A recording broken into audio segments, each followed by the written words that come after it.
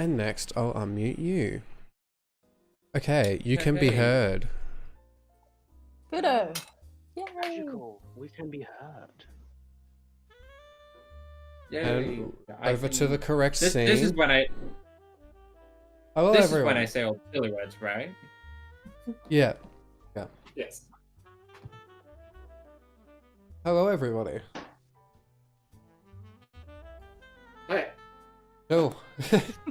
Morgan, you got to run this one. Hi. I'm Yeah, I know. taking the back seat on this If you do one. the introduction, then you throw it No. to me, or if I just start it off. No, go for your life, mate. Alright. Oh wait, hold on. Okay. Well, no. Okay. Well, I guess Alright. never mind. Oh well, I just had to hit the I had to hit the record button, bro. It's good now. It's good. Go for it. Okay. Oh, my Lord. Welcome, everyone. Our story begins in Harmony. As you're all well aware, this is the town where things will be taking place. You're on the street, just around the corner from the Moschellan Mansion. You've been here a few times, and you've all been instructed to meet up with the Don for another evening meeting, just as the sun's going down. All of you are here, bar your newest friend. You are familiar with who they are. You've known them for a while now. You can't quite pick their face or their attire, but you know they're coming. They're just always a little bit late. You're standing on the corner around the side. The wind is it is horrendous. It's if you were on an open field, you would be blown away. But in these city streets, it sort of comes at you from wild angles as it batters off buildings. There's a little bit of rain, but it's sort of negligible compared to the wind. You're staying there for a moment in your most warmest outside attire when a taxi pulls up, and out of the back seat hops Braden's character. If you'd like to introduce yourself. Before you see the man you know as Kervod. He is about 6.5 to 6'8". Very tall, very skinny, lanky, and has a deep blue coloured skin. He is wearing a full brown suit, partnered with a brown hat. As he walks out, he's got a book over his shoulder and a dagger on one of his hips. Good evening. All Shall right. we? Hey Hey. there, Button.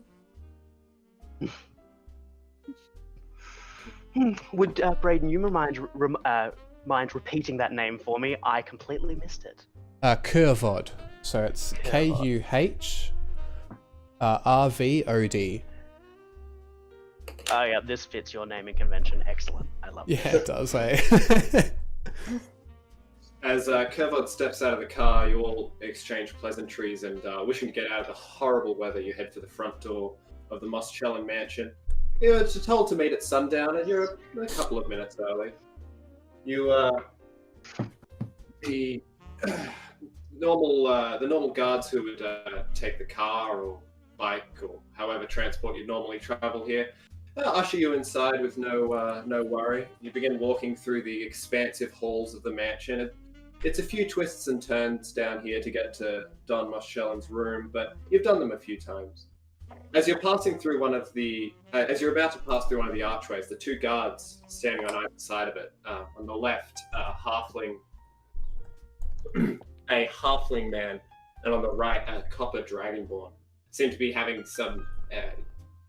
The halfling seems to get more and more irritated at the dragonborn. And as you get closer,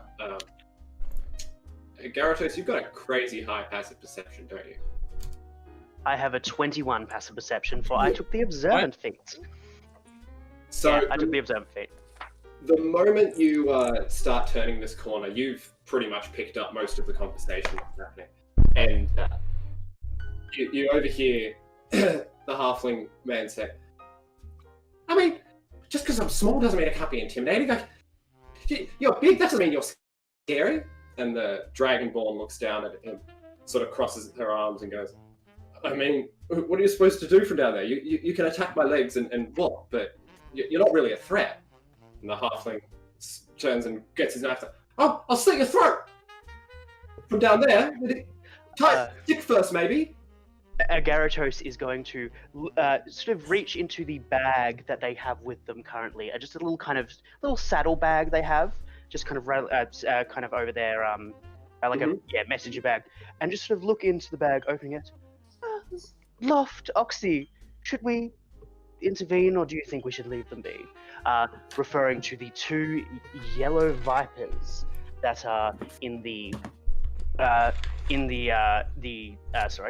two yellow vipers who are currently resting their heads over the edge of the bag as they sort of peer down this hallway and look to everyone, then sort of back to their snakes.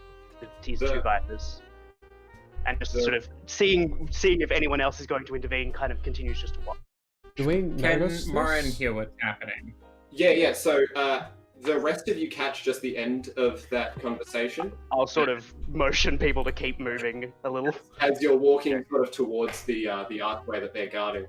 And after the halfling sort of points his knife at the dragonborn, sort of turns to look at you and puts it back in the waistband, stands at attention again.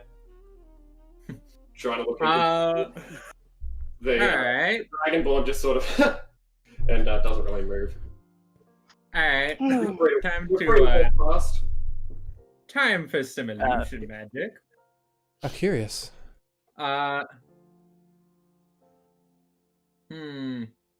What's scary?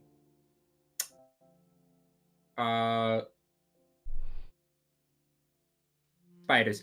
I'm gonna cast mine. Silent image. In the space that the dragonborn is in, and just basically create a swarm of spiders just suddenly appearing and crawling up him. Okay, so is this as you're walking by them or before you get to them? Before Morin gets to him.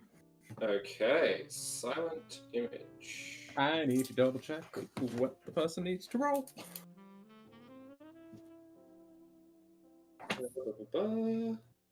Purely visual. Purely visual, no touch, no sound.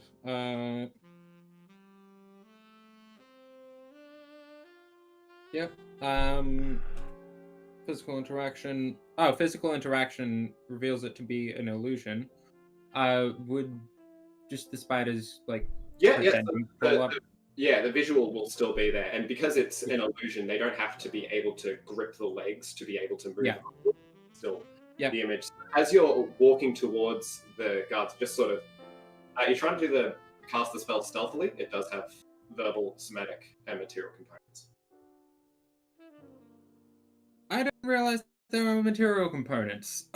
That'll be used up just in your casting focus. We don't have to worry about that too much. Cool. But make it. I feel like Morin wouldn't try and be stealthy about this one. Mhm. Not just bitch. As you're walking up, you just sort of glide your hand over the other, mutter something, and this swarm of black spiders begin to launch out. And the dragonborn sort of laughs and looks down, begins to freak and panic, and she's gonna try to kick them away and make an investigation. What's the DC? 12. Pathetically low, but She kicks down and stomps through onto the ground, and nothing happens. The illusion keeps climbing. She stomps through again and kicks away, and then takes a step over, and it keeps climbing up where she was. Mhm. She just looks confused over towards you, and then takes a step in front of the swarm and just lets you pass. Do we all You seem pretty recognize this scared. as something that Morin's doing? Morin wasn't doing it stealthily. You all saw the spell being cast, but it doesn't look like the dragonborn's taking any outward offense to it. Morin's just gonna look over at the other halfling and just like, I gotcha. The halfling goes, and sort of holds the knife again.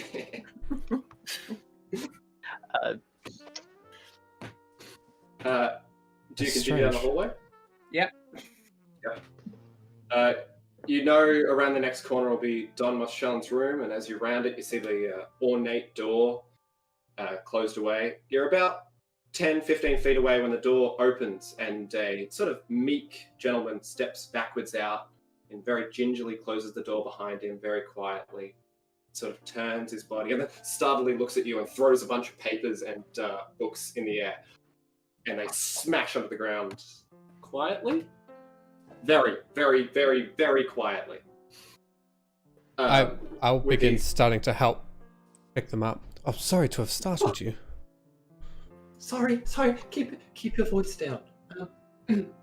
Hi, my name's HG. I'm Don's new assistant. Were you one of his meetings? He's not feeling very well at the moment. Is that well? Shit, I have. Yeah, no, nothing serious. He's just had a lot on his plate lately, and he's got one of those stress migraines. So he's just not taking any more meetings. I'm sure somewhere in here I've got which group you were in, and he starts picking up the papers, and you can see there's dates and times and people and meeting things, but they've all been scattered about in a disorganized mess. Were you the 6 o'clock? Are you early? Are you late? We did have a group that was supposed to arrive at 3, but they're not here yet. Who are you? Who are? I turn to the other guys. I don't think I wrote this one down. Sunset group. We're meant to meet here at sunset. Oh, okay. Okay, I remember something about that.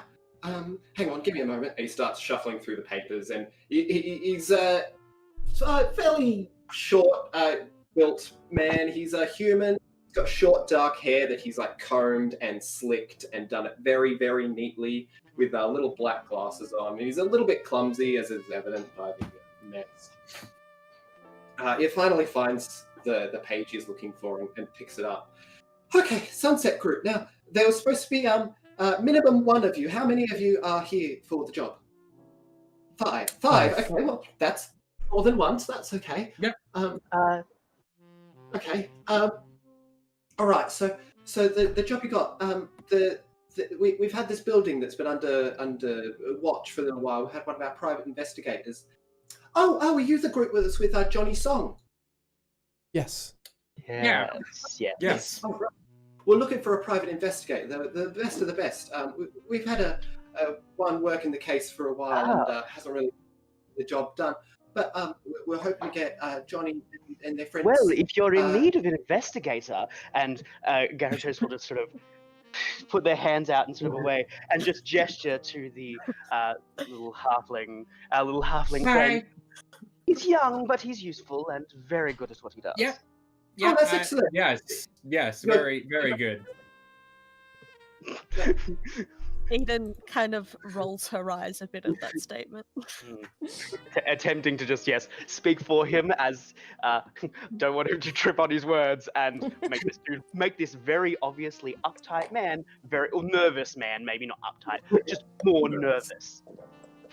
Also, like Johnny and us were like peas in a pod. We're good friends with them. Excellent. Oh no, that's great. Well, you said you're part of his group, and frankly, if you're willing to do the job, I really don't mind. We've got this building we've been sort of watching for a little while. We believe it might have something to do with it. Rodney is our PI. It's been on the case for about a month now, and he's an old dear and he's a good soul, but he hasn't really got any information out of it yet. I don't suppose. Morin, you said your name was?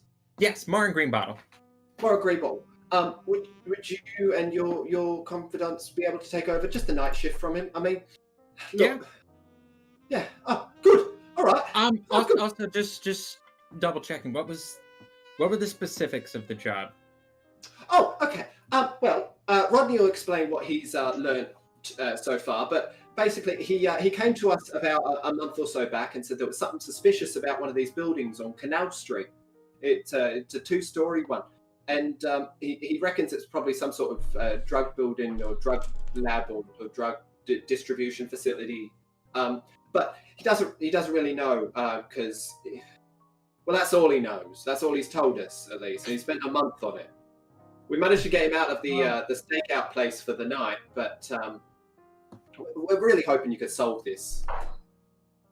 We should be able to get answers. Sounds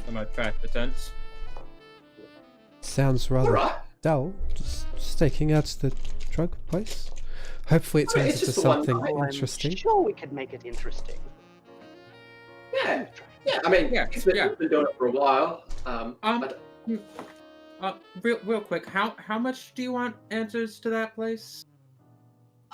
Well, answers. I mean, if it does happen to be a drug distribution facility, then that could be something that Don Boschella is very interested in taking over for himself, provided they're not on the line of the law or something, and hoping to oust the Moschella family.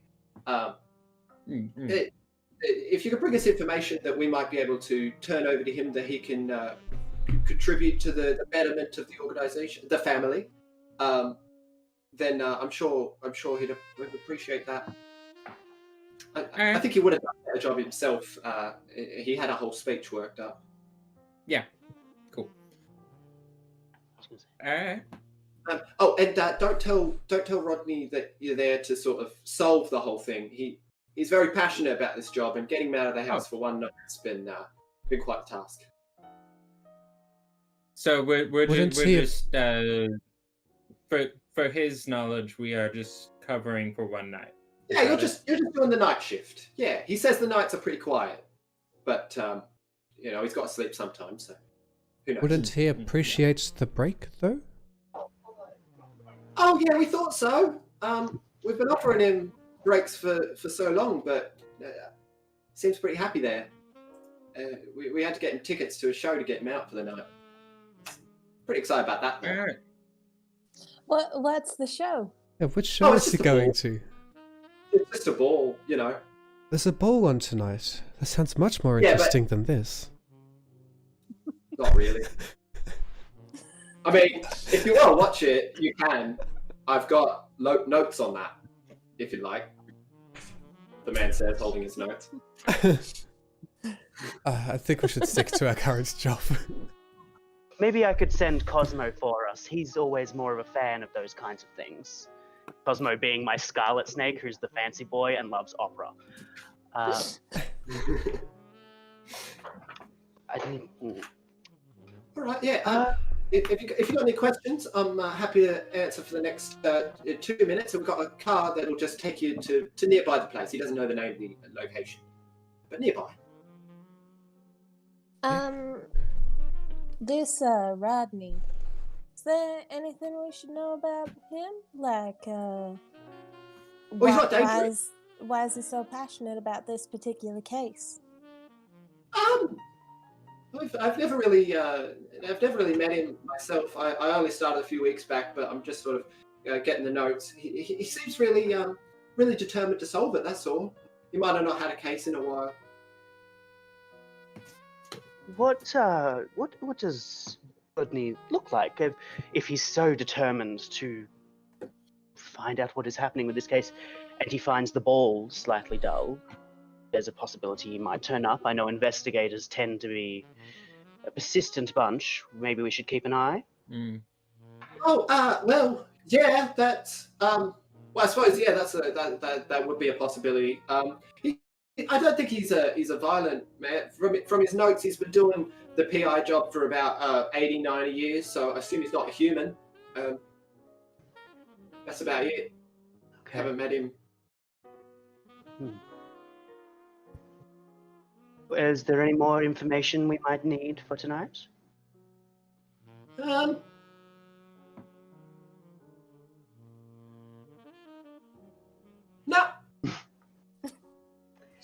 Excellent. Well, pulling out of their bag, they pull out a little vial.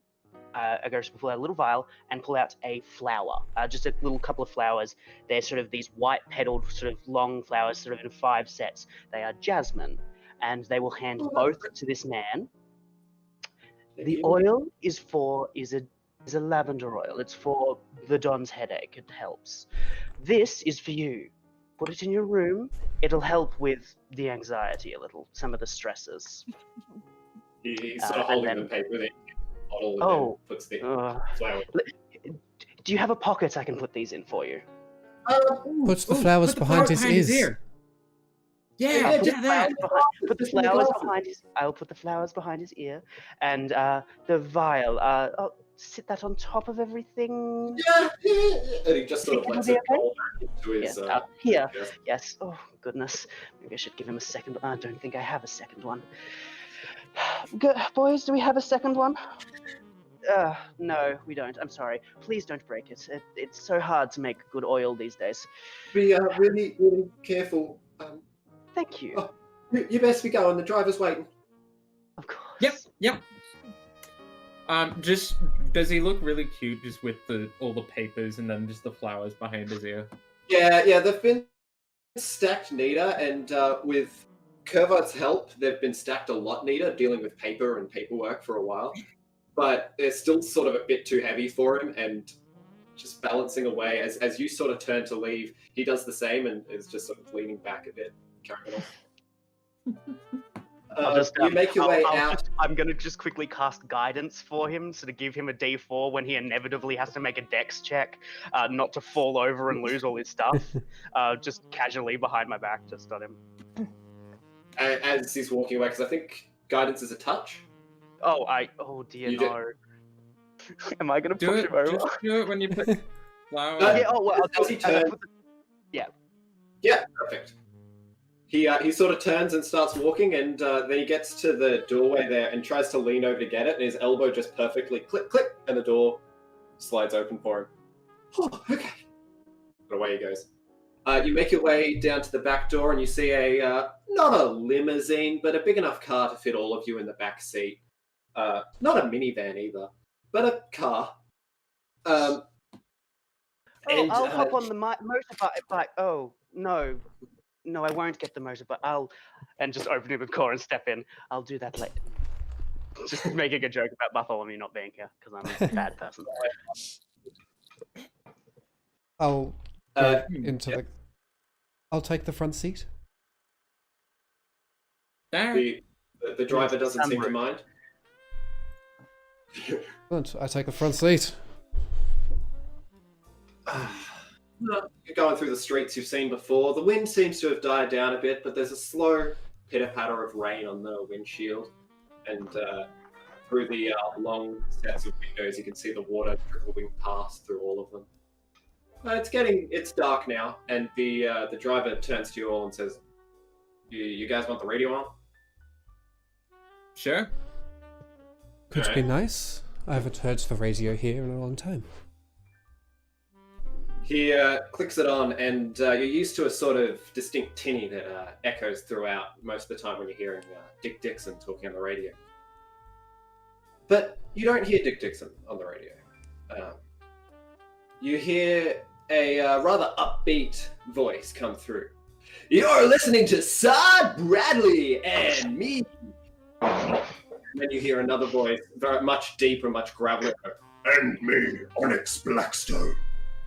Coming to you from the City of Jewels in the elemental plane of Earth. This is your home for alternative rock. We are hijacking the Harmony radio waves today.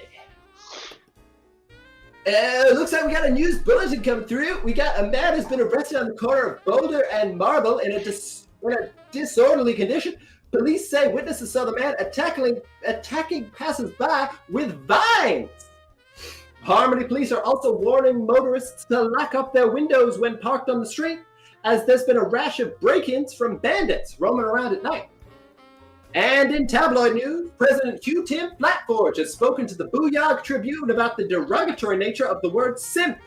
Since the article has been published, however, use of the word has almost doubled. That word is now banned on Twitch, by the way. You're not allowed to say that word on stream anymore. Oh. Yeah, Justa Minx had her account taken down because she said it. You are not allowed to use that word on stream anymore. It gets you banned. What? Wow. Yeah. Just as a heads up. It's a thing that came out. Yeah. Yep. And Why? and correctly, since that has been put up, the amount of times it's been said has doubled. On Twitch. Oh, yeah. All right, that's all we got in news. Up next, we've got Thunder Wave by Imagine Dragonborns. And the radio clicks up. God damn you, you brilliant monster.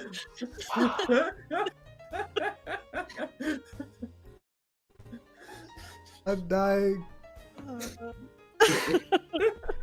Oh, Lights to a fault. Did you have anything you wanted to do? I was gonna say something, but my brain has just that really broke me. So I'm just gonna sit over. Agaritos is just gonna lean further into the chair and just have the window open and be just like smoking out of it.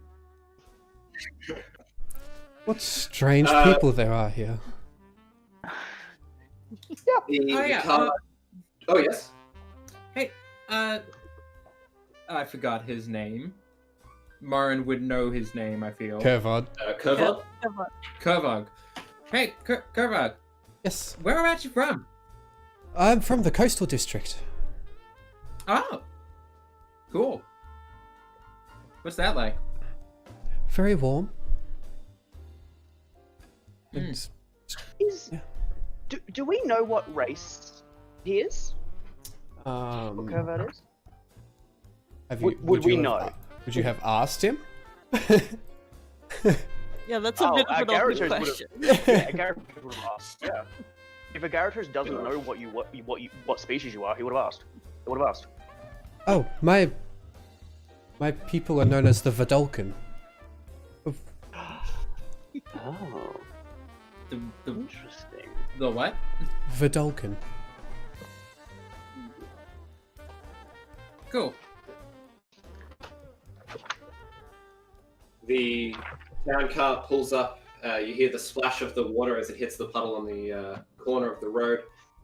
You're on Canal Street now, and you pull up outside of a 24-hour burger shop. You wind the window up to no longer let the cigarette smoke out, and you all step out of the car. Morin, you pull a small piece of paper that you were given by HG with the address. It seems to be about half a block down the road. Cool. Alright, it's about half a block down the road. And Making we your way will. about half a block down the road. You cross over and you come to a large, it's about 5 or 6 story building. You can't really tell from this far down how tall it is. It's got a courtyard out the front that's gated off. And as you're walking up to it, you sort of look through. The gate seems to be openable. But Morin, as you're at the front leading the group to the address, I take it? Sure, yeah. Yep.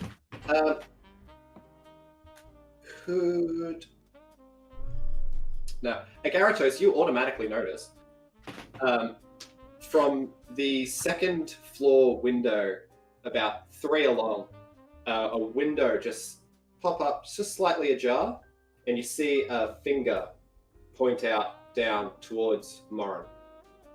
And Morin! And I'll like literally yell out and jump, like move. You know. Can Marin just immediately take the dodge action? yep. And I will. Yeah, so you jump forward. Okay, you cut out a lot. Sorry, Agaritos will also point to the window that they saw the finger. Like the thing being the thing being pointed out the window. If they can do that within this short time, they will warn Morin first, then point. If that sort of gives you a time frame of what they're doing. Yeah, not a problem. So I don't really think you need to make a check to point it out, but you yelled this out, and Morin, you're just instinctively dodging. Yep, using the dodge action, rolling forward or whatever. All right, make an acrobatics check. Okay. Where's my dice tray? There it is. It's hiding under my embroidery. Oh no. That is a 7. 7. You go to roll and just sort of stumble a little bit, and as you steady yourself, because it's not quite enough to completely fall over, you hear a voice in your head. You're the ones they sent. Whoa! You fell over. You okay? Oh. Yeah. Yes. Marin's just gonna say this out loud. I'm fine. Who are you? Are you what's his name? What's his name? Robert. Rodney. The name's Rodney. Cool. So you're the replacement? Yep. All of All us are. I brought my friends for company. I'll be down to let you up in a moment. Cool. And Agaratos, you see the window close, and everyone else who went to look up there just shuts it. That all good. That was I don't remember his name, but his name's Robert now. I'm calling him Robert. Rodney? Rodney. Yes, Rodney. I know it was Aro. It's close enough. After about a minute, you see from across the gated courtyard, sort of glass door lobby area to this apartment building, and in the window you see a little shorter than normal. Where's my listings? Where am I listing? Yeah, just shorter than average with a sort of stocky shoulders. He's sort of silhouetted by the light, and he opens up the locked lobby door as you're on the other side of the gate up there. He sort of ushers you in like, "Yeah, come on, out of the rain." All right. You go to open up the gate, and it makes this horrendous creak noise as it swings open. I You think close the gates Do you need have any some oil oil. for this? Not my problem. I'm just renting the place. All right, but like, if you need to get out stealthily, like, how are you gonna? You can just climb over. It's fine. Get inside. But how does he look old? He does look fairly old, but he's sort of still fairly silhouetted. You can see he's got very long hair and sort of dwarfish shoulders, but he seems a bit too tall for it. Yeah. As he's- How good are you at like climbing and stuff? Marin's like walking towards him and stuff, but Yeah, it's a bit of a personal question. I meant like just as an alternative to going through the extremely loud, squeaky, unstealthy gate. Like, are you able to just climb over the fence super easy, or? No, I just go through the gate. I just don't open it too much and squeeze through. Yeah. Come on in. As you, I didn't mean any offense or anything. If I offended you, I'm sorry. No, of course not.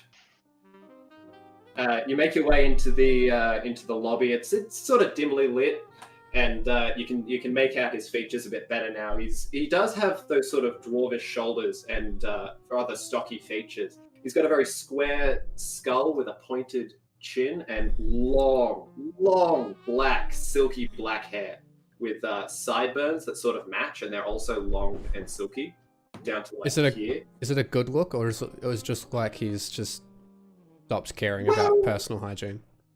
No, it's sort of like his hair just naturally grows long and silky. Not like oily, but like it's just the way it drops. He's got absolutely no hair in the middle, no goatee, and from yeah, it's like nothing there, but the rest of it is long and black.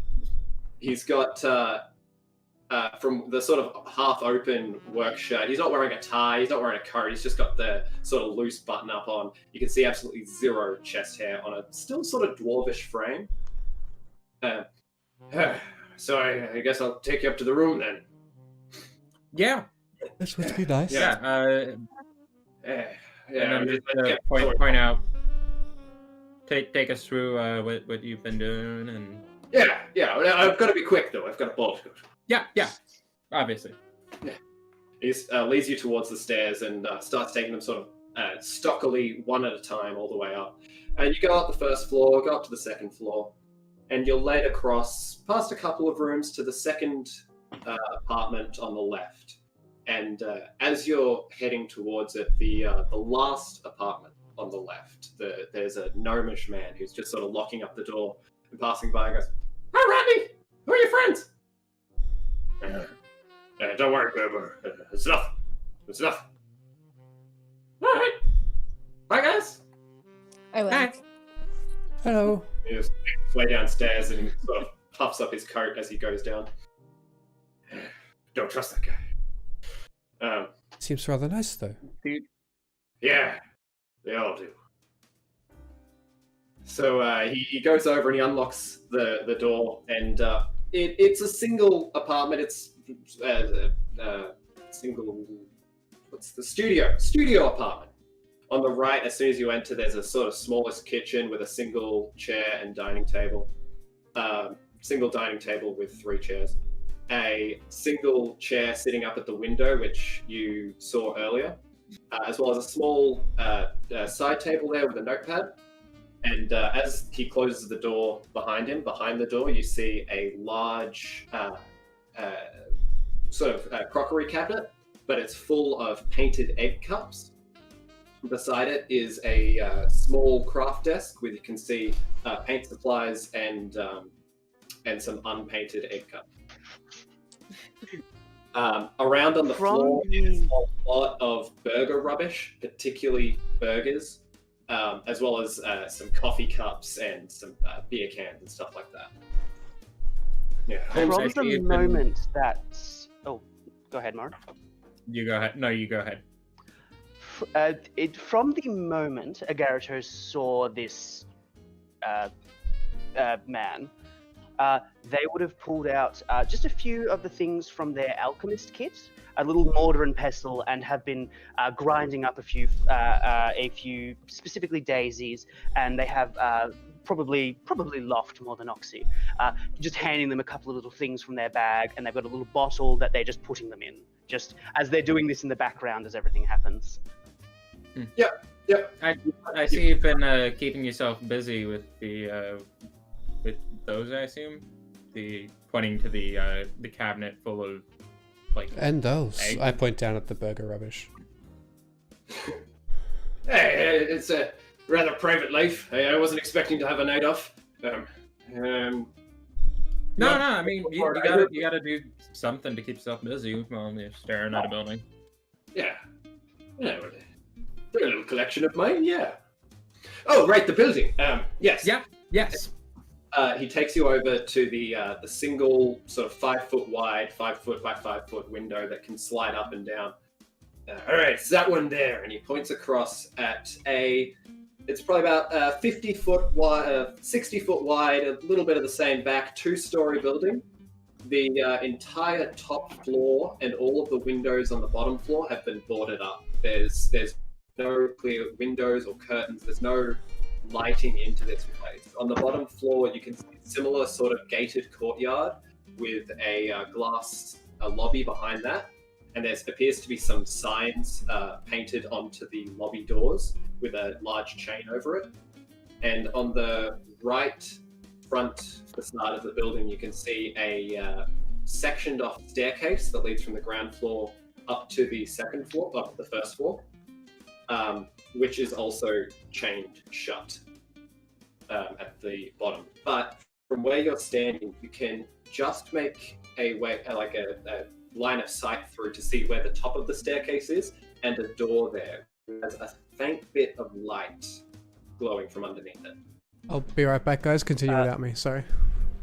Okay. Other than what you are specifically telling us that we can just see, through through observation, through looking at the building, is there anything more than we would just see at face value walking past this building? Make a perception check.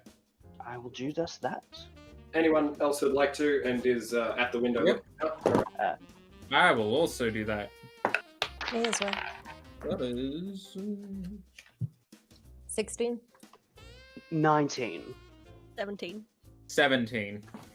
wow. Okay. I will fill Brayden in when he gets back. But looking a bit closer, you reckon that that doorway that's so you can just spy your way through. You look very, very closely and you can see some footsteps under that line. Just for a second, you see somebody walk behind there. Yeah. I've seen some people leaving there every so often. They'll come back a while later, and I don't know. They're up to something. I know it. Spend a month just looking at them. White. All right. And you just want it to sit in here and just keep an eye on it. You don't. Well, want they're it up to go... something. What? They're up to something. All right. You don't want us to go inside and take a look or anything? Just stay here, stay put. Do you think you could? I mean, there's at least 4 of them. There's 5 of us. Yeah. We'll see how it goes. Okay. Yeah. I'm gonna go. And he goes back to the door. Anything else you need? Yes, before you leave, sorry. Oh, no, Dottie, go ahead. I have to finish this anyway, and they'll continue with what they're doing. I was just wondering, the people, 4 of them, do you have any description? Are you certain they're the same people going in and out? Oh, yeah. There's a dwarf fellow and a human. They're often walking together. I don't know much about them, but that's their car at the front. And there's a white sedan out there, which I meant to mention. That's their car. And there's a Goliath woman. She's pretty quiet. I only ever see her come out for a smoke every so often. But there's got to be someone else inside. I've seen those footsteps move when she's outside. There's got to be at least a 4th.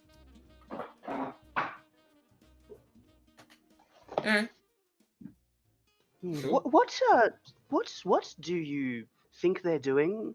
I realize we haven't actually. I don't think we know what your idea is. That their Something to do nefarious with drugs? scheme. Something to do with drugs. Yes. Yes. Such terrible thing, drugs. No one should ever deal with them. Just saying that in the corner, just going, oh god, I realize this dude's investigating drug dealers, being a literally growing, literally their pocket full of hashish. So Do you think it might be Neon? It could be. I don't hear much tales of neons around here, but they come and go at strange hours, and it's usually the 2 of them. And they'll leave, they'll come back, and they'll just stay in there. And then that looks like a boarded up building. They shouldn't be doing nothing. Have you ever seen them bringing anything in or out? A duffel bag. Sometimes they carry a duffel bag. Okay.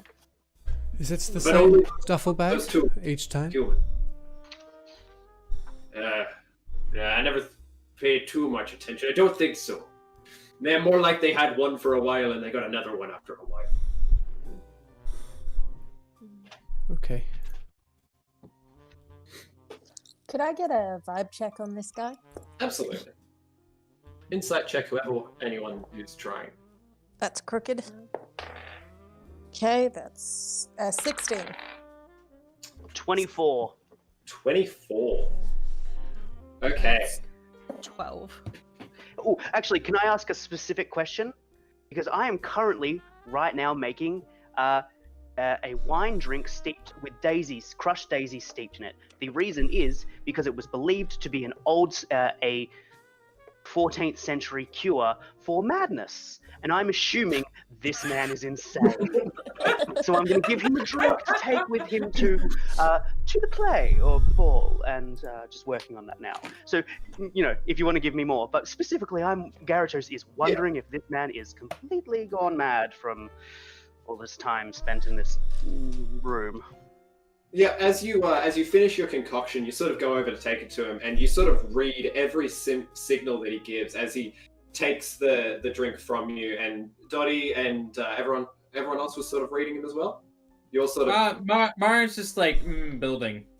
You're just sort of looking him up and down as he takes the drink, and thank you.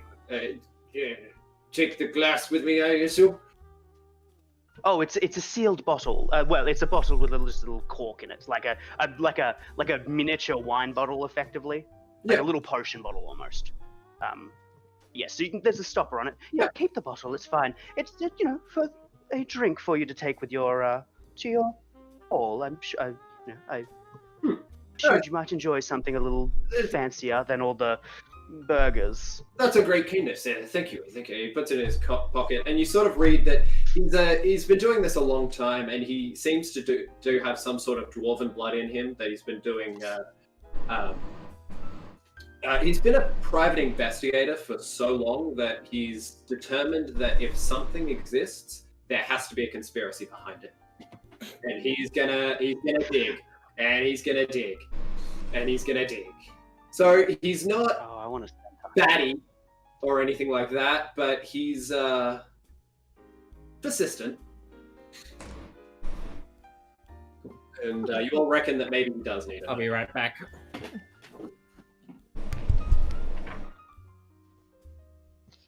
All right. As he takes his drink, he closes the door behind him and says, "Oh, and I'll be turning the lights up for you so they don't know what you're doing." I'll be right back. I'm still listening. Thank you. But let me know. No worries, Mark. Thank you for that. Yes. And he flicks the light off and shuts the door. The Can I get a vibe man on the is vibe? completely insane. He seems nice. And then a Garrett will walk to the window and just look at the building. Nah, I don't think that's the case. I take out one of the 2 packed lunches I brought and I'm gonna put it in his fridge. I think he just needs some taken care of. Eden is going to say very quietly under her breath, I'm not sure you're one to judge.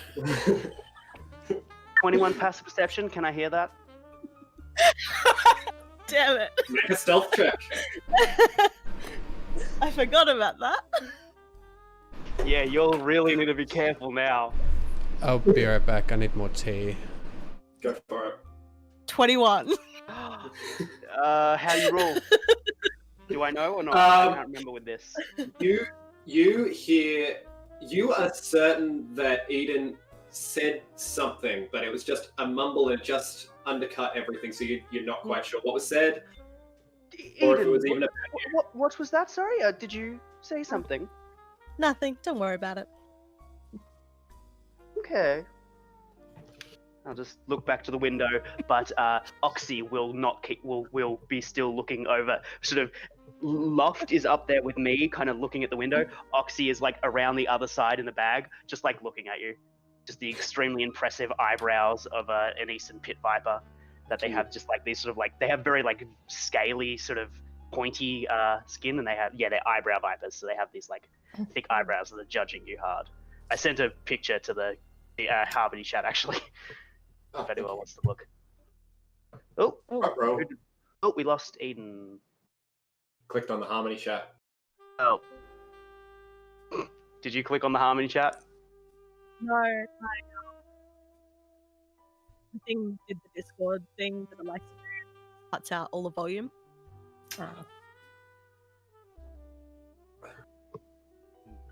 Is Dottie? Okay. Yes. I was trying to was work out if about it was to say. just me. Yeah, it's Like- still. I can see it on the Twitch. On the live Have stream, that's really funny. Have I actually taken too many painkillers? Just Well, here to Johnny's make on the the walls. D&D experience more exciting. Yeah. I'm back. All right. So Agaratos is just going to get sort of set up right near the window.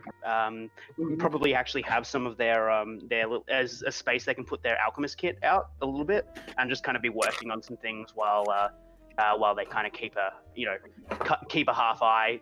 Loft and Oxy kind of helping with it. Yeah. We'll. Marin's going to be keeping an eye on.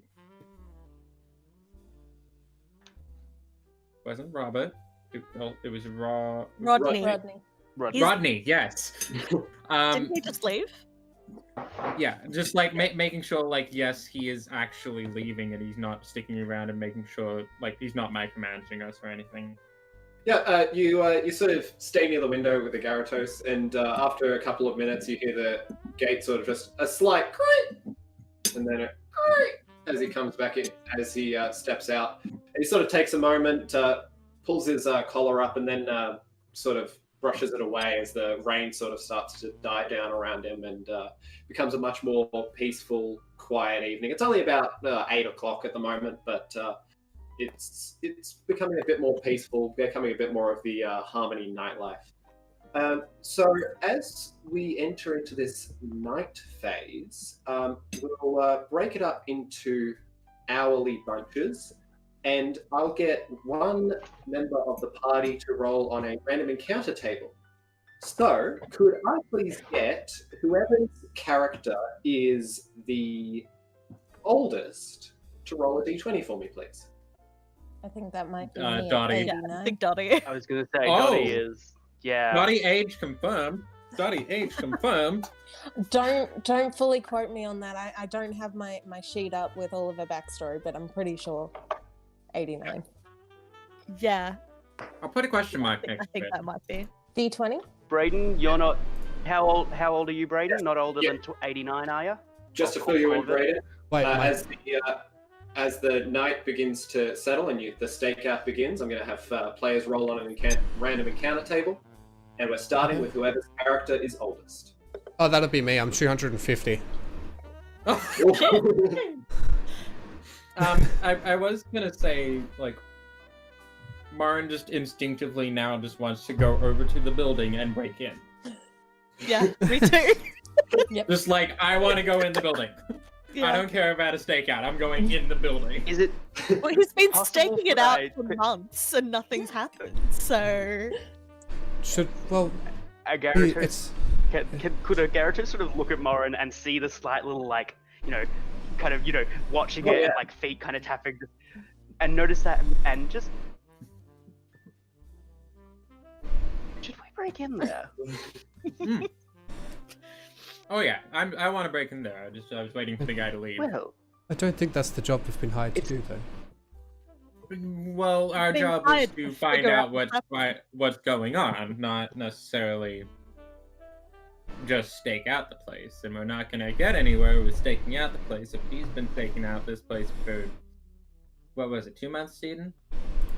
Month and a bit. yeah. He's been taking it out for a while, and he hasn't had anything happen. So I was saying we go in there and just find out. I'm pretty stealthy. I could also, just as a thought, there are some smaller critters I can assume the form of to give you a little hand. But As fun as that sounds, I think maybe we should just give it a bit of time first. All right. okay. 'Cause we don't even know the people that work there. Seen them. A Gyarados is going to look at sort of Oxy and Loft, who are just sort of currently like play fighting over like a piece of like a little bug or something they found, and he's just going to go, "Big Blue's no fun." Just because, like, privately to themselves, they call them Big Blue because they're like 6'8" and blue. So that just makes sense. Yeah, there's plenty of roaches and stuff around underneath some of the burger. Okay. Yeah. At seeing that, Dottie is going to do the most mum thing and clean up someone else's house. You managed to find a single garbage bag under the kitchen sink. That's a very good Yeah, I idea. think Mara's And I'll just gonna start, after the rubbish is getting picked up, I'll start helping Dottie by prestidigitating the floor of getting rid of all the, like, sauce that's spilt onto it. Yeah. Leave Does the he- insects, please. The kids will deal. The little ones will deal with those, as the snakes, the vipers keep sort of just munching up all the cockroaches and things. Excellent. Does he have any alcohol lying around? Make a investigation check. It's a crit 20. Nice. Roll crit 20 on the most important roll, baby. What's your what's your mod to that? Wait, so it was investigation, wasn't it? I Yeah. have a +1, but it's Oh, I nice. rolled a crit 20, so Still. So you begin looking around in the usual place, the kitchen. You check above in the range hood sort of area, and you're not really finding much. And then as you head back over towards the window, you hear a creak on a floorboard, and you just sort of creak. You lean down and you find half a bottle of whiskey that seems to have just been Okay. stashed here some time ago. okay. Eden's gonna take that, see if she can find a glass, and then just go and sit and drink it by the window and watch, because she's not cleaning somebody else's house. Oh, here She you go, would never dear. Here's the lower clean glass herself of to just... such. No. No, Eden would never lower herself to such domestic work. She is No, not at all. our better. Never. As you take a seat, Dottie comes over with a glass. Oh, here you go, dear. And Oh, an that's a hour bit dirty. passes of 1 second, cleaning and I'll clean it. Yeah. I was gonna say Marin would probably help with the cleaning, but mostly because he's like too much energy. I can't sit still. Yeah, At yeah. all. You're cleaning something and then checking out the window again, and then cleaning and checking out. Now, for the people who are more actively watching the window, do you want to have it open to allow noise in and out, or closed to allow difficulty between noise? I'd say open. Well, I'm very good at reading lips, but we can't see anyone, can we?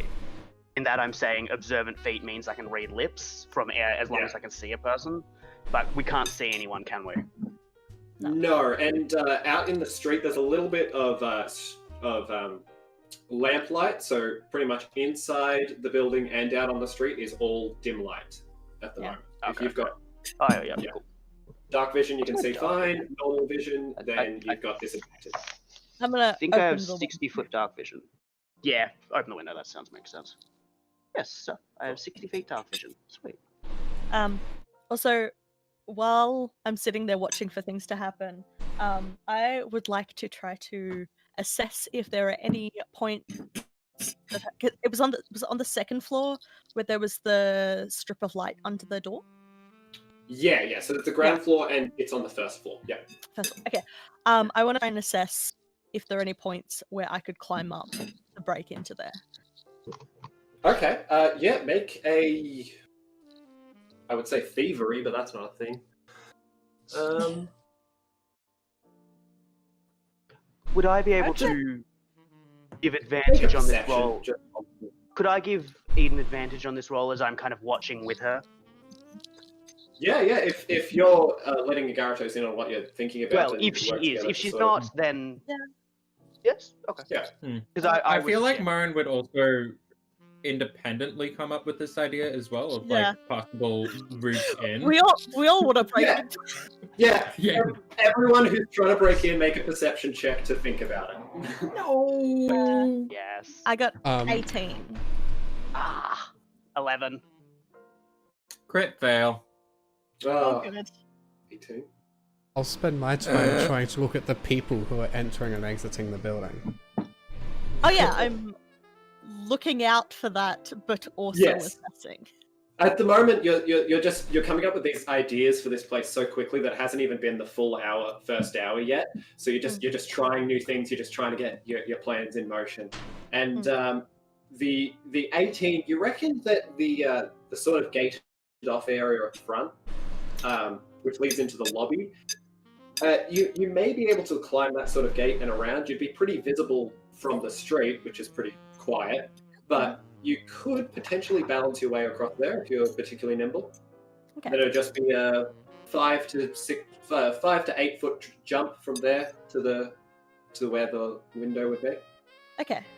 And there's no like my image in my head of all buildings in Noir is the ones that have like the fire escape. Is there any fire escape? From where you are, no. Okay. From where you're looking, no, you can't see one. Okay. All right. If that's how you're all spending your first hour, Brayden, can I get you to roll a d20? No. 18. 18. Okay. Okay, 18. Alright. As you're dragging on, the cleaning up is going pretty well. It's not too hard to do in the dark. I assume none of you are completely blinded in this scenario.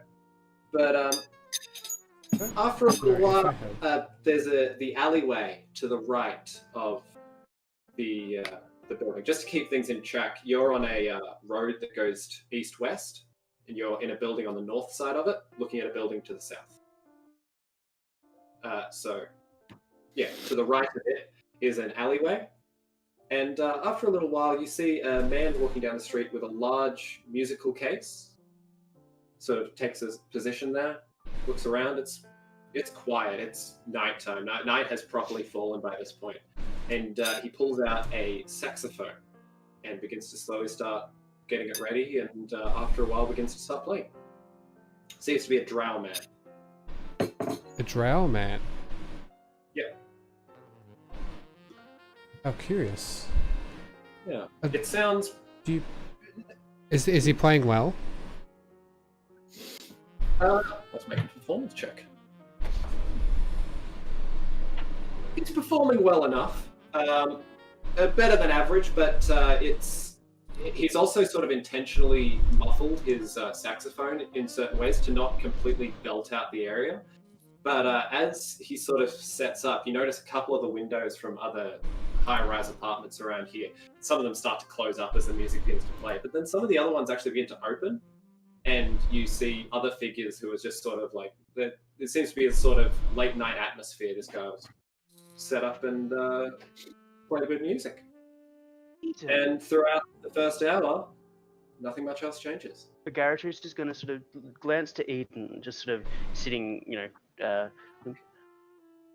the music. You're skilled that area, nothing strange? Because the Garroter just isn't trusting anything at the moment. For this day that we're assuming I'm assuming anyone who appears we shouldn't trust because we don't know what they're up to. I hate to interject, but I don't think the music is the curious part about him being there. Drow are underlings. They're not allowed in Harmony. True. Oh, you're right. That's racist. It's also It's true. Yes. Didn't S word because we can't say it. Thing has decreed. So it's the law of the land, as it were. Shall we go say hi? He's doing a very good job. Is he studying? Has he got a case open like he's busking, or is he just like practicing? He doesn't seem to have a case open. No, he's just not practicing. It's more like he puts on a show for the people of the night on the street. He doesn't expect people to come down to him. He doesn't have a hat. Is it a good idea to show our faces to anybody who might be watching? That's a good point. Do you have a pen and a paper? Oh, I do. I'll pull out a note. I'll write down in my book, rip out a page, and just write down, "You're doing a fantastic job. Keep it up." Cast my mage hand and pinch it with a silver coin, and just carry it down to him through the mage hand. At the window, you see a little paper airplane with a single coin passenger float down. Is your mage hand invisible or is it visible? It should be visible. I'm not an arcane trickster. Quite likely. Also, Marin's just gonna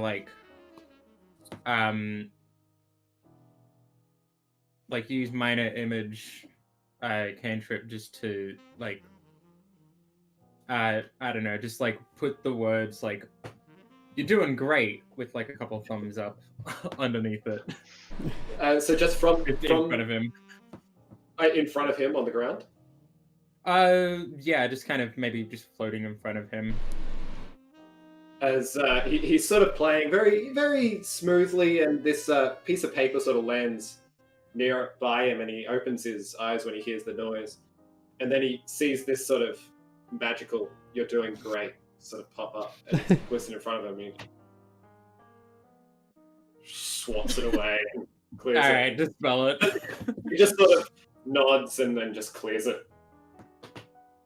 But he pockets the note and the coin.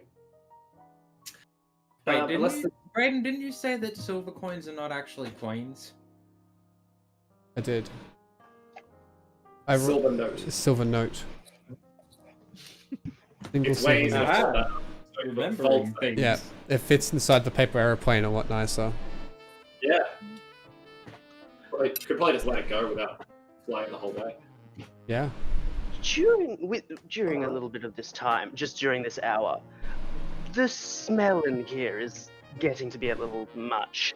So, taking a few seeds from their pocket, we'll use some druid craft to just create a bit of English ivy, which along the walls, just as it's sort of an air purifying plant. And once they have taken place, I'll take. Because I already said I'd use some jasmine tonight, so I'm going to say I have a little more of specifically night bloom jasmine, which has a very nice smell. So I will, which are kind of where the jasmine I had given to that anxious-looking fellow from earlier Yeah. are shorter flowers. These are much longer, kind of trumpet-shaped, kind of Yep. bells. Yeah, just to create a little bit of nice smell and give a little life to this room that isn't insect. Yeah, and with your heightened senses, this is a much more relaxing feel to have around you because it's been difficult to pay attention when you've had all of the senses going in this room. As we enter the next hour, could I get the tallest character? No, I'm that's pretty me sure that's again. also Raiden. Oh, damn it. That's another category. Shortest. You could do the Shortest. shortest character. Yeah, shortest. Would definitely be a different player. I was immediately Agaro chose wild shape into a rat, so they're the smallest. No, absolutely not. I'm not Lauren, appreciating that. Alright, roll a d20. Roll D20. 7. 7. We haven't had 7 yet. No. Because Nope. we've only had 18. Okay.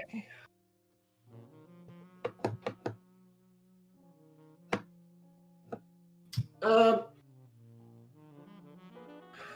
10 minutes pass, 15 minutes pass, 20, 30. It's becoming another boring one. And then you're watching in particularly around that sort of light bar. You see the footsteps come past again. And then again. And then the door swings open on the second floor. And you see... Door open. Could I make everyone who's watching make a perception check? Yep. Yes. Is this Ooh, during the that's- hour that I'm putting the plants up, or not? Or is it the next Yeah, so this is during that hour. hour? This Okay, is I hour will 2. abstain as I am busy. Uh, I Alright. 21. 21, 6. Eden? 12. 12. And Dottie, you what? No, I'm imagining I'm be done cleaning now. I'll help after. Alright. Morin, you get the best look across the room at this. Did you roll with disadvantage, by the way? As it is dim light and halflings don't have dark vision. Damn it! Oh, I also had to roll with disadvantage. I did sorry. not. It's okay. did not it's roll. still 6 for me. The exact same. 21 and 21. You go up, you look out the window, and you blink again. You look, and you can see just clearly across the street to this other building. You see 2 figures step out, a sort of shorter, stocky one, and a taller, thinner one. Their silhouettes stand in front of the well-lit doorway as it closes behind them, and then they're completely washed in darkness as they make their way down the stairs.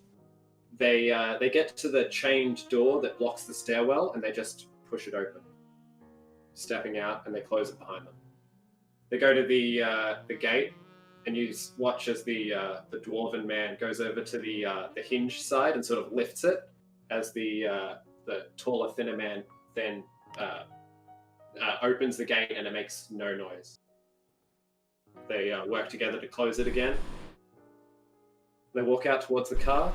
The dwarven man heading around towards the driver's side. There's a small interaction. You have the window open so you can hear them. All right. They sound Window's still open, so that's why I was being quiet when trying to get everyone's attention. The dwarven man walks around to the other side, but the thinner man has sort of stayed on the street and hasn't approached the car. He's sort of looking to the left down the street, and he sees the man playing his instrument. Doesn't really pay him any mind. He's heard all this before. Do we have to go now? And the dwarven man goes, "Yes, of course we do." You see, from where you are, you can see the moon shining off the big bald patch he has on the top of his head, with a big black hair down the side, and a big black beard as well. "Yeah, of course we do. We've got a job to do. Come on. Can we just stay for a burger?" And he seems to be, he's got sort of sandy hair, humanoid, human, with a bit of patchy, unkept stubble. Very sort of jittery and sort of scratching a little bit. "Can we just get something to eat?" No, you know why we're here. We do a job, we come back, we eat after. Come on, you love the jobs. All right, fine. The two of them go. They get in the car. They begin to drive away. Did you all see that? Guys, everyone. Alright. Who? Human and the dwarf. The human and the dwarf. They just came out, they got in the car, they were saying something about doing a job. The human wanted to go eat something, and the dwarf was like, no, we gotta go do our job first and then come back and then eat. But that's 2 less people in there. I say we should go now. I We think that's should go break in now. a marvelous idea, but there's still someone out the front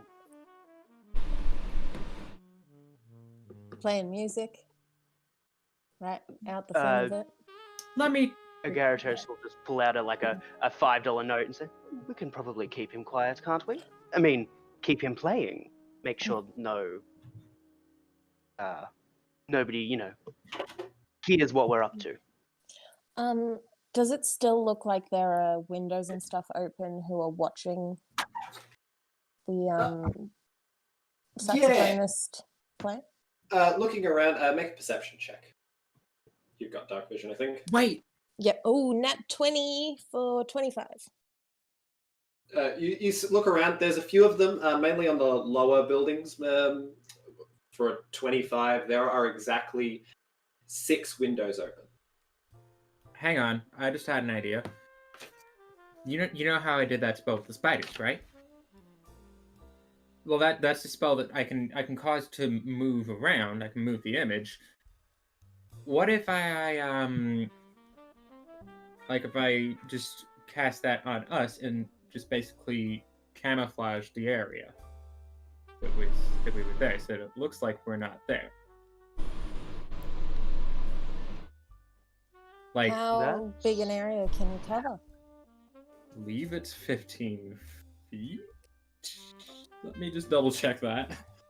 Because I think that would be a marvelous way to get us in, but I think a few of us might have different options. I know I don't, but also I sort of wonder, there are people, who exist on the street and some people just don't recognize them. Maybe the saxophonist knows something. Maybe we can talk to them. 15-foot cube. So you reckon you could probably all fit inside that if you made it about out to the edges? Or if we need a little extra room, I do also have something similar, but with a wider berth. If you want to save some of your spells, Morin. I know you've already cast something today. I know slots are in short supply for us common folk. Yeah. But speaking to him, that's might be a good idea. So, what are you wanting to know from him? I'd be looking into if he sees people going in and out often, if he knows what the building's used for, if he has a relationship with them. Is it Corvad? Kurvod. Kurvad, you wouldn't happen to have one of those, or anyone, I suppose, have one of those messaging spells? We could maybe send some kind of information to Rupert, Rodney to ask if he's heard anything about a saxophone player. Well, I mean, I do, but he's probably too far away already for that to work. Yes. I don't have anything like that. We could. Well, I mean, everybody around we could here. Split up. Like we could split up, have one group, like the stealthier people, go into the building, and then Dottie, you seem good at reading people, and Ethan, you're good at talking to people. It looks. I mean, sure, but I think, someone dazzling might be a bit more effective. I can certainly tell someone off or, Yeah, but but I'm not you've got that mom sense for lying, right? Yes, absolutely. I would say you tell it's definitely have written on your forehead. I'd also say you definitely have a good way of making things look nice, as a sort of gesture around to the flowers that I'm assuming Dottie has like fixed to make like nice, because Agartha's just put them wherever, and Dottie has like made them homely. So Yeah. the two of you together would be rather effective, quite possibly. Another option, Like everybody. a hammer and anvil or something. I don't know. Another Cover. option, Corvat? Kevin? Everybody around here does dress the same. We could just walk in. I was thinking just as like just do the stealth approach with the spell, just so that we don't get anyone who's looking around watching us to notice. There will But be a if, lot of people Gyarados watching, though. If Gyarados is able to do some kind of magic thing that will work better, then that'll. Ooh, what about that thing you used? Actually, I don't know if that's happened in this canon or not. We'll say yes. You know about the, that particular little bit of darkness Yeah. that we pull in around us. I could, out of game, give us a +10 to all stealth rolls. But I'm pretty. Yeah. I'm pretty sure I could climb up the side of that. It's in good view, but if somebody can help me be a little bit more discreet, I'm pretty sure I could make it up there. Yeah, I can do that too.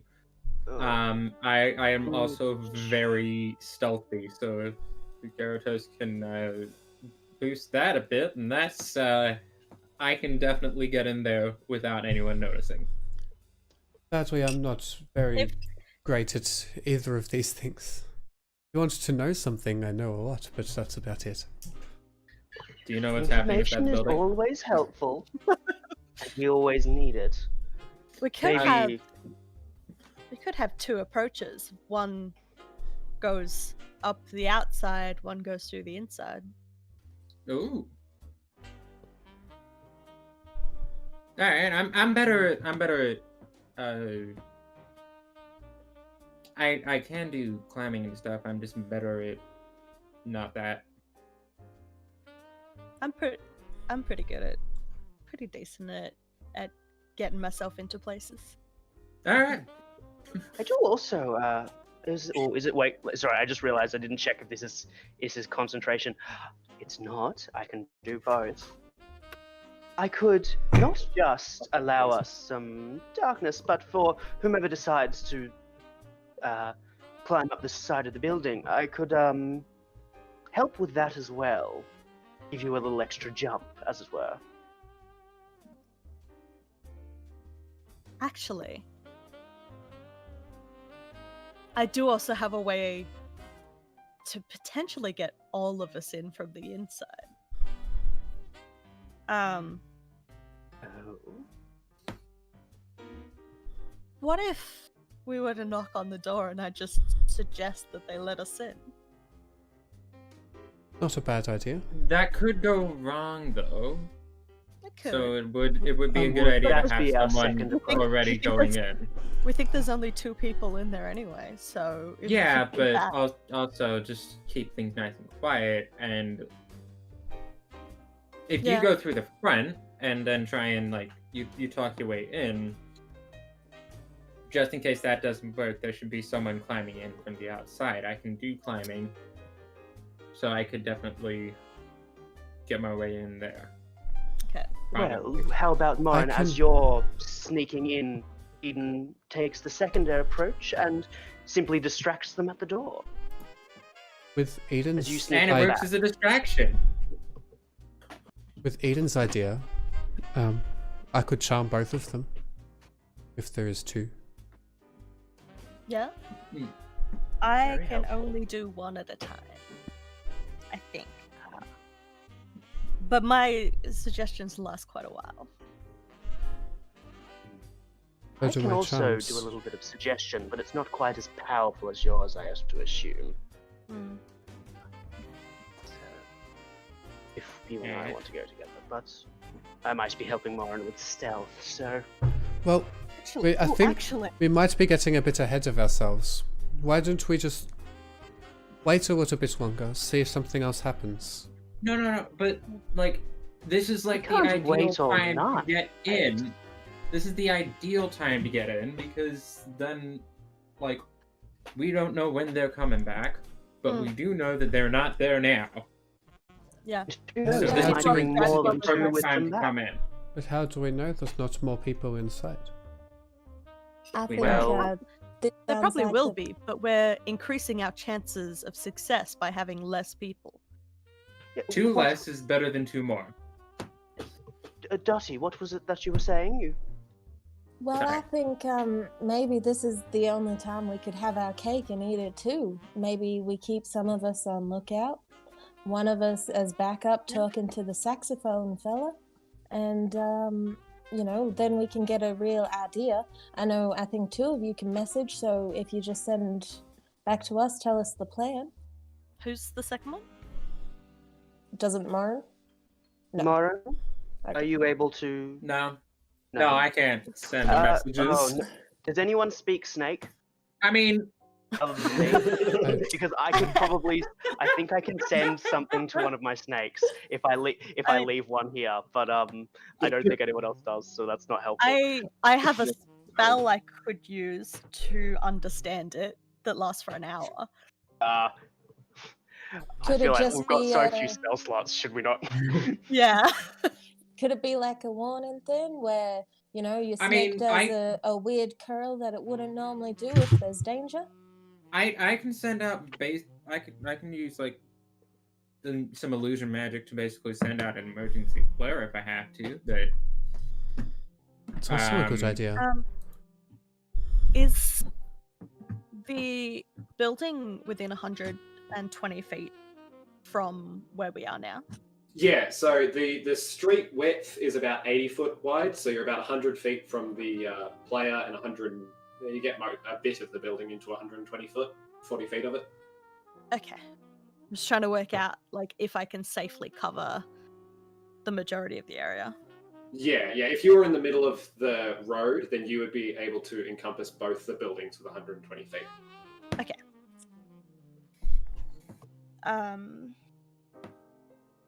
So what do we wish to achieve from breaking in? What is Information. we are looking? Well, you said knowledge. Okay. Okay. it's okay. I'm sure we'll be fine. And also Great just bunch the of pure vicious- experience of breaking into a place. Like, I mean, come on, don't you just like look at a locked door and just immediately go, I need to go through there?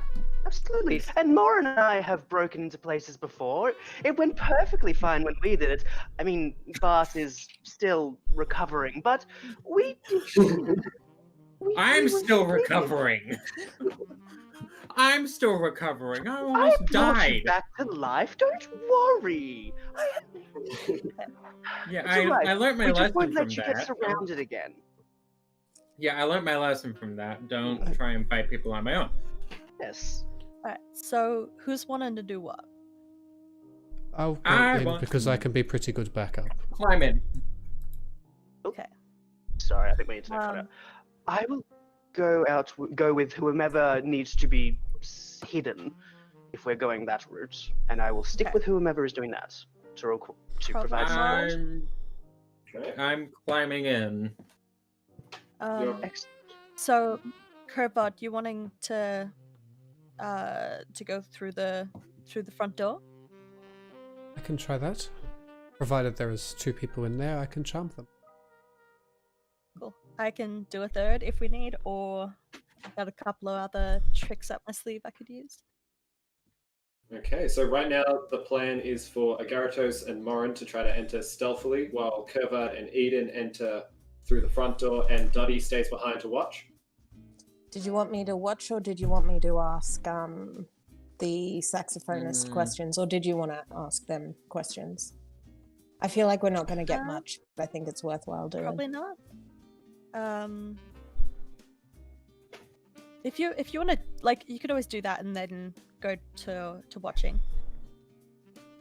And How far up in the apartment building are we? Like, if I needed to run over quickly and help, could I do it in like 2 rounds or?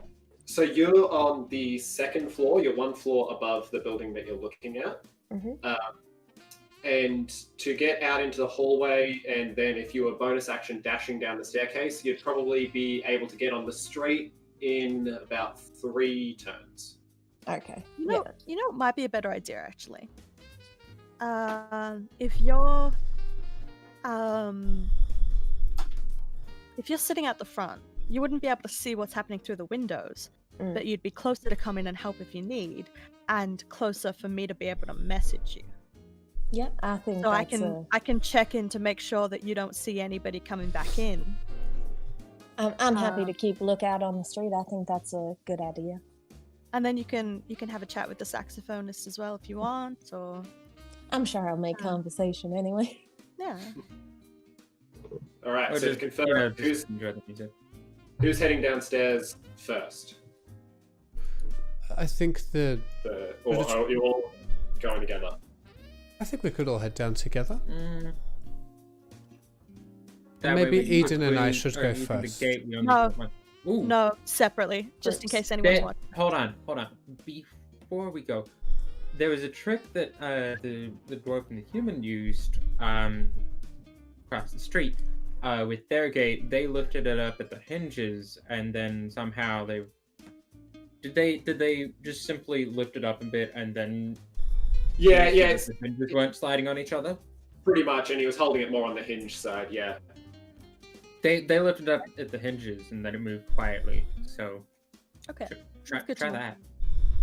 If you That sounds to me like a doorbell. Would it not be more suspicious if we're gonna knock on their door after? Oh no, joining I in? meant getting out of our gate. Oh, All right. You all make your way downstairs. Yes. May I just, as one for everyone, and Garatos will pull out, just because they'll pull out some seeds, because I'm assuming their pack isn't just full of flowers. That might be. Who knows? Pulling out some seeds and just druidcraft them alive.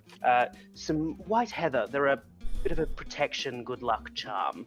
So everyone take one, please.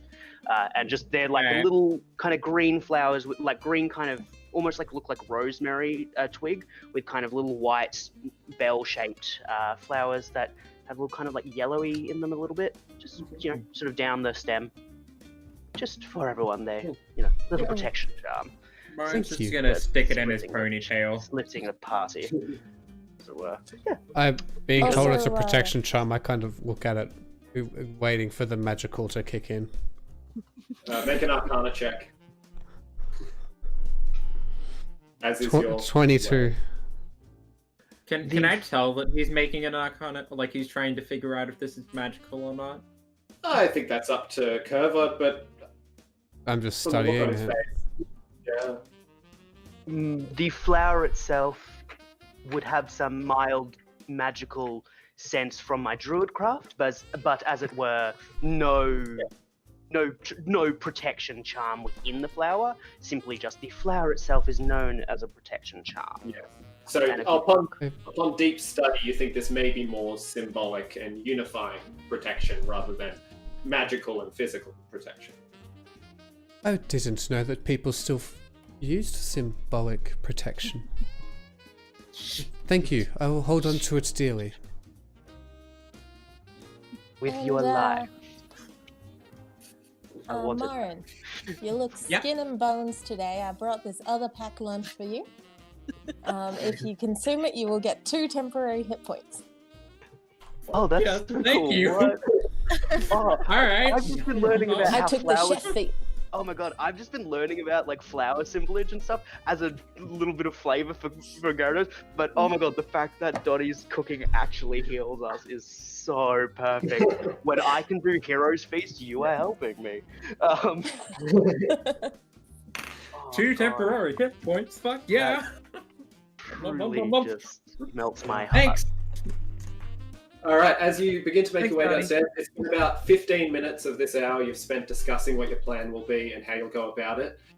In order to climb in, you'll have to scale one of the walls, balance across it, and then make a short jump to the balcony area.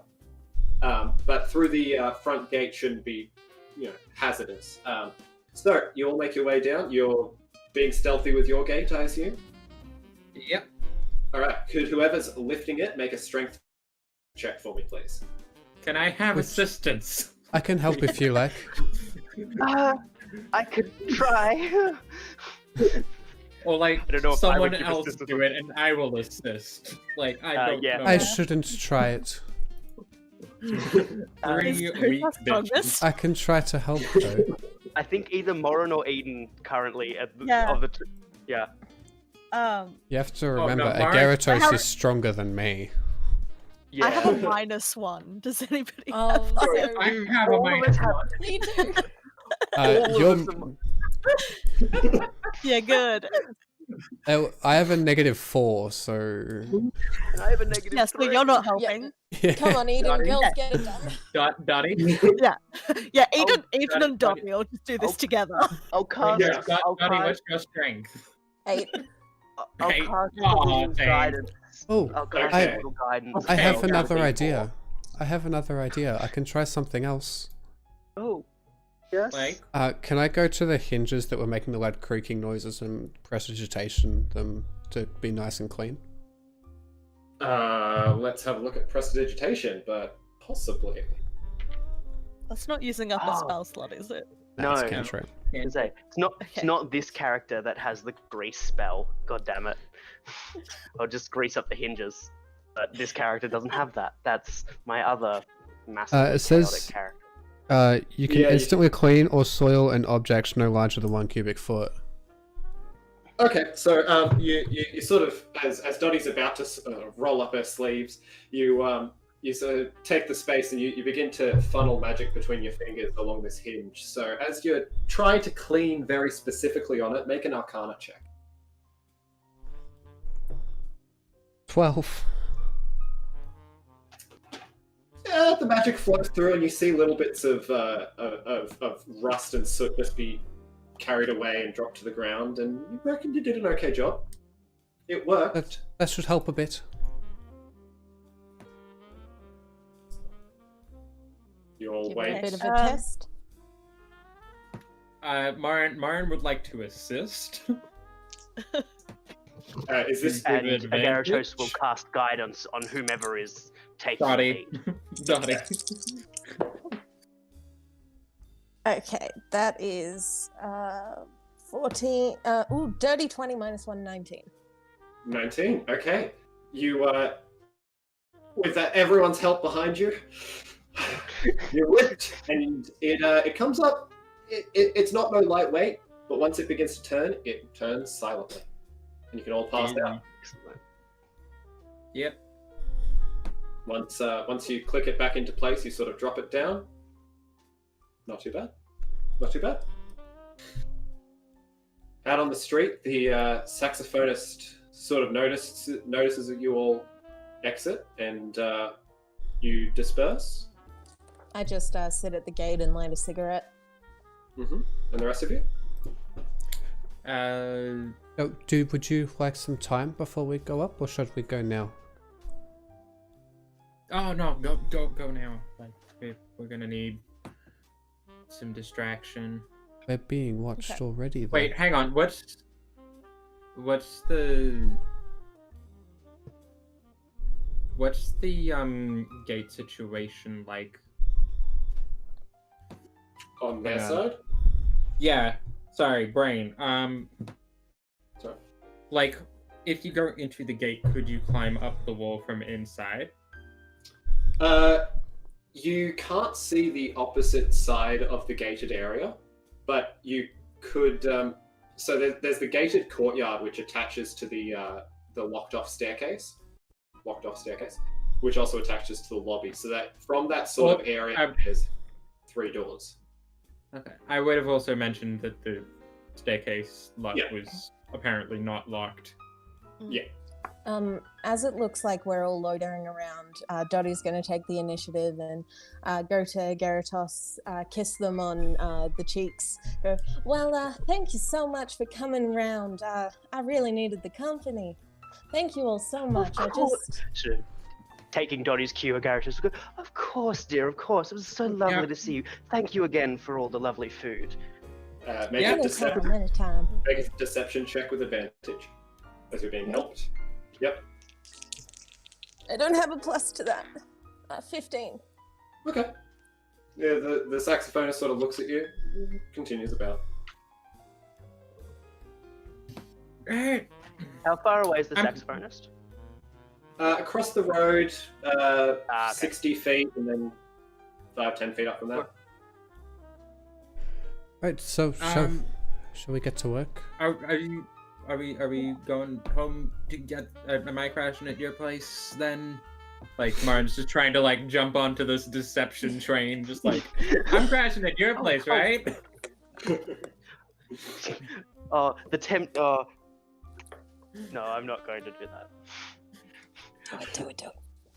Oh, What? no, we'll go home. No, don't worry. We'll go home and I'll tuck you into bed. You know, just like trying to get on top of it and just act like this is my son, my tiny son. And just, no, it's right. No, you can't stay with Auntie Dottie. You're staying with me. Come on, you've got to come home and I'll get you. I will kill go you. and buy you breakfast in the morning. I will stab you. And my snakes will consume you, child. Just immediately, just like poison eyes. I'll feed you to Max, and then I'll kind of grab Morin sort of by the shoulder and just start sort of moving us off to where we're heading, and sort of as we're the ones sneaking. Just as I sort of wave goodbye to Dottie, just trying to keep up the sort of smile and laugh, and just as I'm just like staring daggers into Morin, as he's got a dagger in my just at my side, I assume. No, Martin doesn't have that. He's just like, I'll fucking stab you when we're done with this. The very awkward shuffle as you sort of make your way across the road to the other side of the alley outside. And at a certain point, when we're close enough, I will cast Pass Without a Trace on both of us. Yep. And sort of the spores that kind of constantly float around Agaratos will sort of darken and pull the shadows in. Yeah, and as you're taking steps, they sort of brush the footsteps aside. Any trace that you left just sort of clears away as you move. You were going to say something, Jen? Yeah. While all of that interaction was happening, can I do a vibe check on the saxophonist? Absolutely. Kind of how interested does he seem in what's happening? Like, does he look like he's like a lookout? Basically. Yep, absolutely. Can I do Make that a as vibe well? check. Can I also vibe check the man? Of course, anyone who's looking over at the man. So that's a 19. I got a 7. Okay. 7's less than 19, unfortunately. My dice hate me. Oh.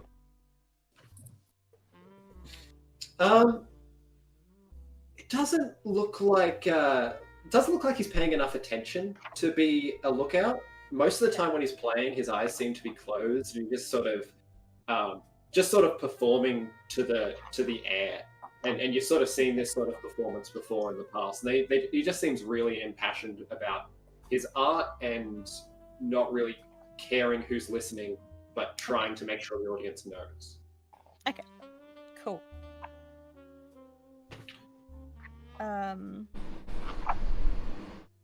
Shall we get to work? Yeah. And Dottie, you're just staying against the gate? Yeah, I'll lean casually. Chain smoking. All right. Do you want to just walk in? Yeah. Okay. We can. Cross the road, I guess. Are you doing anything special with this gate, or are you just opening it as normal? We can just open it quietly as they did before. Yeah. Is it one of those apartment buildings that like you go in and then like get buzzed up, or like what sort of? This one it's got a glass door lobby, and now that you're standing a bit closer, you can see that there's sort of signs painted onto the glass doors with a big chain in front of it. It says under inspection HCPD on both sides of it, and the boarded up windows and stuff. You suspect there might be a staircase inside similar to the one that you use there, but you're not quite sure from here. Okay. So the police are here. How curious. That could be used to our advantage. It also might not be the police, it might be a fake sign though. That's true. Anyway, shall we have a look? Yeah.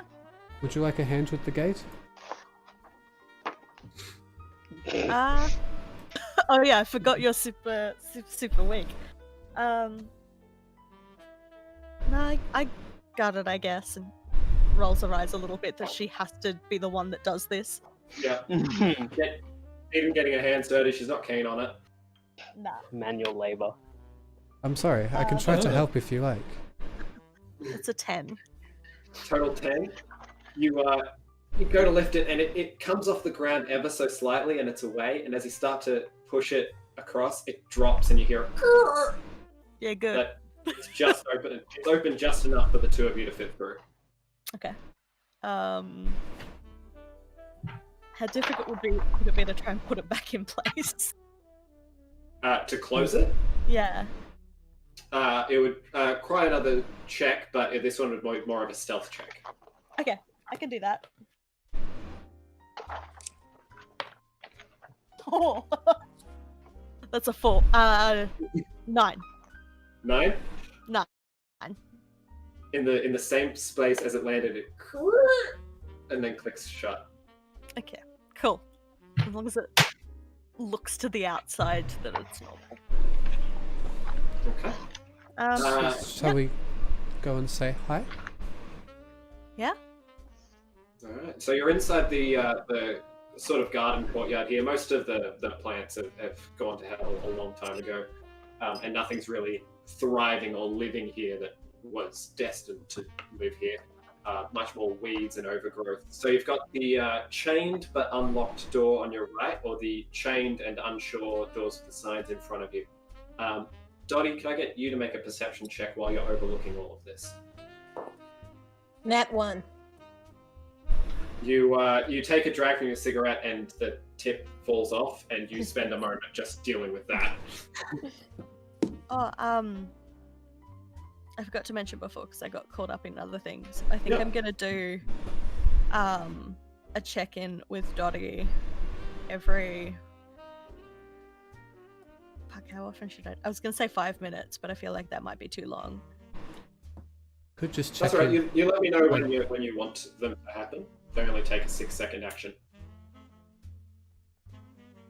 Yeah, I can do that. I was just thinking it'd be nice to have like so that I'm not hearing what's happening and then deciding to do a check, because that feels metagamey. Well, it's not so much of a check to see if you can do it. It's whenever Eden thinks it's appropriate to let Dottie know something. Then oh no, I was gonna check in with her to get her side of things. Okay. So maybe I'll do like every 3 minutes. I'll just kind of give her like, all good, kind of, and then she can respond to me if there's anything she needs to tell us. All right, got that.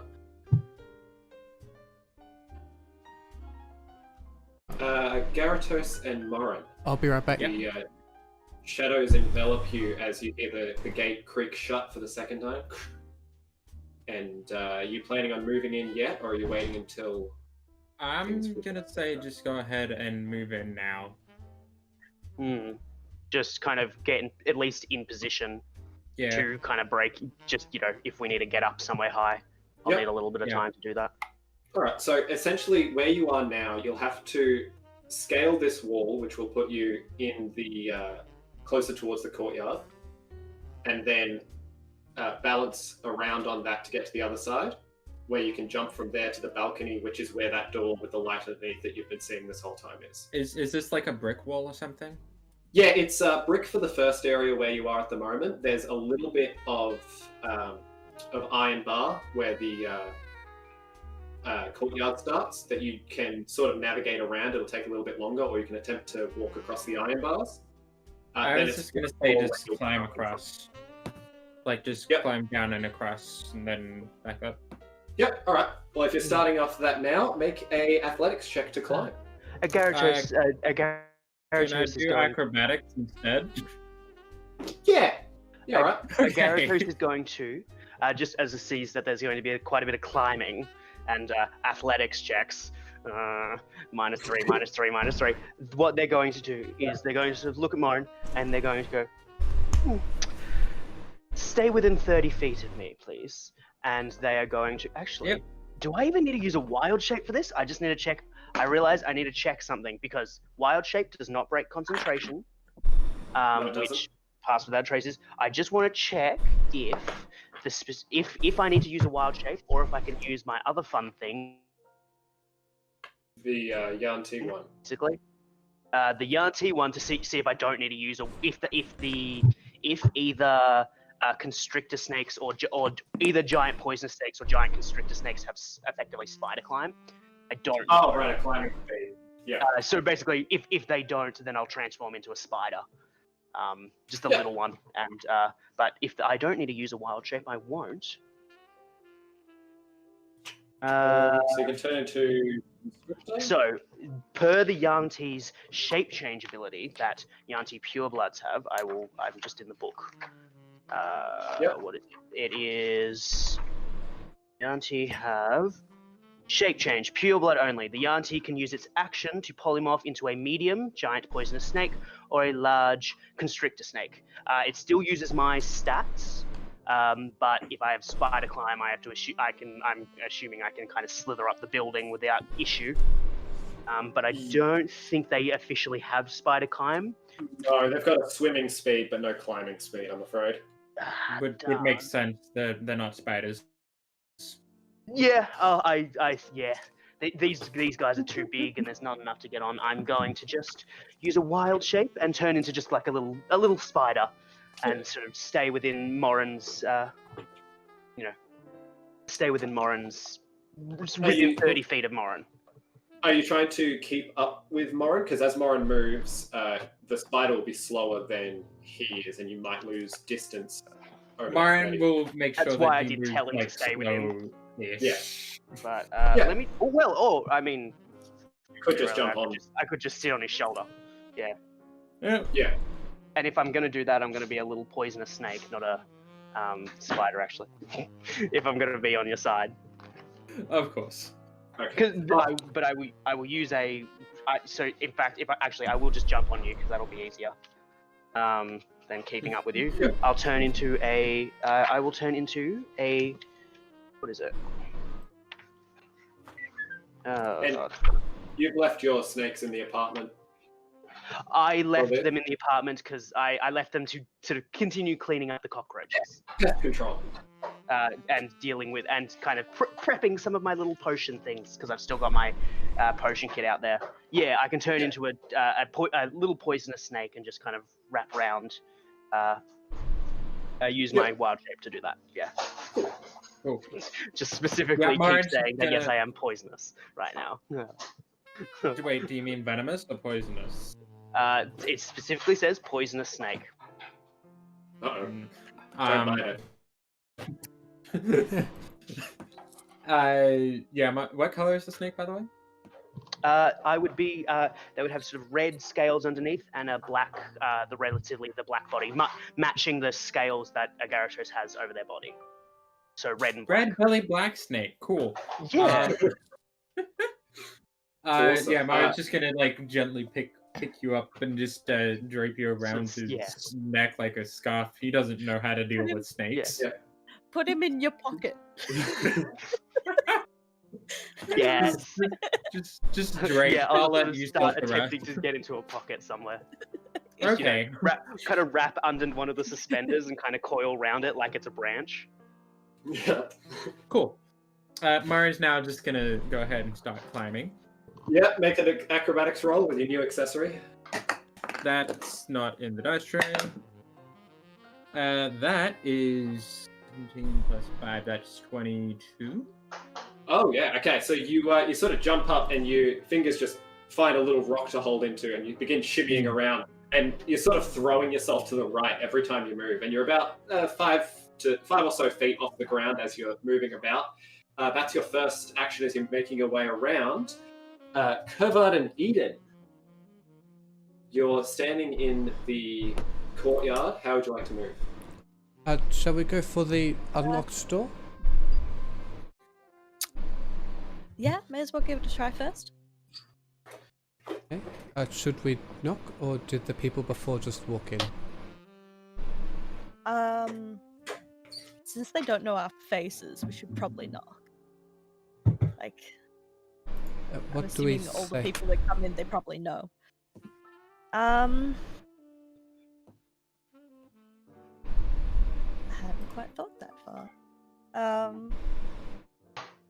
We can tell them that we are working with them. We can check to see if they have any of the badges or pins on them.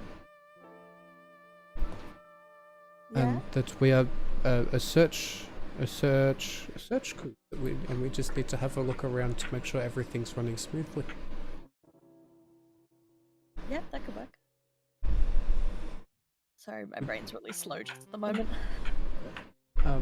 Would you like to do the talking, or and the spell, or should I?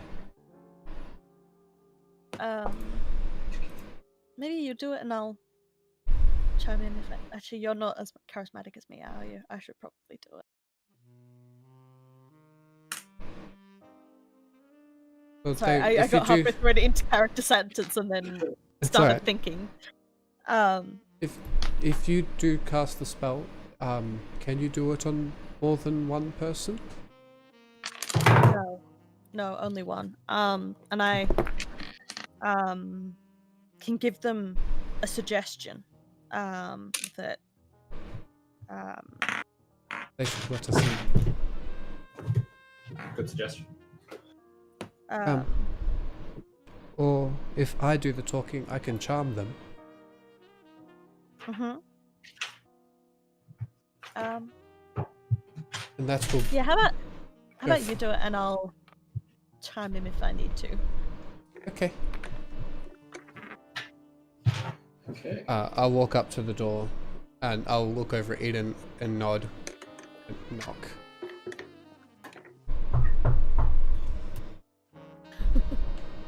You knock on this wooden door, and the chain rattles against it. And Dottie, can you make a perception check as I get this kitty off my desk? 17. 17. That Your cat eyes are hit the drawn floor. back. You want to do it again? As you hear the door knocking, your eyes are brought back up, and you see a large figure descending down the staircase. They were probably most of the way down before the door was knocked. And about 2 seconds after you hit it, the door swings open, and you see a 7-foot-tall Goliath woman. She's wearing sort of baggy pants and is topless aside from a sort of wrapping around her chest. She's got some intricate tattoos around her shoulders and arms, and completely bald, shaven everywhere. She sort of looks down at the two of you. Who are you? Oh, we were the inspection crew. I'm going to quickly check to see if she has any badges or pins on her, or if any of the tattoos are of sigils, anything like that. Make a perception check. Actually, Okay. I might do. Wait, sorry, you go with that. 16. 16. Looking across, not only does she not have any badges on her, but she doesn't seem to have anywhere that she could put them. She's going to be wearing very lower class sort of clothes, but in a very... They don't seem poorly constructed in any way, more just like she has no need for grandiose attire. I would like to cast Detect Thoughts So I can kind of, if she thinks of anything we can use as an excuse, I'll be able to figure out what it is. So she has to do a wisdom saving throw. Okay, are you trying to cast that stealthily? Because that also has verbal and somatic components. Yes. Alright, make a stealth roll then, and she'll make a wisdom save. While that's happening, I'll just kind of peek in back. Is there anybody else in here? Have a try and look around to see if there's anybody behind her. It's 17 for stealth. 17 for stealth. Alright. Perception, she doesn't seem to notice you casting. I will have to be back, because this cat just wants to kick all of my dice. Did you want me to get rid of her? Oh, yes. Thank you. Oh, poor Mike. Dottie, check all his notes while you're in there. Find something out. Help us. Holy shit, is that a Tarask? No! I'm sorry, do not joke about that. That is like saying Macbeth in the theatre.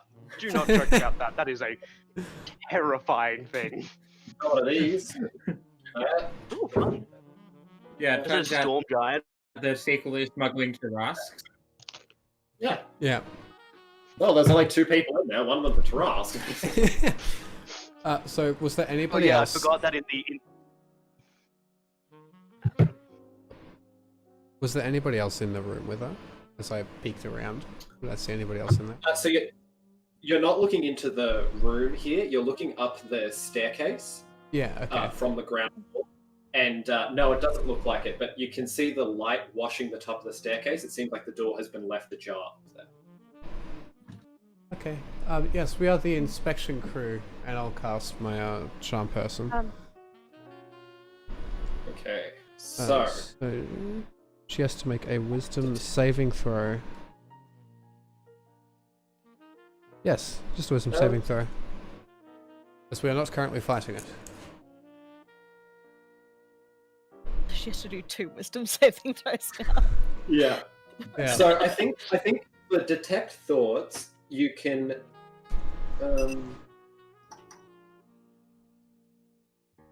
So I initially learn the surface thoughts. Yeah. And then if I try and probe deeper, she has to do another one. But if it succeeds, then she's aware of what I've done. If I just do the surface level thoughts, she's not aware.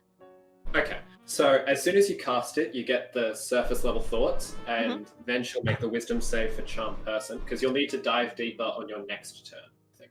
Yeah, But- I don't think I want to dive deeper. I think I just want to get those surface level thoughts. Yep. Because you can... it lasts for a minute, and you can kind of verbally direct. So, like, if you're asking questions, Mhm. I'll keep getting the surface level thoughts that those questions are brought up. Okay. Alright. And then if I tried to probe deeper, I'd get the reasoning why and, like, more information about Alright. those surface level thoughts. Okay, I can work with that. As you say, you're here for the inspection, you sort of shimmy your hand across the side as her head turns towards Kervod, and you just get confused. What? Inspection? No. And then she says, there was no inspection. She, other thoughts you're collecting from her, just as surface ones, hungry, bored, smoke, needs smoke. And as she turns back towards Kervod, you cast Charm Person. Yes.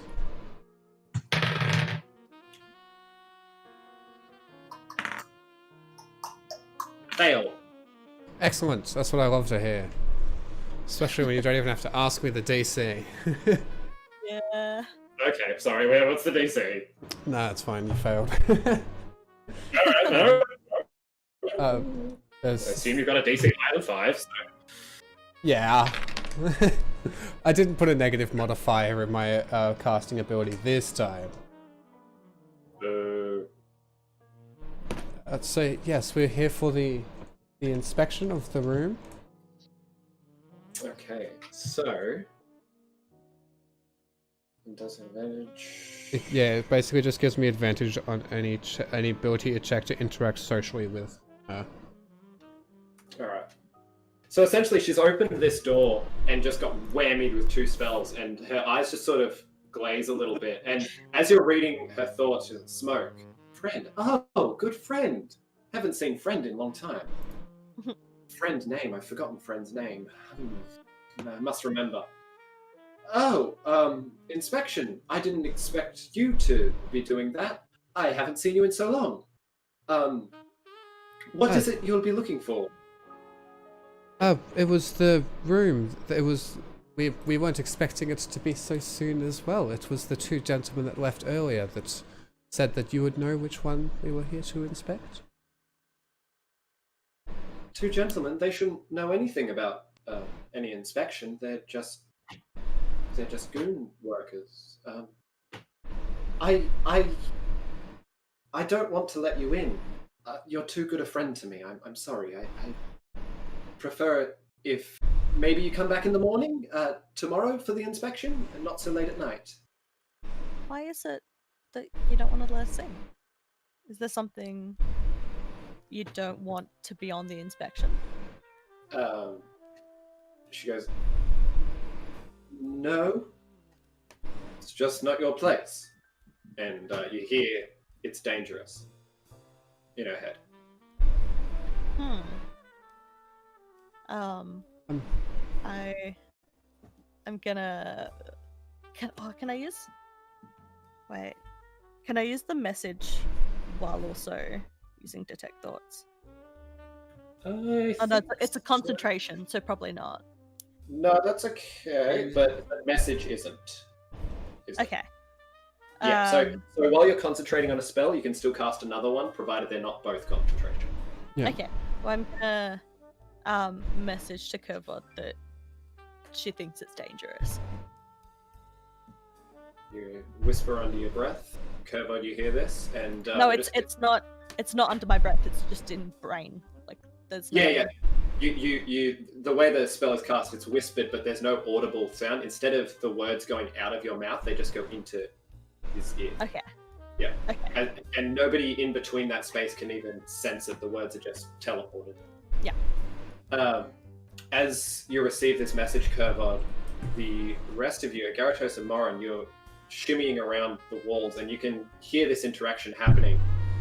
As you make your way through the next part of the wall, can you make another acrobatics check? Yep. I should say, as a snake, I currently have only my passive perception is 10, and I only have 10 feet of blind sight. Well, actually, does druid does wild shape affect feats and wisdom? No.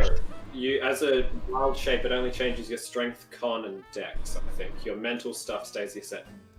Okay, well, I am now a -4 strength, but as a 2. But well, if my wisdom stays the same, then I'm still and the feat holds, then I still have 21. But I have 10 foot of blind sight, so. Yeah. And at the moment, that blind sight is just sort of sending tremors through to you. So you're just sort of, every time that Morin hits the wall, you're just feeling this vibration through you. Make that acrobatics check. Yep, that is a 14. 14? Alright, so you sort of slow it down a bit, but you do manage to hold on as you make your way around the wall here, and you pull yourself up, and you're now about an 8-foot jump between here and the balcony. You can see the open door with light illuminating out from it, and just down through the stairwell, you can see Kervod and Eden discussing. You've probably got enough time. Can I get closer to the window at all, or is it just an 8-foot jump? From here, it's a jump. You're about as close as you can get. Alright. Long jump. Alright, fuck it, let's jump. You ready, buddy? Like, just sit down at a Gyarados. Just like, yep, you ready? Because we're going. Ready, we're going. I'm so bummed I'm not there with you because I have a pretty good acrobatics as well. I have +5 to acrobatics. I think I'm gonna be fine. If I Yeah, could, me too. I specifically took acrobatics. Oh, nice. If I could, I would have cast Time to jump on engage you. hubris. Time to get the hubris check. Yeah. Another acrobatics check. You shake your hands, you lean down low, and you go to jump. Make an acrobatics check. Hubris check, damn it! That one. Oh dear. Oh dear. Here we Get go, ready to go. boys. You lean down and you sort of let your body sort of tilt towards the edge so that you can jump off the last moment. And as you do, the back of your foot just slips backwards and you begin to tumble down the wall. You make a dexterity saving throw as you tumble. Yes, I can very much do a dexterity saving throw. Try Does and the land on your does- back so you don't squish a Gyarados. Does the belt suspenders specifically. combo finally cause issue for his pants? And Not yet, they're really durable. yeah. That is a 12. 12. Okay, so as you're falling, you try to adjust yourself and you know you're going to land kind of rough. Gyarados, with your perception, you can see that you're probably going to land kind of rough too. Could you make a dexterity saving throw too if you're wanting to? Can Marin assist that? Just like hold on to Gyarados, just make sure he's safe. At the moment, Morin's just trying not to hit his head. Okay, So that's what sort of saving throw? Sorry. Dexterity. This will be using the snake's And- dex. Yes. So do I get? Oh wait, no, it's proficiency if I'd have it. So I have 1 point higher dex as a snake, so that's nice. Yeah, that makes Saving sense. throw. Yes, I got a +3 instead of a +2. Oh, hey. It is a 9, so it didn't help that much. Oh wait, 10. Sorry, that's a 7 on the dice. I was looking at my stats, but the snake stat is a +3. 7 plus 10. 3. Okay, you try to surround land kind of awkwardly. Busy. You take 2 points of bludgeoning damage each. All of my hit points. And I am laying on top of Morin as I am reformed back into the absolutely fabulous. Marin doesn't actually take any proper damage because that was the 2 temporary hit points. Which one's stuck in Morin's suspenders now? Oh, yeah. My arm is just through both of them. And The two of you saw Morin lean down, jump, and fall as you were having this conversation just in the background. Dottie, actually, no, the three of you make a perception check, and Gyarados make a Constitution saving throw. As you are concentrating on no. that stress. What's I always forget. Is it? 10 or half the damage, whichever is higher. And yeah, you whichever have is your higher. Constitution modifier. So I have to just beat a 10, or do I have to beat a 2? You have to beat a 10. If the damage was like 22, then you have to beat an 11. Here is a question, and it's and both our DMs can discuss this or just immediately say no. Is this classed as effectively a magical effect because I am like a saving throw for a magical thing because I am concentrating on something? So I will, because of the auntie's magical resistance, would I have advantage on this? And I can read you word for word what it says for magic resistance. It would specifically say outline concentration as well if it involved concentration. Because what it says, you have advantage on saving throws against spells and other magical effects. Yep, fair. Yeah. Okay, I will roll my con thingy. Yeah, I take that to mean you don't want magic getting into your body, but when you're just trying to concentrate on something, it's just you're taking ground damage. Yeah, getting advantage on every constitution, on every single concentration check seems pretty broken. That's right. So. If it was my character, I'd allow it. Nah.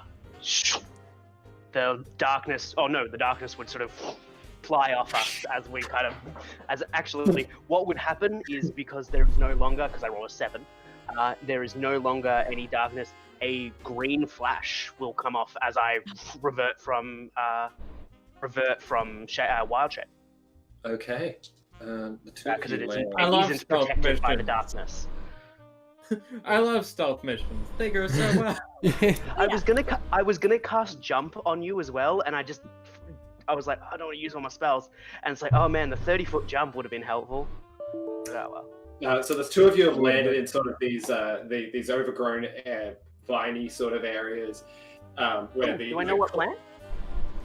You probably do, but I don't. Fair enough. Do you want to give me that power? Yep. Do not make a poison ivy. I was about to say poison ivy. It's poison ivy, which doesn't affect me at all. No. It just makes Morin really itchy in the parts that touches their skin.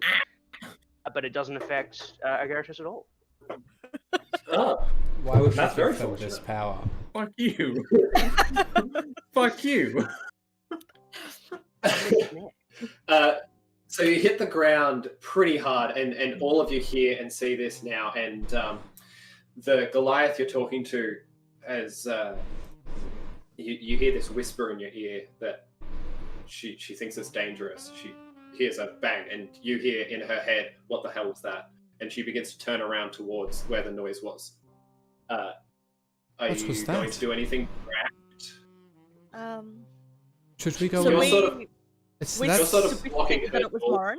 Yeah, so the way you're looking, you just saw the entire thing happen off to the right Okay. of you, but she's still in the doorway, so she tries to push past you to look out towards that side because there's a Okay, bit so of we a need to distract her. Oh, what is that over there? I'll quickly toss a couple of gold coins over to the back corner and cast Jim's glowing coin. All right, so they're notes, remember? Yes, they're notes, but the Roll- spell was, Yeah, turns roll into a one big glowing d8 coin. roll. I know, but the Oh, I spell know. turns into a big glowing coin. Could we say that Bart made him some special coins just for this spell? Yeah, That it does. Artificer, Jim's glowing coin. Okay. I'll read out the spell if you like. Of the many tactics employed by the Master Magician and Renowned Adventurer, flavor. When you cast a spell, you hurl the coin that is the spell's material component, which is 2 GP, to any spot within the range, 60 foot. The coin lines up as if under the effect of a light spell. Each creature of your choice that you can see within 30 feet of the coin must succeed a Wisdom saving throw or be distracted for the duration of a minute. Oh my god, a minute? That's an. Oh man. Okay. All right. So she needs to make a Wisdom saving throw or get distracted. When she is distracted, she has disadvantage on perception checks, and I think it's supposed to say initiative rolls, but they hit a Z instead of a T, so it's initiative rolls. It's initiative. Initiative. Yeah. That's cocked. I love Acquisitions Incorporated. That's a total 19. Oh yeah, that saves. Rip second level spell slot. As it sort of flings over the corner, her eyes just sort of follow it for a second and looks to you and it's like, you don't need those, friend? And she begins to look around the corner at the two of you. You've just hit the ground. You've probably got enough time to make a reaction, a stealth check if you want. Otherwise, you're just laying there. Hide immediately. Oh, I thought you were referring to us, and I was so confused. Well, the four of you are all in a very similar area now, so Eden, if there's anything you want to do as she tries to look around the corner, you've got an action as well. Dottie, you've heard the entirety of this and can jump in at the end of this if you like. Minor image around like most of Agaritos and Marin, just to look like the rest of the plants. Is that possible? Agaritus will just put a ivy leaf in front of their face. Yeah, it's a 5-foot cube. I can even, I don't know if it'll help with whatever check you do. Could I also druid craft a little bit of the vine so they kind of cover more and the space that can't be covered? Morin So as you Failure. sort of pull the vines, you just druidcraft as you grab them, just making them a bit bulkier and making the leaves just a bit more coverage. And this illusion comes up. I'll get both of you to make a stealth check with advantage because of the coverings you've put up. And you- I do have a thing I want to do. Yep. So as she's going to turn around to look, I'm going to really try to like grab her attention. Was like, look, either we can stand here talking all day, or you can take us take us upstairs to check what we need to, and we'll be out of your hair. Make a persuasion check. That is a 16 for my stealth check. Oh no. So I have a +8 to persuasion, but I rolled a crit 1.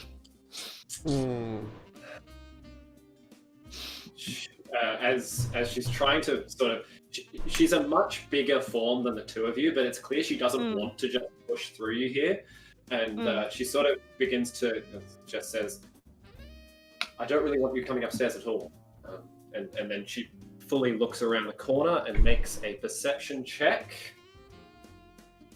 So it was a 16 from Morin and a...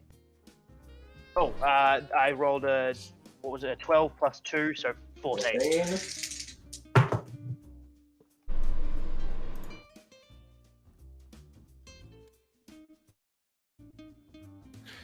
She looks around the corner, and the two of you just sort of wait breathlessly, and she looks back. Must have been that musician. Not noticing anything. It does seem like he's packing up. Yeah, it so, does, actually. as I'm sure you are well aware of, friend, but business is business. We need Yes, to get it done.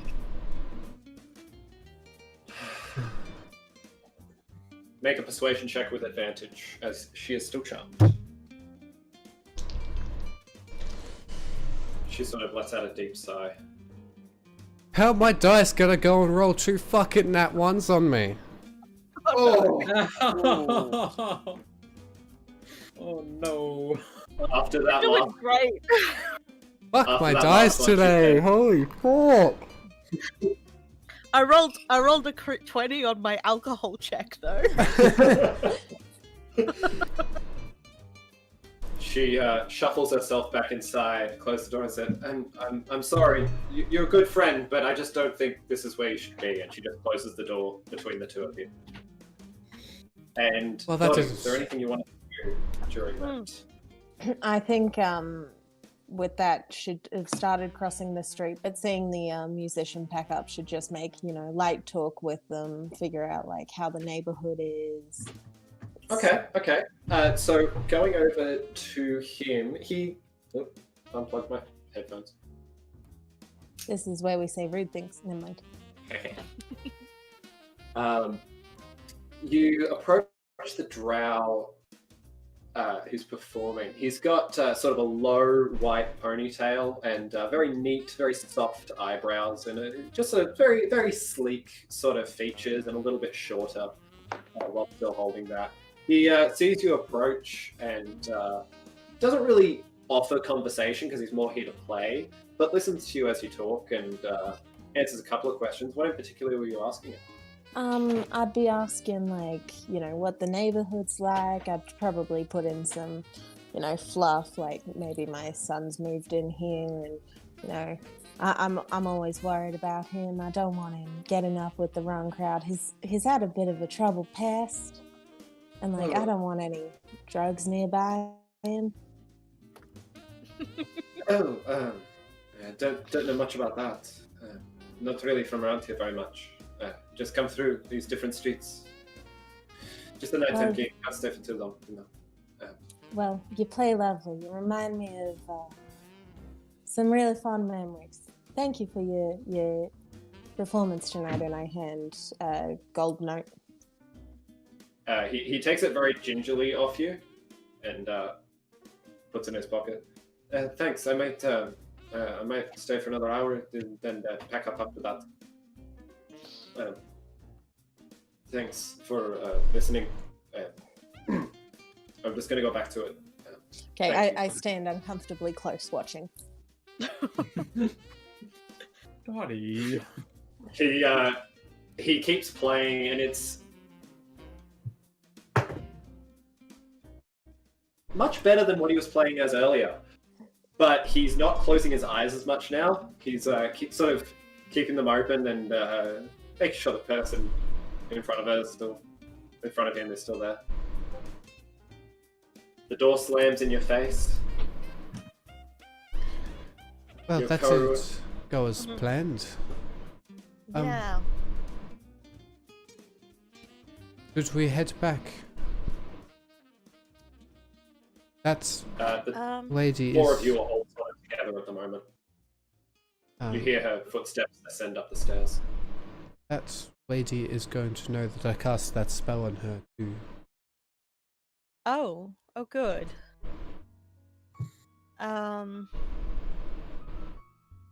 Well, do we want to take a look in through that other door that we saw while we're here?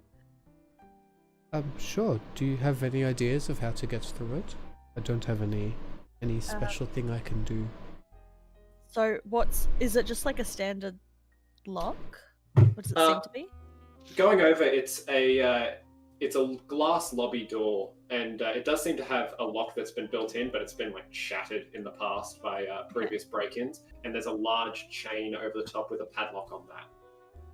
That's just sort of holding the two doors closed. I mean, I can have a go at the lock if we wanna take a look. Yeah. The two of you also know that Morin and Agaratos are just around the corner. Oh yeah. Oh, we should go and see how they're doing. It seems like they had a bit of a fall. Yeah. I'll totter over to them. Actually, Oh, sorry. wait. We don't want to be in view shot of her speaking with them. Probably, just in case. Actually, she's not going to trust you anyway, is she? No. Probably doesn't matter. Never mind. That's fine. I think we just head back and we continue our stakeout for now.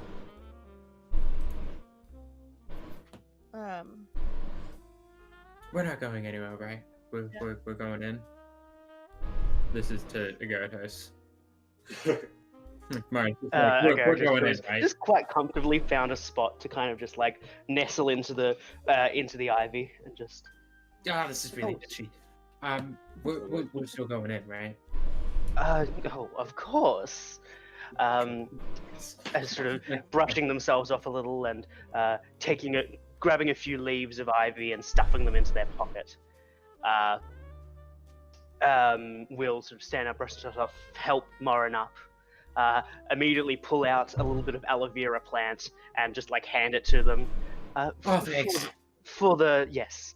I can feel it itching. So, looking up the building, how tall is it? Like the spot we were trying to get to, how tall is it?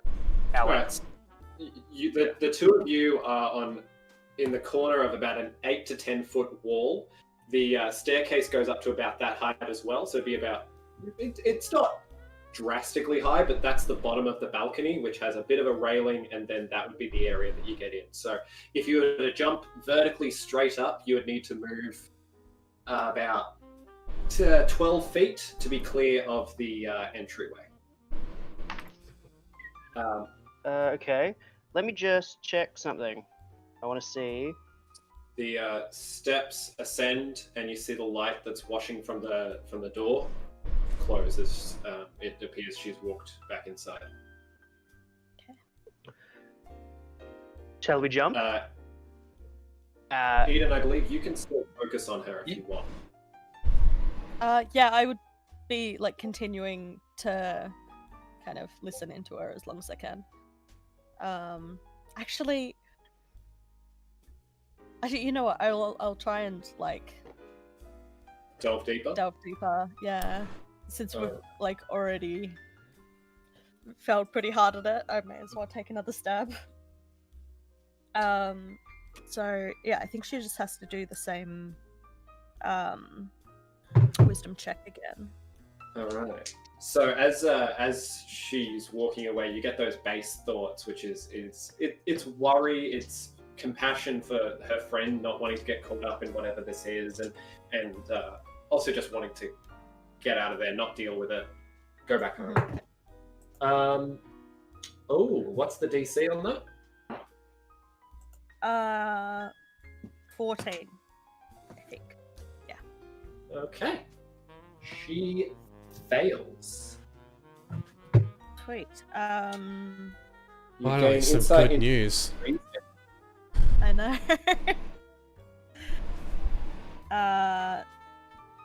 So I gain insight into their reasoning, emotional state, or something that looms large in their mind. So like something they worry over would be in this case. As that door clicks shut, you sort of peel back a layer of the sort of mental web that you're manipulating, and this sort of fear that she has for her friends getting involved in this. It seems that she's got other people that she's trying to look out for here. That whatever she's doing this job, it's not for her. She doesn't like it. You sense a lot of rage in her at this.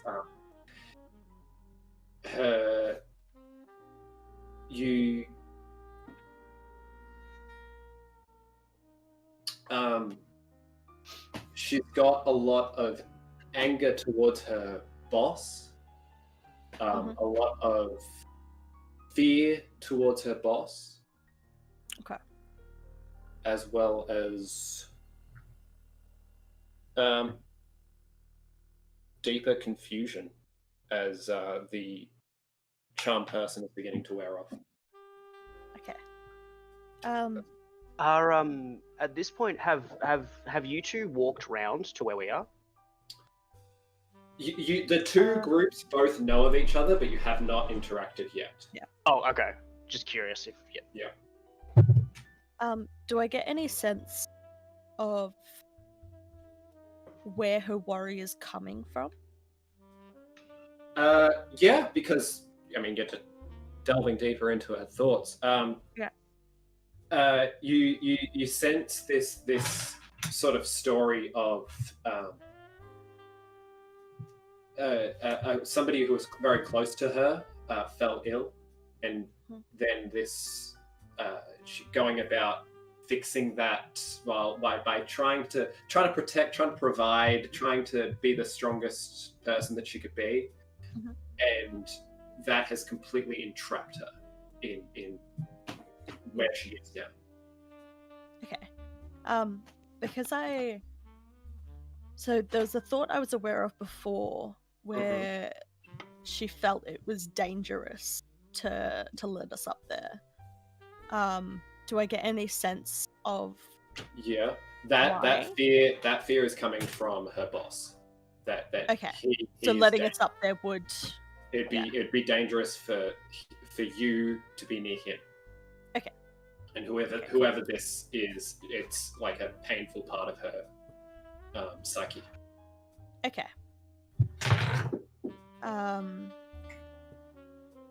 Okay. Cool. All right. The four of you are still in the courtyard. Are you planning on making any moves in, out? Where are you planning on going from here? The Gyarados is casting jump. Moran, should we? Yes. Well, I guess I do have a question. You said it's 12 feet up to get to the point where we need to be? So, open a door or a window? Between 10 and 12 feet, you'd be at banister height to sort of grab onto something there. How is jump height calculated? I always forget. I think there is a rule for it, but I never remember. I'm extra worried it's an athletics thing and not an acrobatics thing, because, oh dear. I think it's If you do a number of feet equal to your strength if you get a 10 feet run up. Yeah, so it'll be even. Yeah, it's you move 10 feet and then you get a number of jump upwards, a number of feet equal to 3 plus your strength modifier, which I think the highest so you've puts me got on here. a 0. Yeah. I can't leave the ground. If I jump, I go further down. by the rules of D&D, I can't jump, and Corvid can burrow into the ground. Okay. I mean, if you do a backflip while you do it, then it's acrobatics. So Yeah, looking at this sort of straight up, you 3 plus your strength mod. I think the highest number we'd have here is a 2. 3 plus strength. Yeah. Highest everyone's got is a -1. Yeah.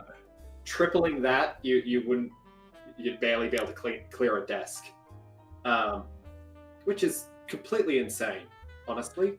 Yeah.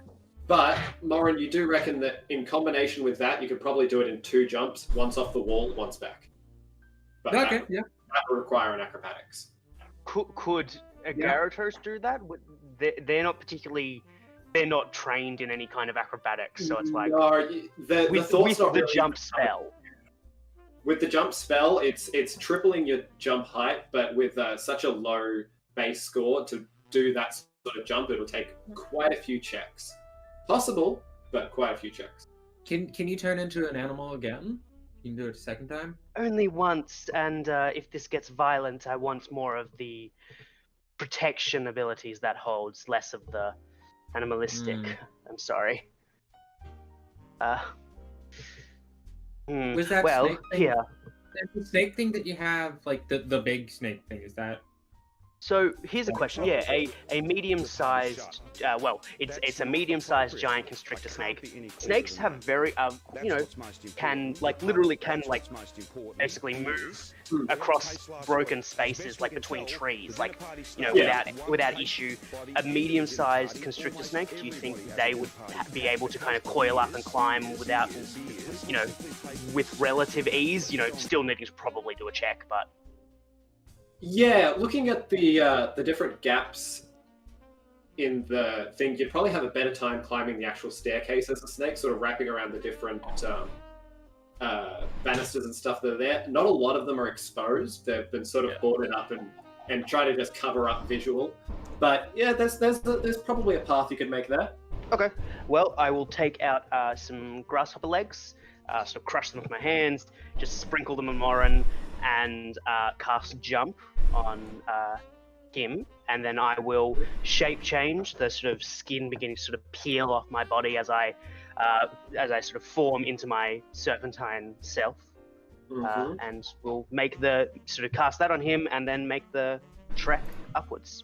All right, you begin to climb, Morin. You're sort of bouncing on your toes, ready to go. And the two of you, what are you doing? I'm just getting towards that. Oh, that's Deacon and Corvin. Curvon. Can you think of it in another way that way, or should I try and go around the outside?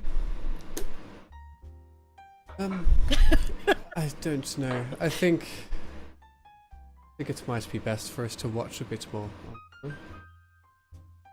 Because we haven't seen anything interesting happen. All we know is there's less people in there. And less people in there means there's less people to ask questions when we do get in. What are you expecting to see? We can't see inside the building unless we're in the building. That's why I have no expectations of what to see at all. I have no idea what's going to be in there. I think... But if we wait, we might, I don't know, we might see somebody pull up in a fancy car or something like that. I think might is the key word there. Yes. 3 minutes wraps up in your head, Eden, and you are ready to send a message to. Okay. Is she within eye distance and that sort of thing? You go to look around at the gate that Dottie was at, and she's no longer there. Okay. Alright, I'll send the message kind of just hey, anything going on? Estimating around, probably gonna head over to the saxophonist. Dottie, you do receive the message. No, nothing on my end. The street's pretty quiet. If you need anything, let me know. I'm on watch. It's been about 40 minutes now since the two guys in the car left. Okay. So, Morin and Nagaratos are trying to climb up the outside again. Yep, and I'm not going to exclude you from hearing what they were doing. I don't think you guys were being stealthy from your teammates at the very least. Not from the teammates, no. No. So you're familiar with their plan.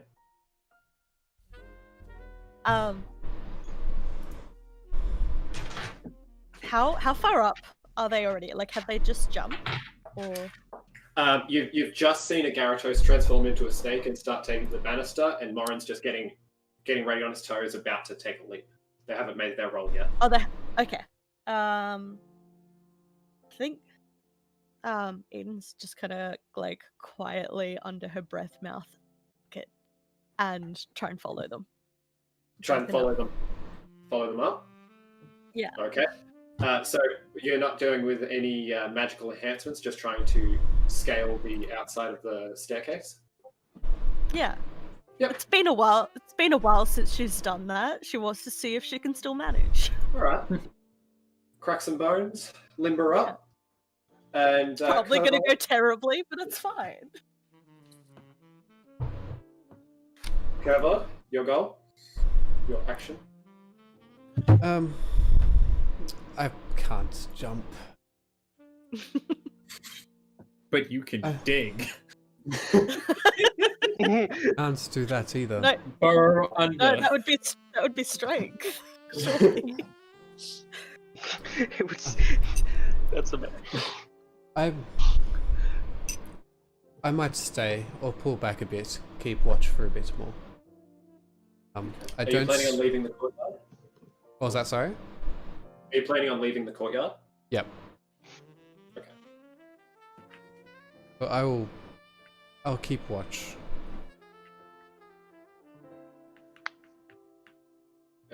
I will Creaking leave. gate, or are you doing anything to prevent that? I can give it a shot. Yeah. Let's try lifting the gate. As he's like trying to do that, that's when Mara's gonna try and hippity hop up. All right, perfect. Make a Use the strength sound check. as a distraction. It's a 7 on the strength.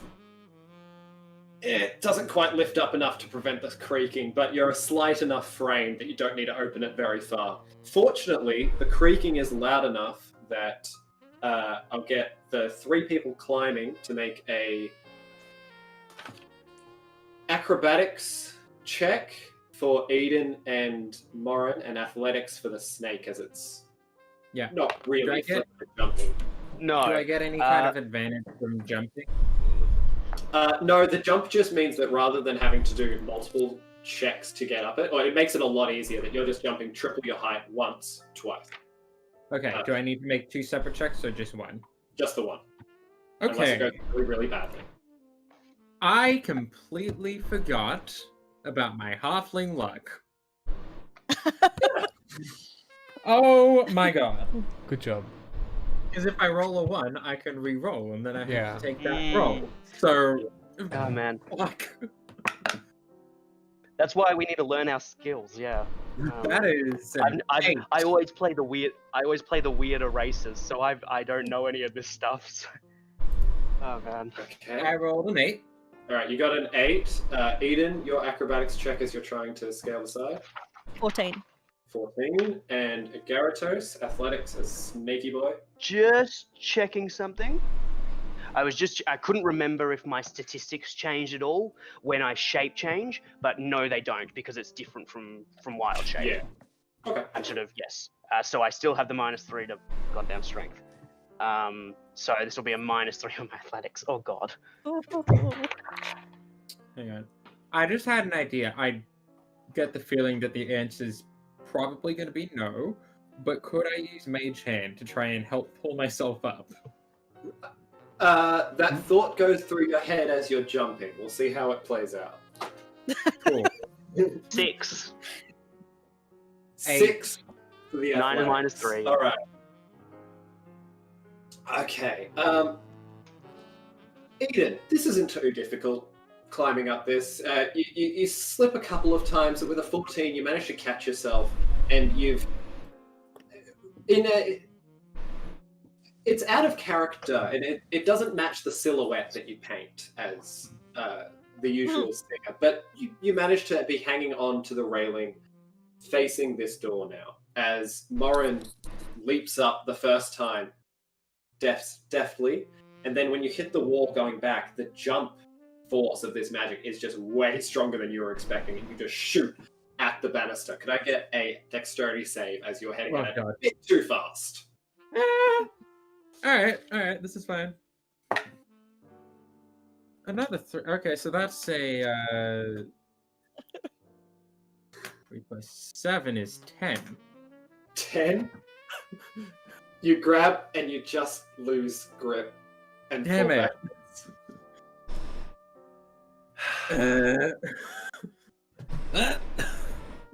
Taking another 2 points of bludgeoning damage. Yay! Agaratos, sliding through, it's not too much of a feat to carry yourself up this athletically, but finding the path has become more difficult, and as you try to stretch for a point that's a bit out of your reach, you begin to slip. Can you make a dexterity saving throw, I think would be more appropriate. Okay. Nope, off the table. The snake falls off the table. That is a 21. Oh, you hold yourself absolutely fine and manage to slither further up around to Eden. The two of you are now at the top of the banister, able to look over at the closed door. Morin, however, is on the floor. Yes. Make a stealth roll with advantage as you land when the gate is creaking.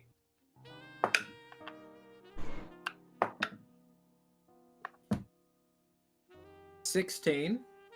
Okay. The two of you at the top don't notice the door open.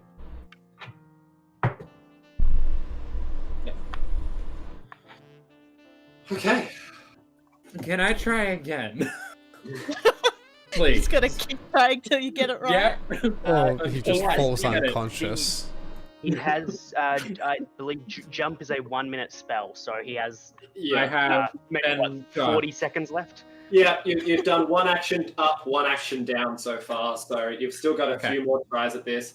Dusting yourself off. Just before you do, Kervod, you've stepped out onto the street and you see Dottie just sort of watching the musician who was close to packing up a little while ago, seemed to be continuing the show a little bit longer, stretching it out. And you see much further down the street, it looks like there's a group of people who might be making their way this way eventually. They're probably 10-15 minutes away at least. Is there anything the two of you on the street want to do? If I see Kovad come out, I'll move on over and is everything okay? Yes, they're just trying to break in a way that I cannot. So I thought I'd be more helpful and watch as well. Did we want to try and break in through the front door? I've still got my nail kit. I could shimmy the lock. If you wanted to try, sure. We can swap out so that you can try the entering and I can try the watch. Thank you so much. I'll duck into the courtyard. All right. Would you like a hand with the gate? Nah, that's fine. Make a check, advantage if you take it. Dottie has 16. mom strength. Sorry, I'm just now imagining like Dottie does the full No. as she flips it. You can't hear the hinges squeaking because she's just grunting so loud. It makes the tiniest sort of squeak as you sort of lay it down, but as you close it back up, it's fairly quiet this time. You've managed to avoid the squeakiest bits of it. And as you walk towards the chained door, you reach for the padlock. It's a familiar sort of one to you. You pull out your kit. As Morin, you take for the air. Wait, does Marin notice Dottie coming in? Yeah, you're brushing yourself off as Dottie's sort of sauntering past. I might just go with Dottie. I might just avoid potential. You've still got so many tries left. If I have to bring him back to life, if I have to bring him back because he's just knocked himself unconscious from jumping up this thing 10 times in a row. Nah, Martin's just gonna be like, I can take it. I'm going with Dottie. I won't be doing it because I'll have to go back down to touch you, and then I'll never make it back up myself. That's fine. If it gets really bad, I can heal him from a distance. Excellent. Okay. Nah, Martin's like, I can take a hint. Once Agaratos has made it to the top, they'll also revert back into their humanoid form. All right, the two of you have just crossed the banister. You're now in this. It's one of those sort of half outdoor staircases that leads into the hallway, and you can see further down there's another door right at the end, but the door right in front of you has the light illuminating underneath it. No footsteps, and it seems to be completely closed. Shut. What do the two of you like to do? Is it locked? How do you want to test for that? Should we just try and open the door? Yeah? All right. And I'll just grab the handle and just sort of slowly kind of go to open it, you know, just sort of to test if it's locked. I'm not going to like open the door and just swing it open as much as I want to. Yeah. I'm going to be careful because... Okay. Make a stealth check for me. Sleight of hand seems more appropriate. Sleight of hand. What's my thingy for sleight of hand? I think that's just a 2 still, but I can never remember. Would you prefer if I did that then? I sort of go to do it and then immediately go, you're better at these sorts of things. And I'll sort of step aside to let, the more competent people. Me with my +7 sleight of hand. Cool. Yeah. Ooh. Oh, I got a 5. I had that so that's too. 12. It's 12. Oh, I threw my... Can I say, I threw my dice when I did that. I would have gotten less than that anyway, so... All right, you reach your hand forward. Taking the doorknob, you begin to turn it quietly. It stays quiet, and then after half a second, it clicks. It's clearly locked. There is a keyhole on this side that you can attempt to lock through that pick the lock. I pull out my lockpick. Oh, hey! I was gonna lean over. I was gonna lean over the banister and get Morin to throw his up, but you have them. So. Eden's got some tricks up her sleeve. Excellent. I haven't actually used those. How do I? All right, so we'll just do both of the lock picking at the same time. From downstairs, which of you two rogues is doing the check, and which is you is giving the advantage? Assuming that they do. Oh, I'll help you out. Okay. Okay. So make a sleight of hand check. Sleight of With hand. Advantage if you've got health, and Eden, you make a sleight of hand check as well. And I will give guidance to Eden. Perfect. So you've got an extra D4 on top of that.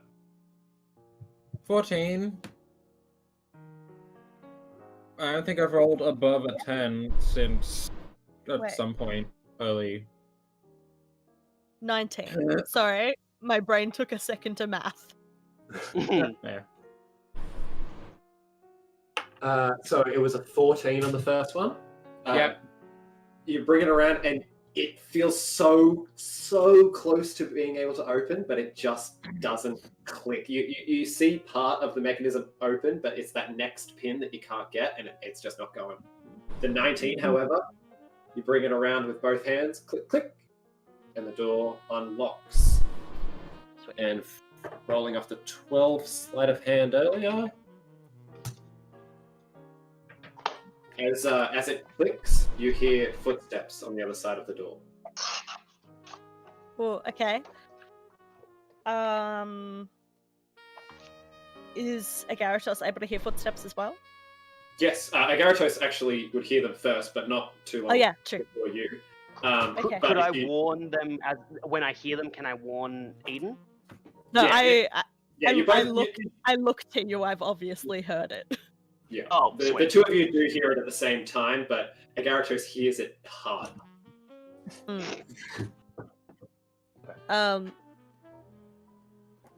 What are we doing? Have you Got opened about the one door? reaction before.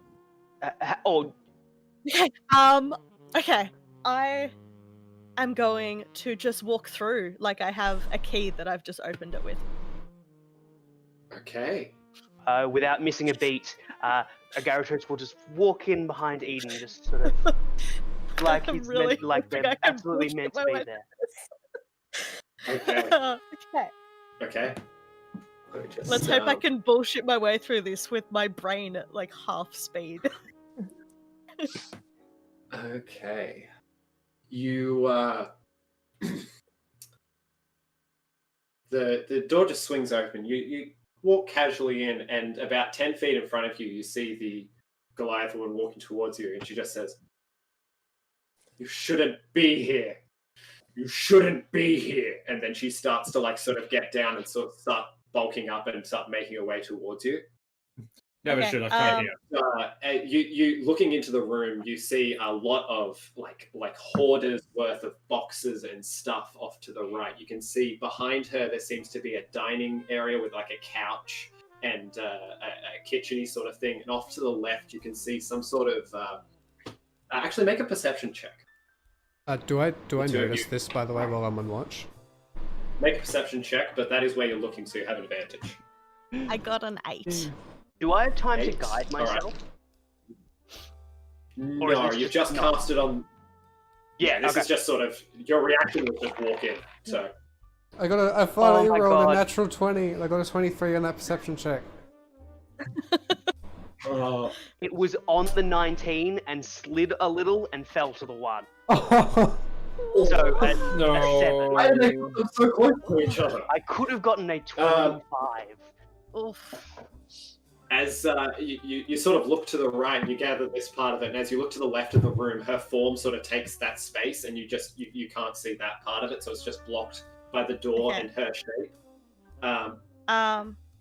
Hang 1 second, Curvod, you look up. You've seen the entirety of this. Have you just taken position back closer towards the apartment at the gate, or have you gone upstairs? Near the gate. I was at the gate.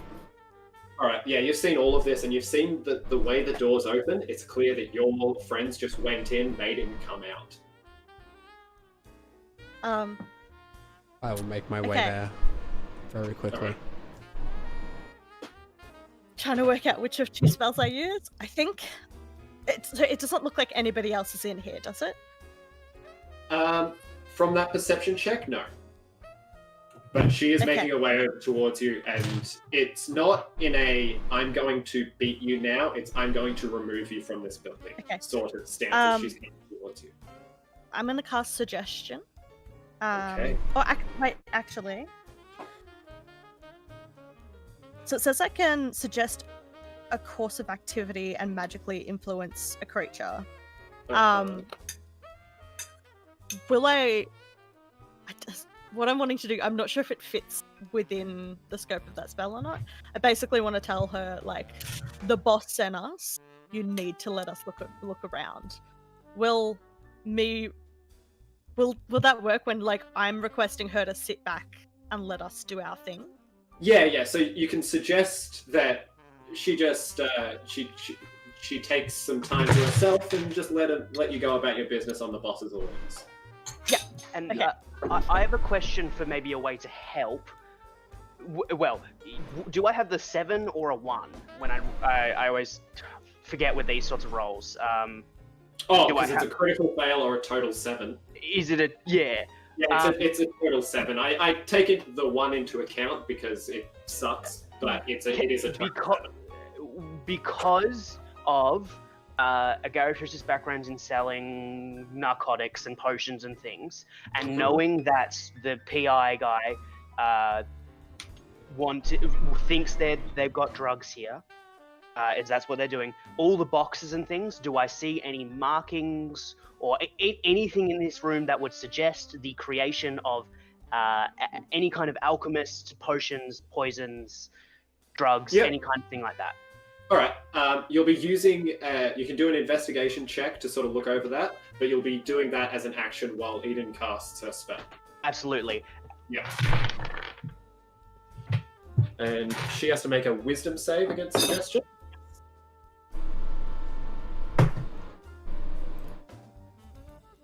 I rolled a 19 investigation.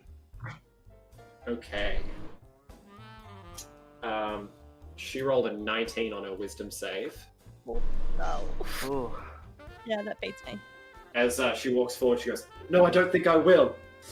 Agaratos, you look at these boxes, and studying through some of them, you can disqualify some of it because it's just hoarded garbage. There's just boxes of just stuff. Like there's an extra chair just in this pile, and parts of furniture that's not there.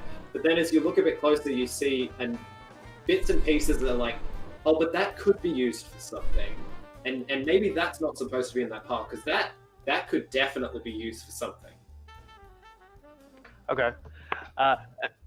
As I sort of notice these things, I'll start pulling out, just like in my little saddlebag, kind of a little, just like I'll have just it's sort of on a rope, it's kind of a bunch of loops, and in each of the loops are various potions and things, and like little pouches of stuff. And I go, the boss sent us to add to supplies. I'm one of the cooks, and sort of holding out this thing that has like 10 potions on it, and various other narcotics. Okay, so she's approaching you, and she's within about 5 feet, and this is sort of the last action you do as you pull it up, and she sort of stops in her tracks and looks at it. Where the hell did you get that? I know it's a bit of an odd way to do this kind of thing. I'm one of the cooks. My name is Agaratos. I live at the garden. We don't have cooks here. Well, we were sent to cook here. Specifically me. This is my bodyguard. As you can see, she's far stronger than I am. Pardon? Don't cast me as your bodyguard, man! What are you doing? What did you... Sorry. That was the first thing that popped in. You're literally so much stronger than I am. Yes!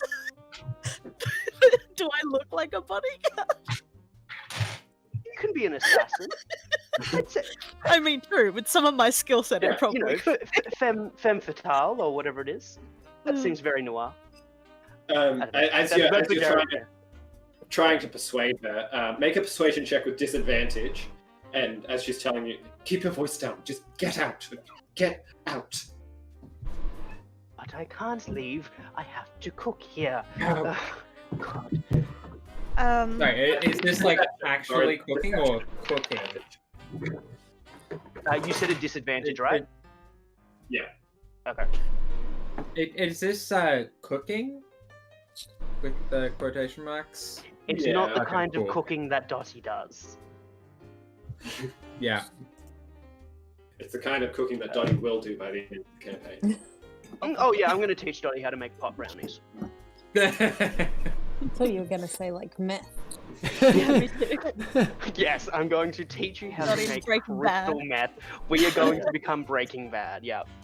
Oh god. I'll shave my head and have a terrible, Yes. just that mustache or whatever it is.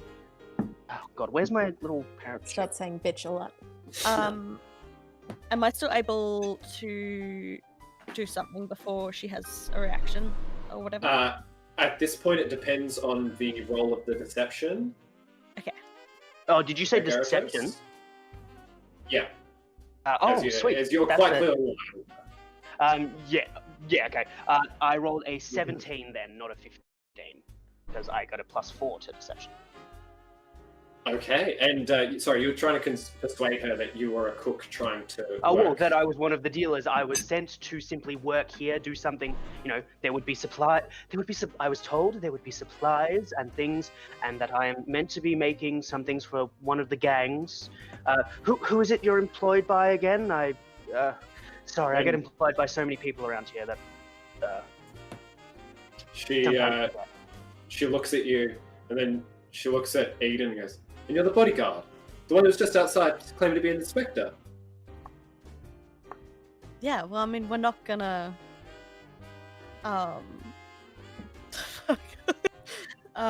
Sorry, my brain cut off That's in the alright. middle of a sentence. She uses her title that she goes by day to day. She's an inspector. She works for the police, but not in that sense. She's one of the corrupt ones.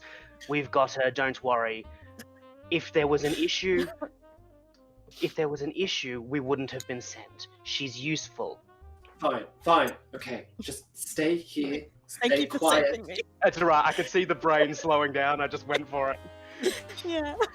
Stay here. Stay quiet. I'll go get him. Don't say a word. And she closes the door behind you with you inside the room. And so the rest of you are locked off from the outside. She begins to turn around to go out, and she turns towards the left, the way that you hadn't seen yet. And as she does, you see on the back of her neck a bunch of small burn marks, sort of down the back and around her shoulders and stuff like that. She goes around the corner. Quick question about the burn Yeah. marks. Do they look self-inflicted or inflicted by someone else? Make a medicine check. And You can as well. oh Ian. man, see, I'm I gonna look for this that is. as well. I have a question about whether or not I can make this at a advantage purely for a backstory thing. It's kind of tricky, but with I don't want to give away too much. Simply for the fact of a Gyarados would have intimate understanding of somebody physically doing these kinds of things to either themselves or someone else. Okay, well this, Based for on the the sake yes, of this, it'll just be a straight medicine check. I still have decent medicine. So. Yep. I've got no fucking clue. I rolled a 1 with a total of 4, so 22. Yeah. Barely even noticed them. Gyarados, you look at the burns and you don't think they're self-inflicted, and you don't think they're fire either. The way that they're sort of pocked and recessed in areas, you reckon this was probably acid that has done this over the time, and not in a large quantity, but a small quantity over time. I'll sort of just glance to Eden for a moment. I have to be blunt. I may be killing this man if I found out he's the one who did it to her. As I sort of slightly gesture to what is on her back, just sort of pointing out. That's not self-inflicted, it's not an accident. All she right. doesn't seem to be afraid of the boss. As she makes her way around the corner and out of sight, we'll go back outside. Morin and Dottie, you have just attempted the lock for the first time. Mm-hmm. And Corva, you have just gotten back to the gate where you can see the two of them. The three of you are all in eyesight of each other. Okay. Could I push Morin to the side and go, how about I give it a try, dear? Alright, just watch out for that pin there, like giving help and stuff. Yep. Watch out for that one pin. 22? 22. Click, click. Comes away. DC 15. You were so close. Oh. The lock unlocks and the chain sort of drops away. Makes a bit of a noise as it falls, unless you're trying to catch it, but it just sounds like pain on the ground. Try to catch it. Make a strength check. Never mind. It's a chain. Make a wisdom check if you like, but it wouldn't make sense. Curvod, you have reached the gate again. Are you going to try with it, or are you just going to push it open? I'll try and open it quietly. Make a strength check. I'll try and open it quietly. -3. You Missed it by that much. you go to lift it, and it just slips out of your hand and just crank, crank, crank, crank, as it creaks all the way open for you. I'll very well say, "Oh, this isn't my house," and I'll very loudly close it again and walk away. I think Marin at that point would just like do that slow turn of just like Yeah. Sorry. And I'll just drag it back close and walk away.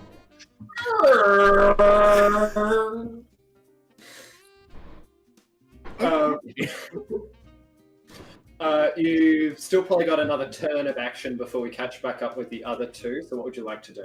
I'll I'd just like to stand at the start gate. heading in. Yeah, start heading in. Finally get into the damn building.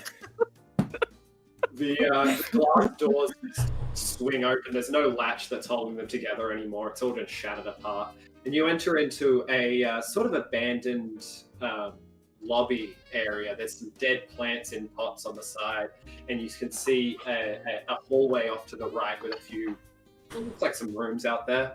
On the other side, there's a communal bathroom sort of deal, as well as a small, not so much of a reception desk, more like a mail collection type deal. That if somebody was to work there and hand out the mail to people.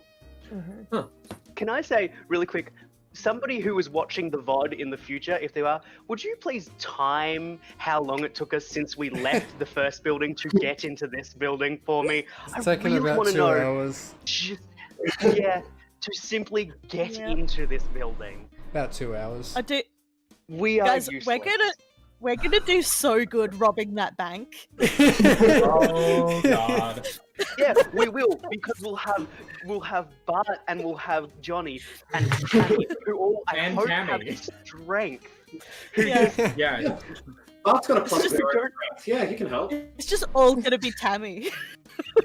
Tammy's gonna carry the team. Hopefully, Literally. Especially since Tammy is played by someone with inside knowledge. But, like, not to be used for evil. Metagaming will get your Inside character knowledge is killed. always meant to be used for evil. I am not Sorry, I told metagaming. you nothing. Anyway. Kervon, as you're on the street, you look to the right and you see that group of people has gotten a bit closer. They're about a block away now, and they seem like they're kind of drawn to the music that's still playing. They seem a bit shorter, but they don't seem threatening in any way. Just a group of about 11 or so people. You're in this lobby. You've still got an action. All you've done so far is move in. Is there any way? What kind of what's in the lobby? Like, is there a stairway going up, or is there hallways? You can't see a staircase. You've got a hallway out to the left where you can see a what looks to be an apartment door on it. Oh, just lost the camera. Looks to be a door on the apartment. There's communal bathrooms and showers on the right, as well as a desk where somebody would have handed out the mail and the like. But it's all completely empty. Dead plants have just completely wilted away to just soil in a pot. There's not a lot of natural light, and on the opposite side, there's a couple of windows that have been boarded shut.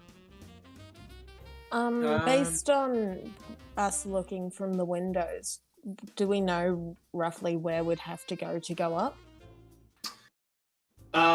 You don't know where an internal staircase might be. You know of that one that's outside that just goes straight from the courtyard to there. The first floor is directly above the ground floor, and from where you are, the only place you can assume is whatever's down this hallway. I just meant which direction the room was, not. Oh, the room. So you've come in. It would be out on your right, so up and to the right. Cool. Well, I think the only choice to go in would be the hallway to the left. But Yeah. did you want to split up? Yeah. Do you want to? Because I was thinking maybe we could check that apartment. It's right over there as well. Well, if you wanted to do that, I'll see if they need a hand. Cool. We're going down the hallway. All right.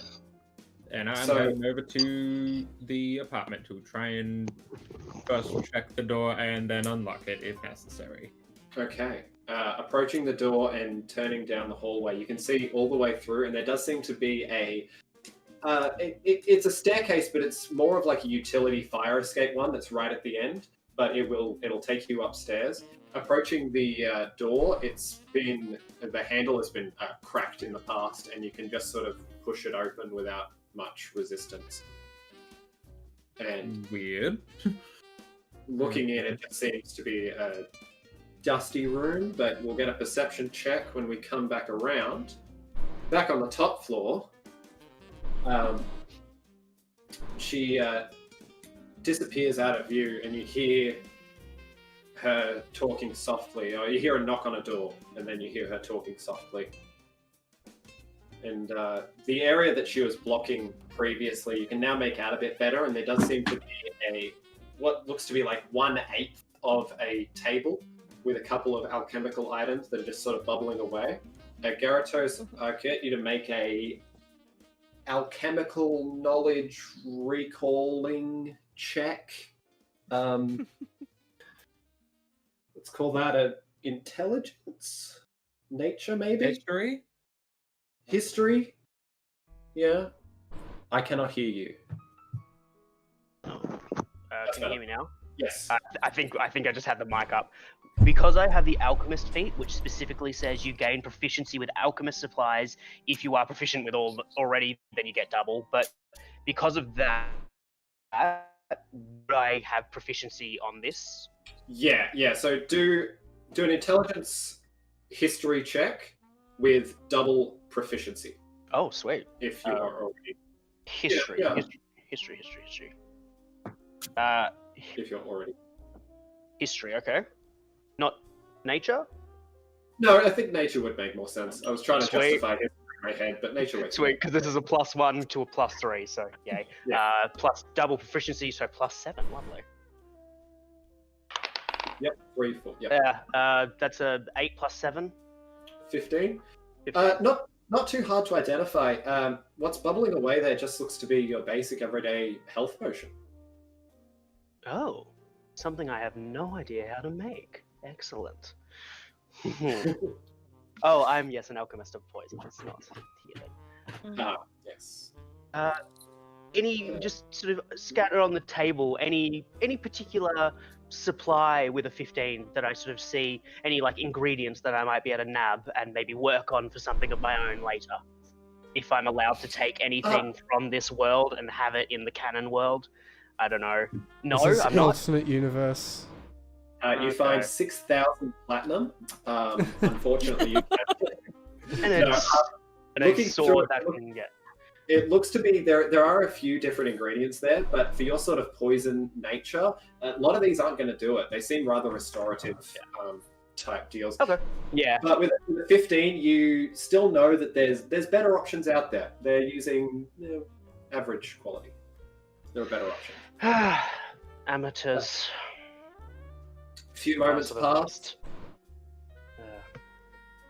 I'll sort of adjust some of the things on the table, seeing that they've made some sort of some amateur mistakes, and I'll just kind of get out some of my potions and just have them sitting there, kind of making myself look like I'm doing what I'm meant to be. Okay, Heading so into the you've wall. moved a bit further into the room to do that. I'll It's go by about that halfway table. down the How feet wise? How like distance wise? How far is it? All right, so from where you are, there's a big stack of just crap, and then 15 foot in, the room kind of devolves into two directions. To the right, you've seen a bit of a kitchen and a bit of a seating sort of couch area that you can't quite see the coffee table of, and on the left is this long table that goes further. If I go to the table where the alchemist stuff is happening, will the Goliath woman be able to see me when she walks back round? You know that she went around that corner. As you sort of peek around. Okay. If I know she went around that corner, I'm not going to go just around there. I feel like she's told us to wait at the door. If I'm going to kind of be in a spot where it looks like I'm following her, I feel like that could go badly. All right, so you just mentally rearrange the table into how you would much prefer to see it done, Yes. But until you get there, you'll just have to suffer in silence. After a few moments, you do hear her approaching again, and you hear a smaller set of footprints behind, and she sort of comes over and she stands near the couch, arms crossed, and just sort of looks at you with make an insight check as she sort of looks at the two of you as this other shorter figure crosses around from the left in front of her. I'm not even looking at her. I got a 17. 17. So you're getting a lot of the feelings on her face are what Eden was sort of reading in her mind earlier. That she's sort of worried for you guys to be here, and I really wish you hadn't walked in. The short figure who's come round, are they by happen chance a halfling woman? I was worried about that. Yeah. Am I gonna No. am I gonna have to kill your mum for abusing her bodyguards? Oh, good. Around the corner, you hear 3 sets of feet. You hear 2 sort of slapping wide feet, and then a cane noise that's sort of beating along with. And around the corner, you see this hunched goblin figure. He's got white hair that's sort of just a bit matted around. He's got the same acidic pock marks all over his face and up his arms, and just mismatched spots. He's wearing big leather gloves and like an apron that doesn't cover his sleeves. So he's got a big, huge leather tunic, which is sort of thickly lined, and in the pocket of it, you can see a piece of wood sticking out of it. And he's got these big sort of goggles over his eyes that he lifts up, and you can see like the soot marks underneath it. And he sort of hunches down from well below your eye hat. What the hell are you doing here?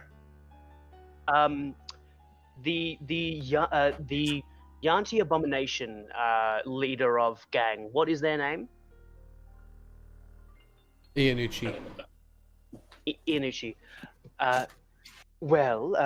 Ianucci sent me, us, and I sort of having the potion set in my hands. She seemed to believe that you would need some extra help. I don't do business with Ianucci. I don't do business with any of you scum. Do I know who? Do I know specifically if a gang is led by a goblin? I think that'd be a history check to be answered by Me. Yeah. I'm a player. What do you know? 19 plus 1, dirty 20. I don't think there is. This is an alternate universe, so... Oh, come on. And from the alternate universe, no, you don't know any big gangs that are run by a goblin.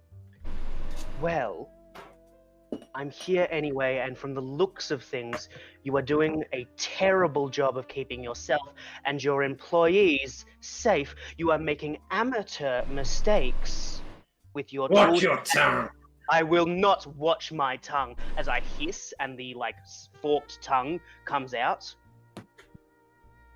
And I hold the potion. I take one of the potions off my thing, and I walk up to him and just show it to him. This is what a potion is meant to look like, not the brown slurry that is causing you acid burns. As you take a step forward, he pushes the staff up to your chest to sort of stop you an extra half foot away. And the tip of the staff begins to glow a slight green. It says, "The burns aren't from my potions." Oh, so you're abusing your workers. Eden, I apologize. I'm about to start shit. And I will symbiotic entity. You get me sorry. I swear to God. Okay, but please roll initiative. Vines will encompass my body as... All right, so the two of you will roll initiative, but we're just going to cut back to outside first. Marin does not know that a man is about to die, so this is good. I'm gonna... Well, I think in the morality of Morin, this can be justified. Justified, yes, but he still disagrees with killing a man. Oh, I know, but it's better than the running that dude over with a car. I rolled a 18 for initiative. I got an 18 plus 2, dirty 20. I don't have a pencil. Okay.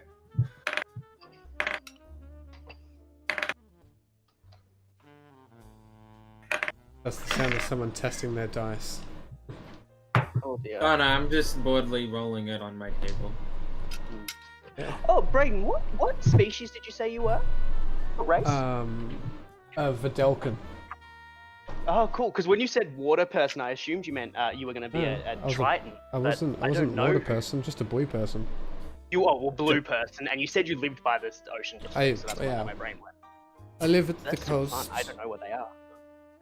I have no idea what they are. and I'm They're so bummed. hermits. That's playing it. Fun. They live for a long time and spend their whole lives on the quest for knowledge. Excellent. Yeah, they're very cool. And being boring and wanting to watch things. Who watches things on a stakeout? Seriously. That's what a stakeout is. It's much quicker just to go in there. Yeah. And just like kill the dude, kill the dude committing crime. And by crime, I mean crimes of potion.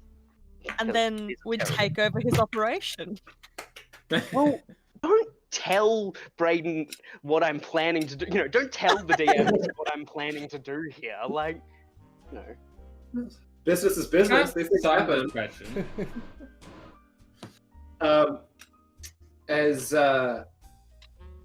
Okay, so back downstairs, Morin, you push this door open and make a perception check as you look into the darkened room. Alright, that is finally more than 10. That adds up to a 19. Okay, you look in. Hooray! This is a bigger apartment. It seems to take up probably half of this side, so there's probably only like 4 apartments down on this floor. And looking around, it seems to have been completely ransacked. There's a bed that's been flipped over from the center area. All of the cupboards and things have been opened. The table has been cracked in half and just shoved to the side. There doesn't seem to be anything of value or anything that people have cared about in this room for quite some time. Dottie, you've just made your way over and up the stairs. Yep. I'd like to make my way over to, where I think the room might be. Okay. You ascend the stairs and then it loops back around and you're in a very similar hallway with a door at the very far end of it. There looks to be more rooms off to the left, but none on the right here. Just seems to be a wall with some windows that are all boarded. Okay, so I'd like to make my way to the end of the hallway. Then. You got plenty of movement to get there, and this door at the end is also locked. Assuming you test for that. Yeah, no, I'd absolutely go on to the handle and test it. Okay. Then is it possible for me to unlock it? Just lock it more. Hey, this door is locked. I'm gonna lock it again. Put a lock on your lock. Oh, no. Lock time! Yes, you absolutely can. Make a check with sleight of hand and Curvo. What are you doing? You're just standing outside of the gate at the moment? Yeah, I'm looking around to see. First off, do I hear what's going down in there? You don't, but you have noticed that the door has since closed after your friends have gone inside. Oh, that's probably not. I'll have a quick look around to see if there's if there's the car that I saw before or anything else happening outside. It's getting close to an hour since that car left, and you don't see it in sight. The saxophonist is just around the corner, just at the edge of the alleyway, and that other group of people is a while off. 10 minutes or so? 5-10 minutes? Right. They've gotten themselves in a mess. I'll open the gate and I'll go inside.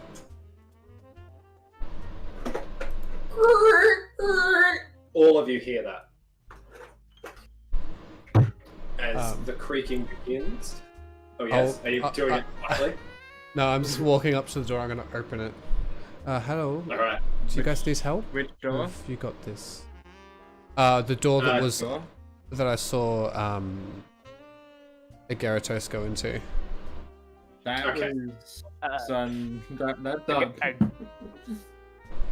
If Yeah, so the door that Agaratos has gone into is on the first floor. You can go to the bottom of the stairwell. Oh, and right, that's right. You do know that is unlocked.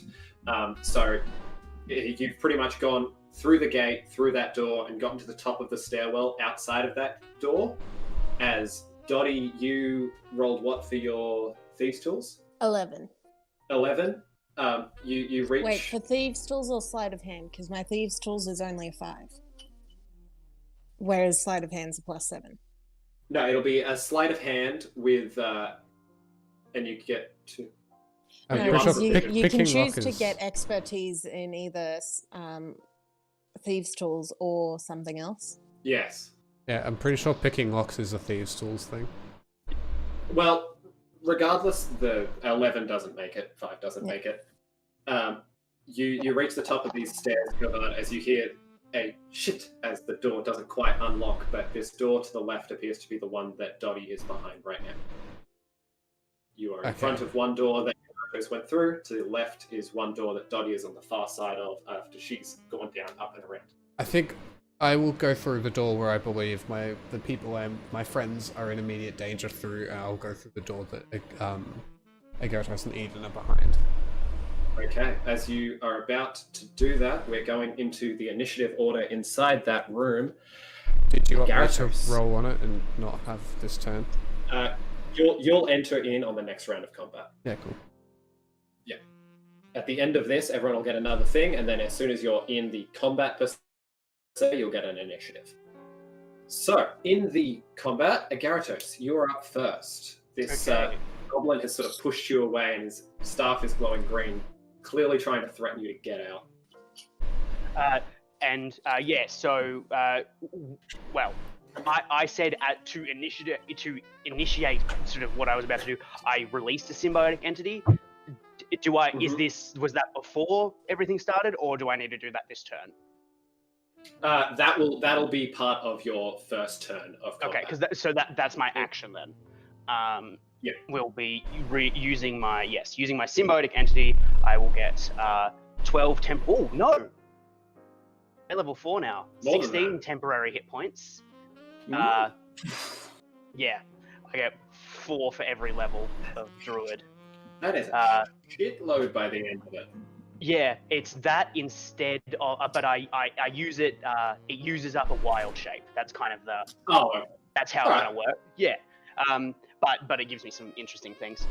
So yeah, I'll sort of do that, and the vines will sort of sprout forth from around me and begin to wrap around my body and kind of mimic the sort of scales along my body and face and everything, and sort of come over and create that kind of helm that I have. And I'll pull out my.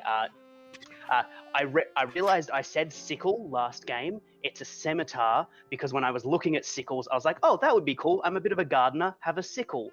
Sickles are a strength-based weapon that use a D4. I would literally be able to do 1 point of damage every single time. So I have a scimitar instead because that's a finesse weapon. So that's a good move. I realized that I'd said the wrong thing when we were playing last, and I was like, oh, I don't want to do 1 point of damage every time. And I will grab.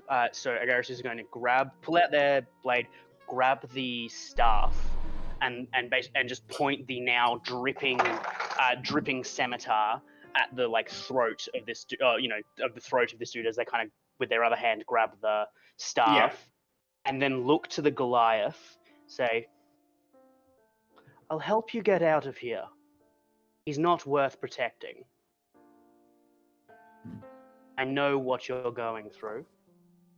She she looks at you. Her arms are still she's loosened up a little bit, but her shoulders haven't. And she just goes, "Leaving here doesn't clear my debt." And how much do you owe? She'll answer that on her turn. And I'll sort of just, as she says that, I'll basically say, what do you owe? As I still hold the blade. And then I guess that's my bonus action used. And I'll just kind of hold the blade to them, You've gone through this transformation and left yourself in an equally threatening position, and it hasn't gone unnoticed by the goblin. Eden, you're up next. You've seen a Gyarados transform in front of you. You can just get around if you want to go through, but where you are, you've got most of an Gyarados in front of you. Was it just the two of them, or were there other people in there as well? You haven't seen signs of anyone else just yet. Okay.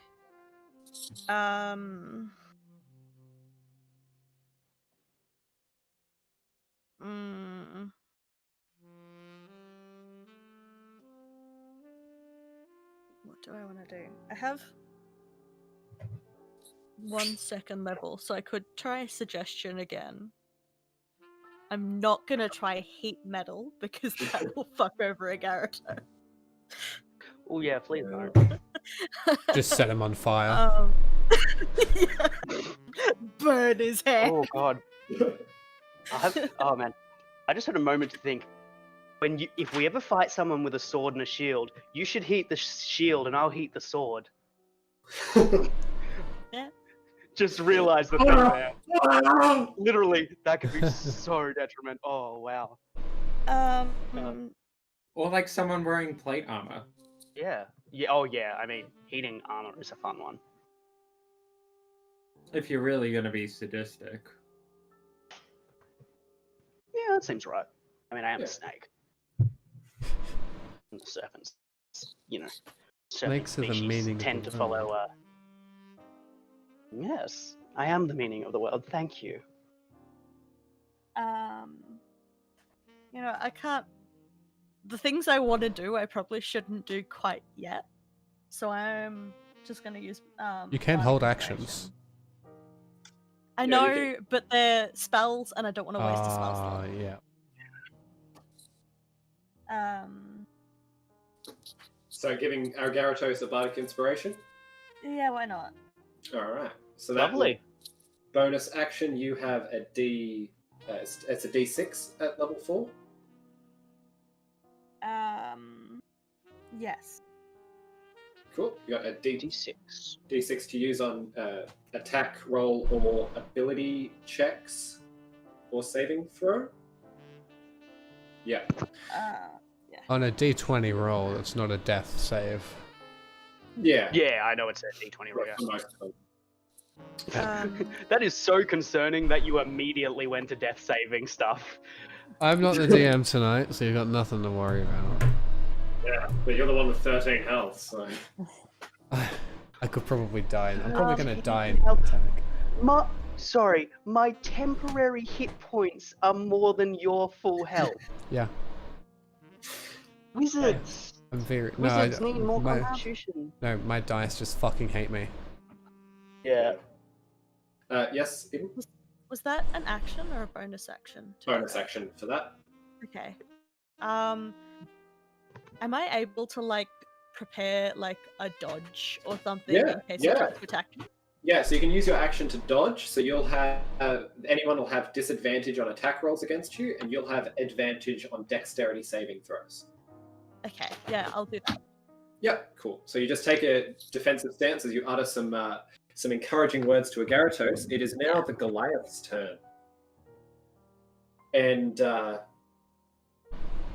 she looks at you, Gyarados, and she tries to find a way to answer question of how much do you owe, and she sort of she can't come to a realistic answer for herself, and so she brings herself forward and she's going to attempt to grapple your sword hand away from him and sort of pull the two of you apart. So could I get a contested athletics check? Is there any point this is a Goliath? I'm not gonna beat this. Oh, I might. Was that a good face or a bad face? Not a hit, no. That facial expression. Oh dear, I don't know if that's good or bad. Either way, I'm probably not gonna do well. What's your total? 11 minus 3, that's alright for a Gyarados, that's an 8. An 8. Yeah. As she comes forward and grips your hand, you actually hold off pretty well from her, and then she just sort of drags your arm back closer towards you. We don't need this, please. And she looks down at him. and he doesn't seem to be reciprocating the same feeling. As he sort of looks up, he pulls his shoulder away from her, and she's forced to let go. And it's now his action. He will pull his staff back from your hand. Do you let go of it? Yes. Well, is he receding the green energy? No, the green is still staying there, and he's sort of pointing it at you, and he's trying to pull it back. Until he the energy goes, I'm holding onto that staff. Okay. As you're holding it there, he goes, "Have it your way," and he will cast Melf's Acid Arrow at you. Cute. Not cute. Oh, I didn't take that one. Is there a saving throw for this? So it'll be a ranged spell attack, but it'll be at disadvantage because it's within 5 foot. I think that's right. Yep. Yes. Ooh. Not a great deal. His bonus to that is 12 to hit. Misses.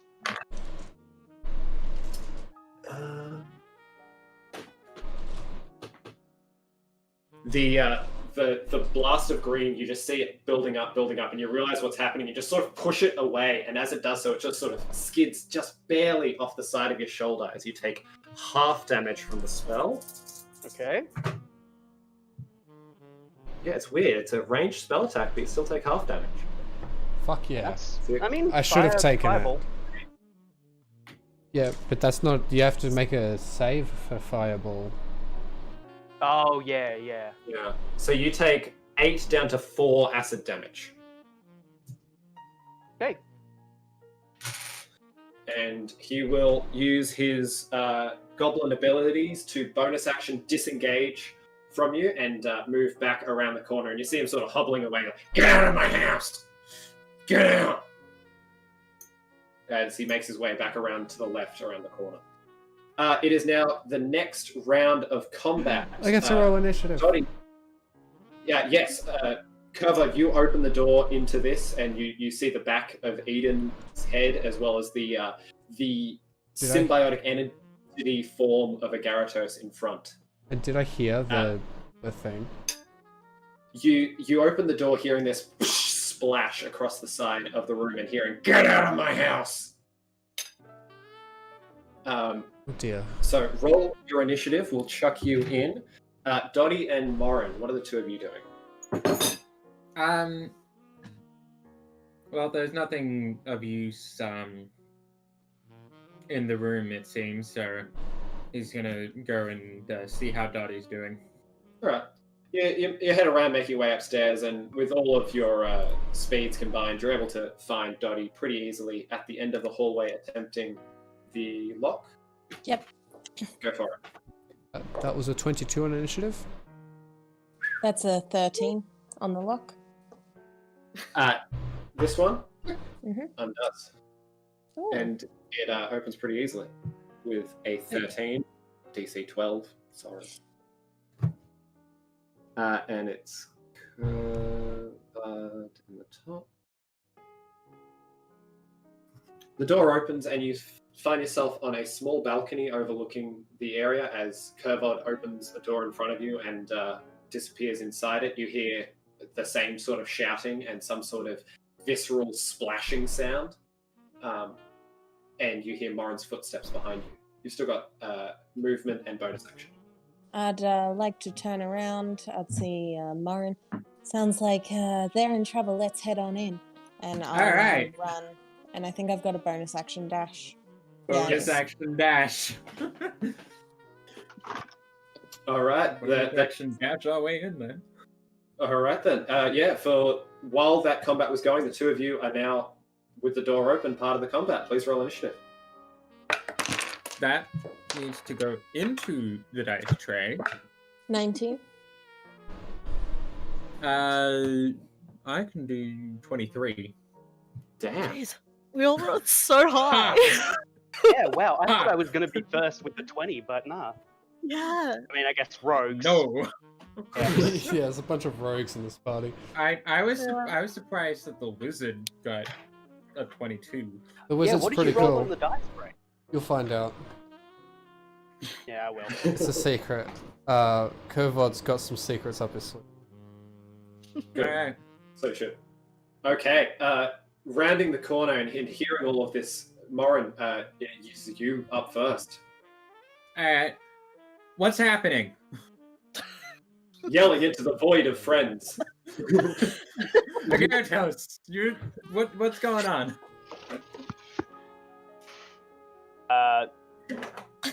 Like, Well, actually, here's a question. When they disengaged, did they let go of the staff, or did they take the staff with them?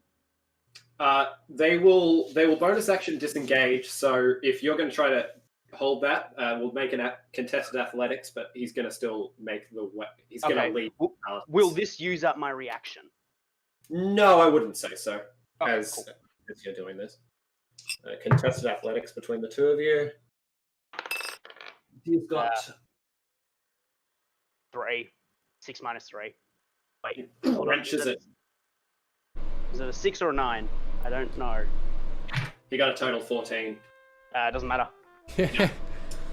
He wrenches it free from you and hobbles away. The cane sort of on the ground.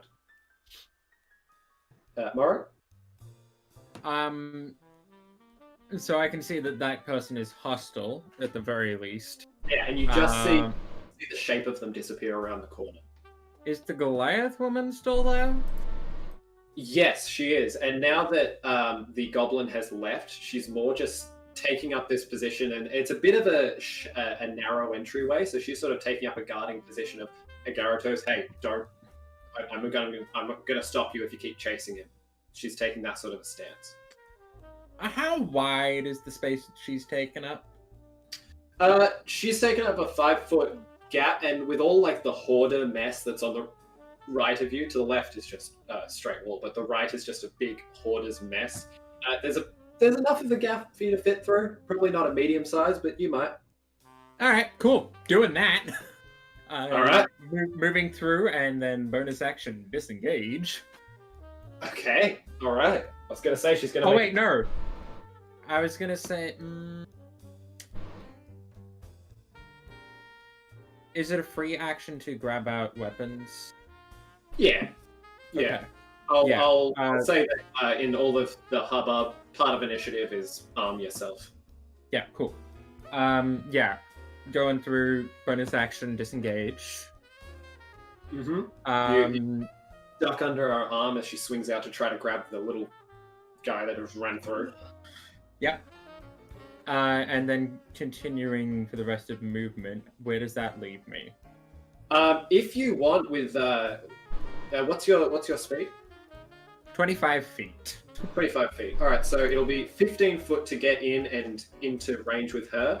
Then you've got 10 more feet. You can either go around to the left, which is towards all these alchemist potion supplies, and he is about 20 feet beyond you, so you get 10 feet closer to him, 10 feet away. Or you can go around to the right into this kitchen where there's a bit of cover from couches, as well as just general mess, cooking stuff. Gonna go towards where the cover is, but there's basically like a clear line of fire from Marin to this goblin person. Yeah. So you've got a couch that you've got the back of it facing the doorway, so you can sort of duck around to the right side of that with just enough movement, and you'll have half behind. Gonna do that, and then make an arrow attack. Okay. With a crossbow or what is that? Short bow. Cool. Swing it. Gonna roll for that. I'll be right back. I can still hear you guys though. Crooked. Okay. Cool. There we go. Alright, that's plus a number that is plus 7 to hit. So that's 14 plus 7 is 21. As he's sort of hobbling away, he just takes this arrow right into the lower kidney and he sort of flings his staff up as he takes the hit. Roll for damage. 11. Ooh. He yelps in pain as he takes the hit and sort of whirs around, and his eyes try to lock with you. You didn't hide, did you? No, No, Marin did not have the ability to hide. You get these piercing yellowed eyes just staring at you with this rage. Okay, up next is Kevin, the 22. I'll look up at the. I'll look at the situation. Mm-hmm. We shouldn't have come inside. I'm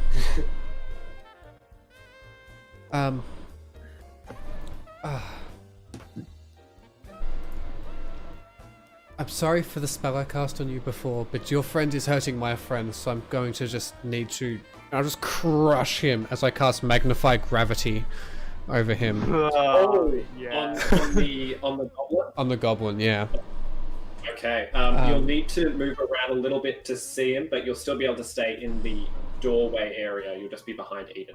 I can go as far into the room as long as I can see him. Yeah. All right.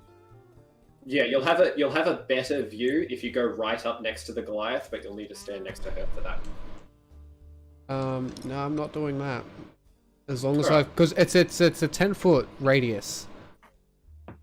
Okay, yeah. So it's seeing him duck around the corner, you can sort of just guess that he's going to be near enough. yeah, and I can even cast it at the spot that I saw him standing at like 2 seconds ago, and it was still as long as he's Yeah. in it. Just it basically makes Yeah. the gravity a lot stronger. Can I get him to make a Constitution saving throw? I'll read out the spell for you as well. Each creature in the sphere on the turn when you cast the spell must make a Constitution saving throw. I'm making sure the Goliath is not inside that area. Okay, yeah. On a failed save, takes the damage, and its speed is halved until the end of its next turn. On a successful save, a creature takes half as much damage and suffers no reduction to its speed. Until the start of your next turn, any object that isn't being worn or carried in the sphere requires a successful strength check against your spell's save DC to pick up or move. So if he's got any tricks laying on the floor, he's going to have to try and pick them up. So yeah, can I get that Constitution save? Yeah, so you look out and you just mutter something and make a small hand gesture, and all of the ground and just everything in there it just takes on this enormous weight, and a lot of the potion bottles just shatter on impact instantly. Parts that were held up by small retorts and things crush down as these little bits of chemicals smash out. He got a natural 20 on his Constitution saving throw, so he's still taking half damage. Yeah, so then he takes 7 damage. Force 7 damage. points of force damage. And and I'll like I'll turn to the other people. Should we go now, or are we fighting? I think we should go. Are you We're saying this to fighting! everyone or just quietly to yourself? No, I'm saying it quietly to everyone. He mumbles. Amazing. Can Marin even hear him? Yeah, right, he's speaking loud enough that you regardless, can hear it seems him. like a Morin thing to yell. What? It seems like a Morin thing to yell. We're fighting anyway. Regardless. Yeah. Ah! Okay. Okay. Agaratos, you're up. So I'm currently like what did this guy do? the Goliath has their hand on me still. More just More pushing my. a cautionary hand around your shoulder, not actively grabbing you or anything. He isn't worth saving. I will pay for you to be released. Nobody deserves this, but he deserves this. And just like sort of gesturing to my blade. Okay, so you're trying to persuade her? Basically, to say, I will get you out of here. Give it a shot, make a persuasion check. Swear. What's my persuasion?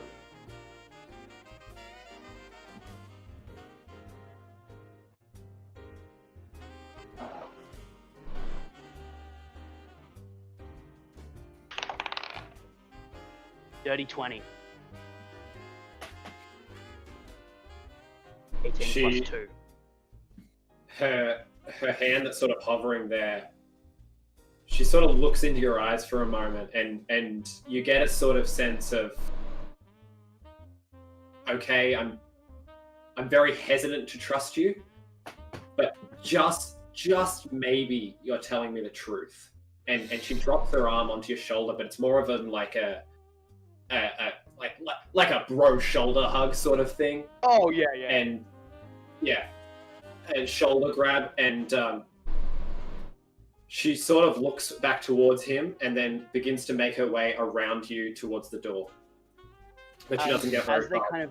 As they sort of release their hands from where the vines sort of just along their arm and such begin producing chrysanthemums, just sort of which are like a flower that indicates happiness and joy, kind of start sort of producing from where they've sort of touched, sort of sprouting out from my body. As I sort of see that they're heading towards the door to where sort of Eden is and such, and Agaratos is going to use all their movement to get back to the goblin dude. Okay, very easily you can get around the corner to him. Gravity? Can I get within a place to give myself and Morin advantage? Morin is using a bow at the moment, so you wouldn't be able to get into flanking. True. But And Morin can get sneak attack. Yes, Morin can get sneak attack while you're within 5 feet. And is that gravitational well? Is that a consistent? It's until my turn, yeah. So it says, it says each creature in the sphere on the turn when you cast the spell. So is that until my next turn, or is that it's done now? It sounds like it's until my next turn. Yeah, cool. I'm going with Katie on this one. Yeah. Yes, that's what I was doing. I'm trusting the person nodding because I have no idea. Yeah, I just got the responsibility as a ball. I just went straight over to Katie's camera. So basically, so I can't get safely into combat. You could go through this gravity well, and you might get slowed down while you're doing it. I think from where you were standing, it will hurt. And you saw what's happened in this area. It's got a physical effect. The table legs are just cranked. I actually think that the dust has just gone between the floorboards, so it's just this very clean section of the floor.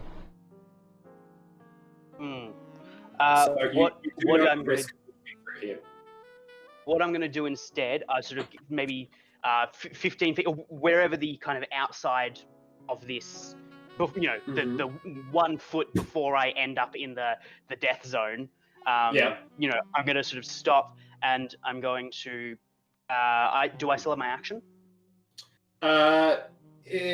Probably, no, I don't think so. Trying to persuade her and getting so high on it, she, that used it. Could I give up my bonus action and reaction instead? And keep my action, or can I trade those two for this? Yeah, fair enough. They're not Pokemon, I'm afraid. Well, why aren't they Pokemon? Pokemon's a great game, and why do every single spell have to be an action except for healing? That's the one thing I don't want to do right now. What I'll do instead... Heal me! I'm at full health, but I still require healing. Yes, yeah. Or better yet, I just took 1 point of damage and I need healing. Does applying poisons to a blade require an action or a bonus action? It's a bonus action. I'm pretty sure. That's what we agreed on previously. I'm not the DM at the moment,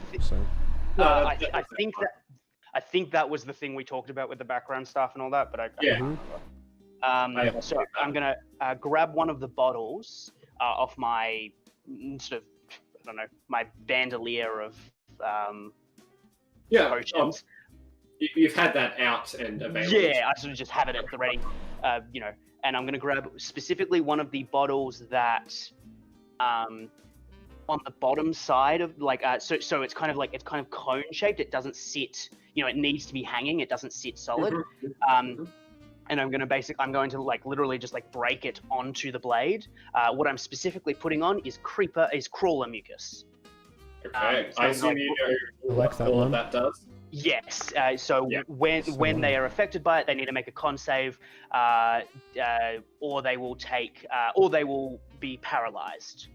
Okay. As you walk forward, you smash it across the blade, and this sort of silky substance drops down it, and all the bits of glass that shatter out, they just get warped into this thing and drop to the ground from your proximity to it. Cool. Yeah, and I'll finish my turn there. Cool. All right, Dottie, you slid in there between Agaratos and Eden. You're up. I might yell, "What does she owe?" If I have a chance to do that this turn, but if not, then don't worry. All right. He doesn't answer you. Fair enough. I would like to just run straight through, following after with my knife. Okay. So con save. So you're going through the area. Absolutely, con save. I'm not sure what the DC is. Well, I rolled a 13, and I think that's less than a probable 15. Yeah. Brayden, what is your spell save DC for the magnifying gravity? 17. He's 17. Wow, that's huge. You're level 4 with a 17 DC. That's amazing. How? I'll check that. It should be 8 Wait, plus plus your proficiency, which Plus is makes it intelligence. 10, plus your intelligence, which would be 20, which would make it 15. Max would be You're right, 15, it is yeah. 15. Why did I write 17 down? My bad. 15. Trying to cheat. Yeah. Well, Yeah. either way, a 13 fails. 13 So does. I'm at 25 feet if it reduces 10 feet of movement. Yeah, so it'd be 15 foot in before you get to the well, and then it's 10 foot wide, or is it a 10 foot radius? 10 foot radius. Okay, so yeah, there'd be 40 foot of movement you'd have to do. Oh no, he's part of the way through it. So you have to move through 30 feet of movement. Essentially 75 total feet if you want to get in contact with him. Well, I'll use my bonus action to dash, Mm-hmm. And that'll put you... which that should give me 50 feet of movement total. Yep. And where's that put Wait. me? Oh, hang on, you've got movement speed 35? I have 35 speed, but if I fail, it's 10 feet off my movement, right? For the gravity? No, the gravity halves your speed while you're through it. Oh, half, sorry. Well, whatever half of 35 is. Yep. So you dash forward, you take the bonus action dash, you move 15 foot unimpeded, and then as you enter this, you feel sluggish, and then it's 10, 20, 30, so that's total 45 feet that you've moved, 10, 20, 30, because it's only 20 foot Yeah, wide. but if it Yes, halves you're in my range. movement. Yeah. Okay. And so each square is essentially difficult terrain. Yeah. That's fine. I'll make an attack. Cool. You are in range. And could you roll the force damage for that magnifying gravity, please, Brayden? Yes. 21 to hit? It is 7. Cool. 21. You stick the knife into him easily. Roll for damage. 7 points of piercing damage. All right. How much damage was that? 7 points of force damage. Okay. Up next. I think that's all for your turn, Dottie. Yep, that's It everything for me. Eden, you're up. You've seen most of your friends just charge into this room past you now. Yeah. I would like. I'm fairly far away still, aren't I? Yeah, you've got 15 foot of room before you're in the open area, and he is now out of your sight around the corner. Okay. I would like to move within sight, preferably within like 30 feet if I can. Yeah, that's with it. somewhere with. Is there anywhere with a bit of cover? Yeah, so there's the couch that Morin's behind. Just in front of that, you can see a coffee table, and there's like a bunch of alcohol cans and ashtrays and stuff like that, all littered around it. So you could join Morin behind the couch or the coffee table, or there's further into the kitchen, but you probably won't reach there with your movement. Yeah. I'll go to the coffee table All right, area. cool. So you're just and- prepped on that. Yeah, and I would like to cast Sleep. I'm gonna see how this goes. Hopefully it doesn't have like too much HP. Sleep Nice. does Oh, yeah, go we have in. magic. sleep goes in ascending Sorry? order. So anyone in radius But of sleep. I thought it was. don't- Oh, anyone in can I the not- radius? Yeah, Oh, so we it's use even sleep allies? a lot in the. I'm immune to sleep though. Yeah, we use Okay. sleep a lot in my campaign I run with Braden. Yeah. It does affect allies first. It's a frustrating Okay. thing. Yeah. Never mind. Then I'm Well, getting it affects dissonant who with- has I the think- most hit points first. Yes. No, it was the least. It's Oh, least least. hit Like, point. starting Yeah. from least- Oh. Least hit points first. So yeah. like I can guarantee that would Yeah. knock me out fucking cold. No, never mind. I didn't realize. Where you, depending on Yeah, where it's you alright. target, it's 1 Yeah. point and then 20 from there. It'll hit most of you. True, you could, yeah, You could. you can position so- it fun, but What would No, you like I'll to use do? dissonant whispers. All right. Ooh, that's also a really good one. I don't know what that does. It's awesome. So It's scary They have to voices. do- wisdom saving throw. It's all about the wisdom saves for you people, isn't it? It's because we're all magic. Mm. Proficient in those. 14. My spell saves 14. What does that mean? I think that's a pass. That's a That is save, pass. yeah. Okay. Is Alright, it? Because when so you half hit on damage? AC, it still hits. So, Yeah. oh wait, so a save, Yeah. yeah, no, realized, I thought that was an attack, my brain. Excuse me. Making sure I understand the rules is helpful, but, yeah, Is no, whatever. So 3d6 cut in half. Oh, so does it? Oh, okay. Yeah, so it does yeah, still. It's Okay, still cool. affected, it's just half damage, and you won't have to run. Oh, yeah, that's right. I was forgetting about that. Okay, so rolled 11. Does it roll? Does it round up or down? That rounds down, so that's 5 Okay, so points. 5. Psychic damage. Ah! And if you've still got a bonus action if you'd like to spend it. No, I think I'm good. I can't really think of anything else I could do. Alright, you've got your bardic inspiration. You can have more of Oh. them out. Fuck yeah, I forgot about that.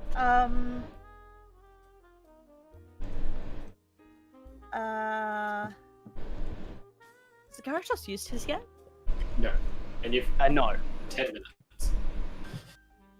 Okay. I will use it on Dottie then.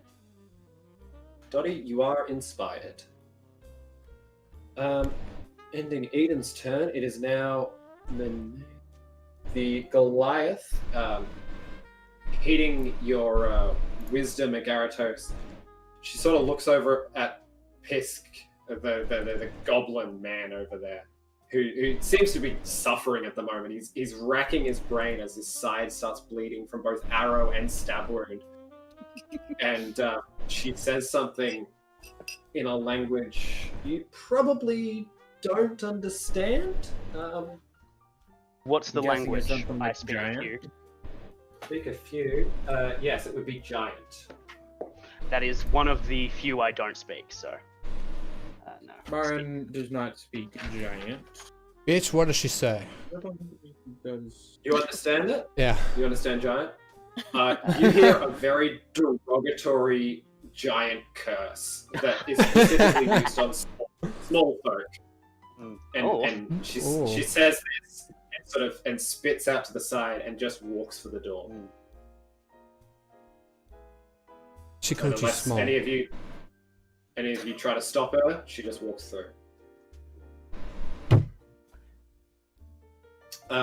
It is now his turn. You've sort of gathered around him at this point, and the gravity well is still holding, and as he takes a step out of it, not too difficultly, he moves backwards from it, leaving it between you and him. Alright. You came here, you ruined my business. What do you want? My money? My shit? Just here for vengeance, what? Do you have any cool scrolls? Still holding the blade out. Still holding the blade What out. was that? Still holding the blade out. Agaratos will sort of hear that and go, well, first, scrolls. Have you got them? The quiet one wants some. And then just sort of waiting for any reply based off that question. Scrolls. It's not what I came for, but he needs them. Who? Yeah, I'll And- have a scroll or two as I get out of my house. Get rid of Wait, me. who needs Among scrolls? others. I could use them. The tall one. Oh, Well, I guess you'll speak to him about what will get him specifically to leave. See what the rest of us need. Continuing to hold the blade, and just sort of, and like, we'll take a step closer. Alright. What if does you're she taking a step, owe? Oh, what if I'm taking a step closer? What's going to happen? you'll be within. Oh, You'll be the within spell's the. still up. Oh no. We've sort of taken a round of pause here, as he is not acting against you. So combat is currently in pause. Initiative is still in place, but he is not attacking you actively. If you would like to use your turn to just attack him, then you just let me know. I'm that. Absolutely. speaking to him basically. I just want to Yep, understand. yep. Anyone else, if you want to take a stab, because Dottie, he's just taken a 5-foot step back from you, so you've actually got an attack of opportunity if you'd like. All right. She seems the sort to kick him when What? they're down. Amazing. No, she's not. They're not married to her son, so she doesn't care. It's not personal. What are you- so- What are you talking about? She doesn't have a son. I Oh. hate one person in this world.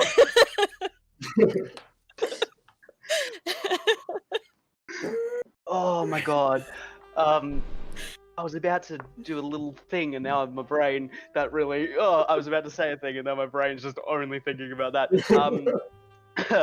Characters will, having the blade, sort of get it, and say, what does she owe?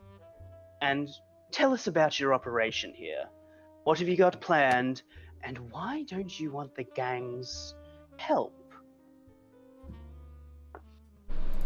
He sort of looks around at you sort of spitefully, just with this angry look, and you see a sort of glimmering, tessellating pattern sort of start covering his body, and as it fully envelops him, it just sort of splits, and 2 other versions of it pop out. 3 other versions as he casts mirror image, and they begin to flow, and he looks at you in the eye and says, "She owes me her life," and he vanishes.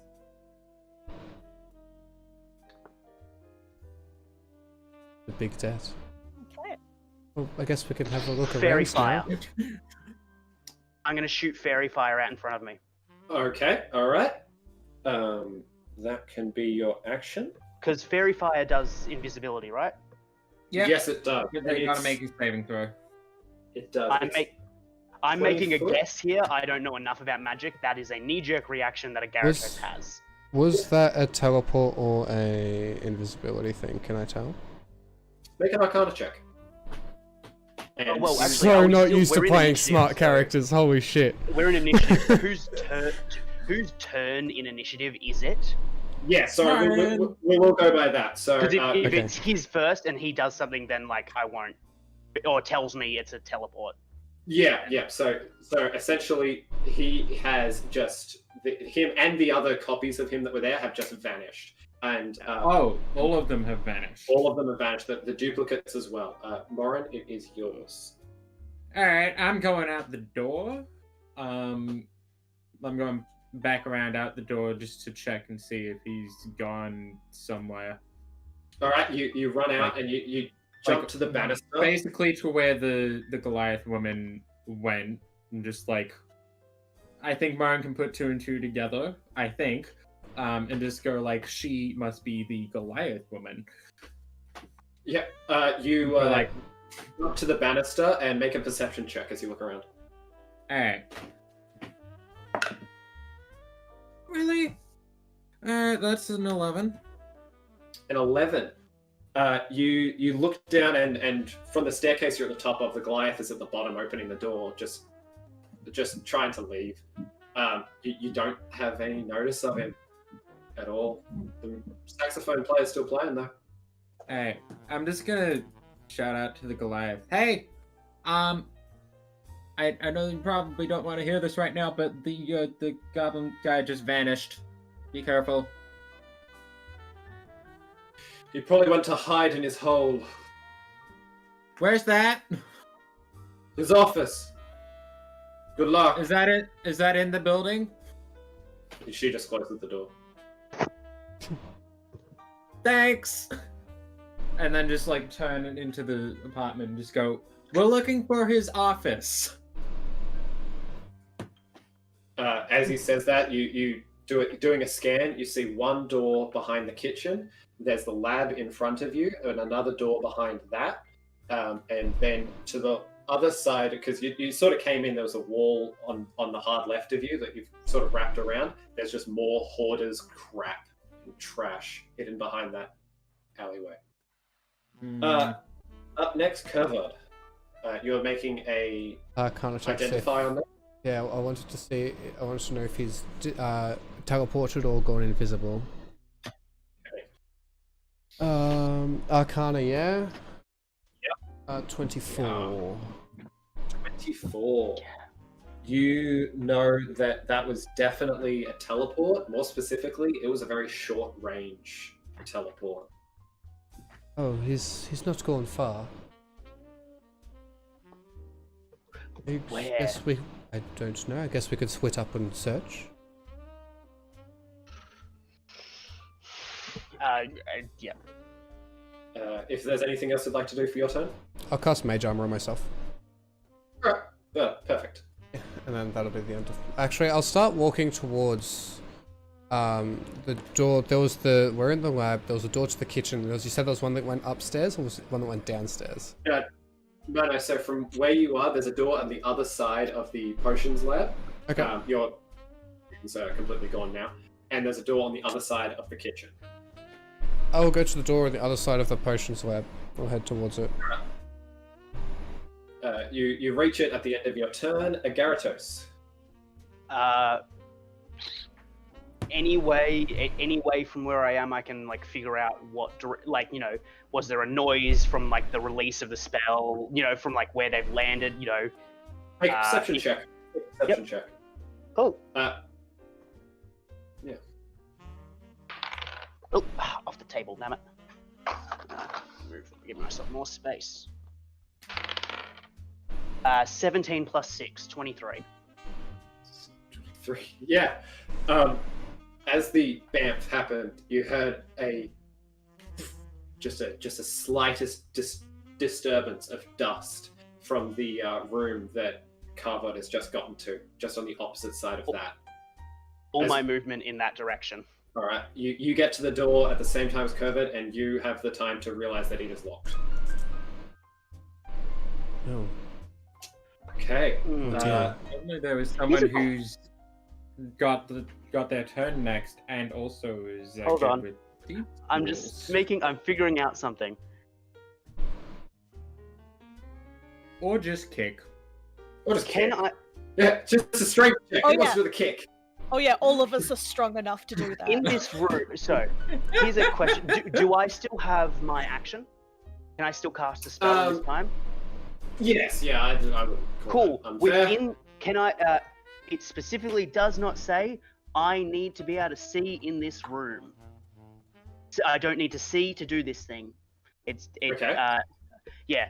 So What do you do? I'm immediately there's going to be I'm going to pull out a couple of various things, some iron dust, brimstone, and a pint of tallow, as a kind of green and small green plants begin to produce from my viney body. And inside this room, I'm going to cast Flaming Sphere. Okay. A 5-foot diameter sphere of fire appears in an occupied space of your choice within range from and the last of the duration. Any creature that ends its turn within 5 feet of this sphere must make a dexterity saving throw. The creature takes 2d6 damage on a failed save, half on a successful. As a bonus action, I can move it. If you ram it into a creature, The creature must make the saving throw against the sphere's damage, and the sphere stops moving this turn. Yeah, there is nothing that says I need to see it. I can cast it in an unoccupied space. I'm doing it in the office. All right, Cast you a get 5-foot ball of fire. you get to the door and it doesn't work, and your first reaction, spell together, and just illuminated under the door, you just see this red hot glow on every side of it. And it just continues to roar, this inferno behind the door that you... I really hope there wasn't actually any evidence in there. That was very impressive. Yeah, specifically, by the way, for anyone who's curious, I'm producing Angelica, which is used in witchcraft for fire spells. Seemed appropriate. Lovely. All right, Dottie, you've just seen this enormous display. You know from the sound of the jangling that the door is locked, but you do now know what's on the other side of it. Yes. Before the spell was cast, I was going to check at the kitchen door, but maybe I might head on over and try and unlock this door. I'm dealing with this. Go to the kitchen. No. Oh god, just realizing I just told a woman to go to the kitchen. Oh dear. Excuse me, while I actually go to my kitchen, which is just over there. That is the punishment.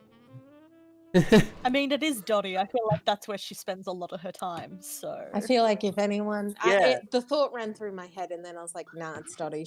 No, Yeah, that's where she that lives. was yeah, same boat. I was like, oh no, it's Dottie, it's fine. 25 for a nat 20 to unlock? It falls away.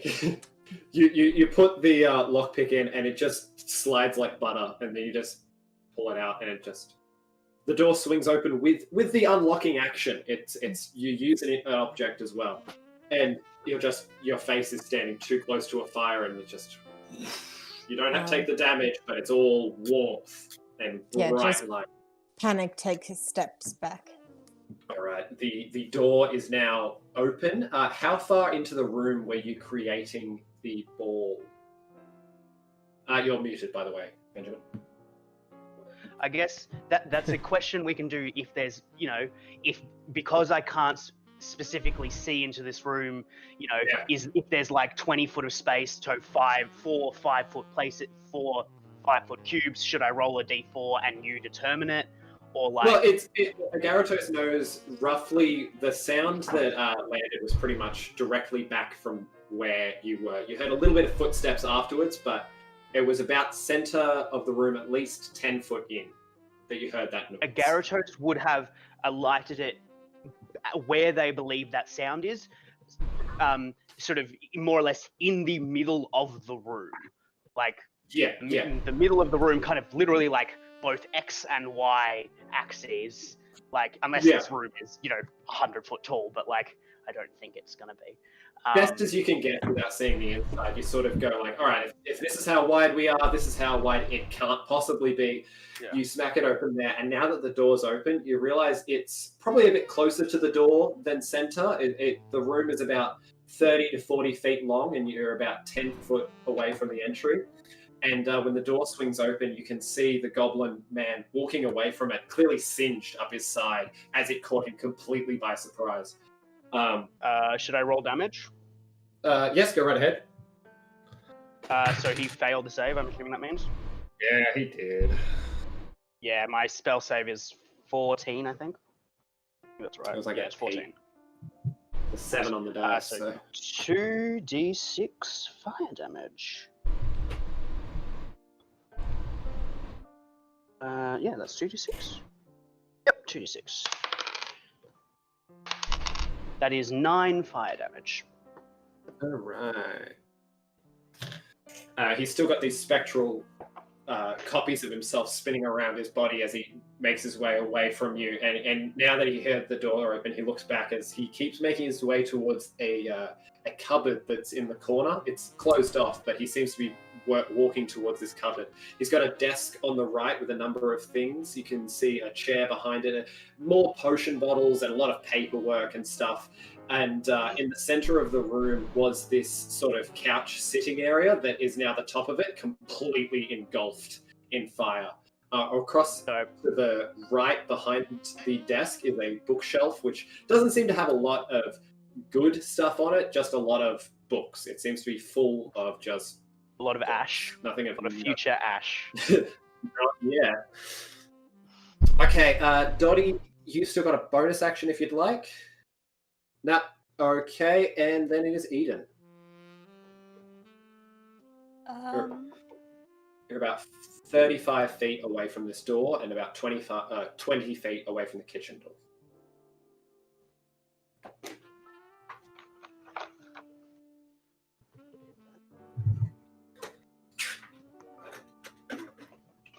Actually, since he's in by himself, away, like a bit away from the rest of us, if I cast Sleep now, it shouldn't affect the rest of the party, should it? So it's 20 feet.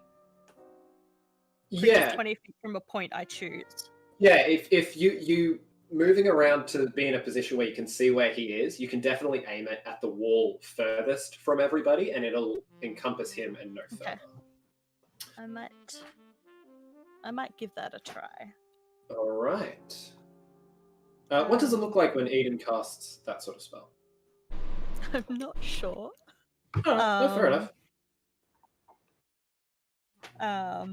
I don't think it's how like this spell is meant to be cast, but I kind of imagined her like singing a lullaby. Yeah. Oh, totally. It's got a verbal component. Yeah. Absolutely. Okay, then yeah, that. All right. So there's no save on that. It's just 5d8, right? I think so. Yeah, it doesn't seem to say there's a save. It's just it's just the 5d8. So 7 and 14, 25. 25 hit points. You walk. You don't want to rush over there because you know that running will sort of throw off the voice. But you sing this lullaby, and it just sort of carries through, and you almost see this sort of weave manipulated as the magic goes through the room and hits a point. It just disperses out, and the wave just sort of washes over him. And as you look back towards the rest of you, his eye just sort of like at this rage. You see it begin to droop, and he falters, and he takes another half step, and then falls to the ground unconscious. He had exactly 25 health. Fuck yes! I kept being like, I don't know how much health he has. I don't know if I want to risk using it for something that might not do anything. Oh, Marin has sleep as well. He can back you up there if necessary. So we'll call combat an end there. Outside of his office room, you're all standing at the exterior. The ball of fire is still going at the moment. I'll just during the, I guess it'll take me a round to dispel, but for the next 6 seconds, I'll just dispel it, as I see them fall, and I will immediately begin walking into this room to go and grab the body. Yeah, I think rules is written, and I'm happy to run this. If you've got a concentration spell up, doesn't matter where it is, you can drop that. It's an instant, no reaction, free action. Concentration can just drop. Sweet. It's like concentrating. Oh, look, a penny. Yeah, exactly. Anyone can get distracted. I'll perfect. dismiss it and begin walking in to grab the body, not dropping my symbiotic entity. The fire sort of engulfs itself, and this sort of black smoke just emanates out. It gets caught in the roof, and then just disperses through into the roofing area. The goblin seems completely unconscious on the ground, snoring something awful. What would you like to do? Oh, that was so very scrub, and I will begin dragging them out to the Goliath. The Goliath is I don't know if gone. that's gonna wake him up. Gotta be careful. would I know? I guess Oh no, wouldn't. The people have cast sleep before. You do have a rough idea that this isn't the. We'll moving them wake them up. I haven't cast sleep before. You can take an action to shake or slap the sleeper awake. So I take that as if you're gentle with them. Yeah, you'll have to take some care with it. So if Yeah. a Gyarados is approaching Which- the goblin with a sort of the symbiotic energy still sort of pumping through them. No. Eden's gonna Well, if Eden can push sort of him away. Yeah. Stop. I will just I'll sort of the like bright green eyes sort of underneath this like sort of almost like this sort of helm of vines. I'll sort of look at you for a moment and stare at the goblin. Grab their staff and I then was beginning about to to take up grab their their staff and walk out to the Goliath to find the Goliath. Okay. And the rest of you within the room? Eden would like to do to look around the room for some kind of rope or something that could be Marin used. has rope. Okay. Marin, can I have your rope? Wait, do I have rope? That's a good Marin. question. Let me check. As you do that, I'm just going to quickly be right back. Yes. Don't think Right. I have rope. Okay. No one. Yes. Oh, Katie Freeze. Probably. You're in charge. Maybe that's what. Yeah. Okay, that's what. Katie Yeah, so, yeah. Freeze. Okay, that makes sense. My Hey, phone. Hi, Katie. Can you do the same pose on the Yes, other side? Katie. Oh my god. Did you say your phone died? He took the headphones with him, so I can't even use it. If Katie's phone gonna go died, then her camera's gonna no, wait, cut out wait. and we're all gonna get cut in half. Katie Oh, was good. in. Katie was in the DM square. She could have been our DM. Yeah. Let me kill this goblin. Do a stabby stab. I wanted the So we can stick. get something useful for him. Oh man. I haven't used that spell before, and that is ever, and that's a very fun one. I have like, heaps it of la- spells I've never even heard of in my prepared list. Well, at the I mean, moment. there's a bunch of new ones because of Tasha's Cauldron of Everything. Yeah. One of which I'm super excited about, called Summon Fae, which is one I get at level 3 spells, which is literally a Fae ally. There we go. So I'm excited. There Oh, it there is. We're all cut in yeah, half now. We lost Katie. I'm Oh, no. in 2 different cameras. Only in half of one. Okay. I'm back. Hello. Wait. Hello. Is Katie hooking up on your phone or something? Oh, I'll be right back, guys. If everything's yeah, set up by the time yeah. I get back, play without me. All I do is look around the room for books and evidence. Where am I? Search Not for, likely to be any books left in You this. can't see me. Hopefully, I I am didn't not burn up all here. the spell scrolls. Yeah. I am gone forever. Oh, Just kidding. green bottle, no. Yeah. I guess while they're off figuring out that, can I walk outside and search for that Goliath? Oh, they've left. The DM's not here. I realized as I was saying that, I was like, oh, the DM's left. Oh, yeah. I'm the DM now. You are in the spot where my Discord stuff was when Katie left. You moved to the middle. That's where Math was, and so it's like you are the DM now, and that's where the DM Yeah. was. Middle I square. am now the DM. Haha. I will do the DM things. Oh man. And yeah, I feel like Marin would be able to tell, like, hey, you're going towards the Goliath. So he'd tell you, hey, you know, the Goliath, she's left. The lady left. Did we- She's gone. Did we cut out for a minute there? 'Cause it's just saying we went live again. Oh, did it? What? Maybe? Oh well, Katie might have been the one recording. No, that's on Discord, I think. Oh yeah, it is, isn't it? Yeah. I don't know.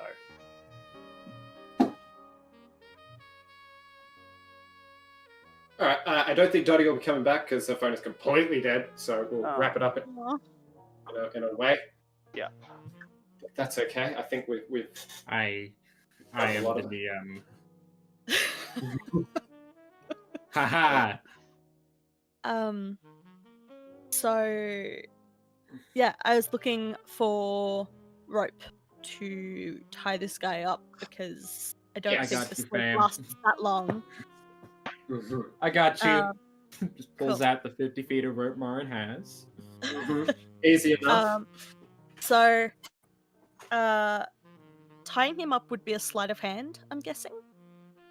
He's not going to be resisting at all. So do a sleight of Okay, hand, so- but less to make sure you've got the notes tight and not that Yeah. you're jostling him too much. Yeah. To wake him. 14. 14. Yeah, he stays out of it. You've no. I've tied people up Yeah. before. You've tied unconscious people up before. Yeah, unconscious people. But yeah, no, just the way that you said I've tied people up before, I'm just like, okay. The music go. He didn't Eden's an old hand at this. You tie him up, leaving him in one of the scorched armchairs, but he's not taking damage here, and he's still asleep. Garatos, you were taking the staff outside to the Goliath. Yeah, I grabbed their staff, which at a guess, Garatos assumed, oh, that's their arcane focus. That's how they cast their spells. You know, whether they're a druid or something, whatever, or a wizard. You know, grab that. It's all magic come from there. Fair enough. It'll assumption to make. it'll disadvantage them. Maybe that was kind of the main thought.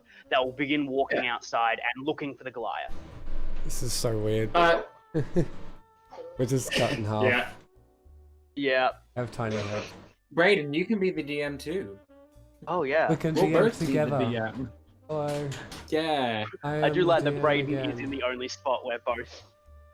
Yes. Where they line up, and even then, it's like, Yeah. look at me. What have you done? Yes. So yes, I'm searching for. What did I ever catch their name? I don't actually remember. I don't think you it's didn't that catch guy. either of them.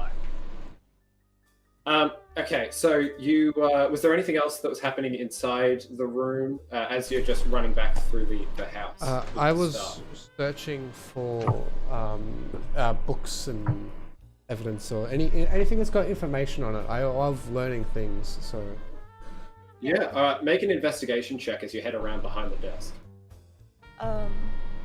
15. This is Eden's tying up the rope. 15.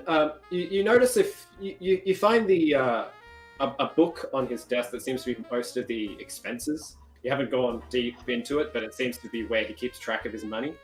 And behind the beneath the desk, you find a small safe that is locked in some way.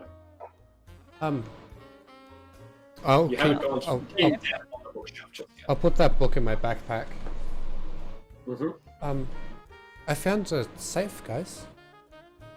I know that you guys like unlocking things Ooh. and shiny things. Yes. So. Yes, Yep. yes. I will happily unlock that. Yep. Dottie is still here, and unless she comes in and yells at me, she assists you. Cool. Is she setting up Discord So on a that's with different phone at the advantage? moment? She's just trying to charge it up, but mine will just be through this account and throw the whole thing out of whack. Alright, so that is 18 plus 7 is 25. Okay. You reach down and it's got one of those simple sort of crack locks, and you bring it around. Hear the click, and you're about to go past, and Dottie goes, right there, and then you click, and the door swings open. Could you make a dexterity saving throw for me, please? Son of a bitch. Yeah. That is a 13. Is that 13. is that good for you? Like, is 13 a decent roll? For you, Morin? No. Oh, that doesn't. That was a Oh, 6 straight roll, so Oh, I that's got plus terrible. 7. That's terrible. Try that again. I'll use my chronal shift. Oh, okay. What? Yeah. Okay. You can magically exert limited control over the flow of time around a creature. As a reaction, after you or a creature you can see within 30 feet of you makes an attack roll, ability check, or saving throw, you can force the creature to re-roll. You do have to take the new roll. All right. Unimancy? Okay. Yep. Please tell me that if I am going to fuck up, please let it be a 1. Okay, 16 plus 7 is 23. Dotty's dex is 23. So what was the total there? 23. 23? Okay, that's the same as what Dottie just got. So you fling this door open and these 2 sort of small nozzles just drop down from the top of it, point up towards you, and you see this acid just at your face, and you don't dodge in time, but everything just stops. You feel yourself completely still, and the acid just frozen in air in front of you. You see Dottie sort of ducking to the side, completely still. Nothing's moving around you except for your eyes and Curvid's hand as he holds it backwards, giving you just enough time to duck to the side. You only take 4 points of acid damage. Woo! It splashes off the shoulder and onto the wall behind you. It seems to be deactivated now after the first attempt. And inside you see a large, piled up very neatly, stacks and stacks of cash. Oh, that's disappointing.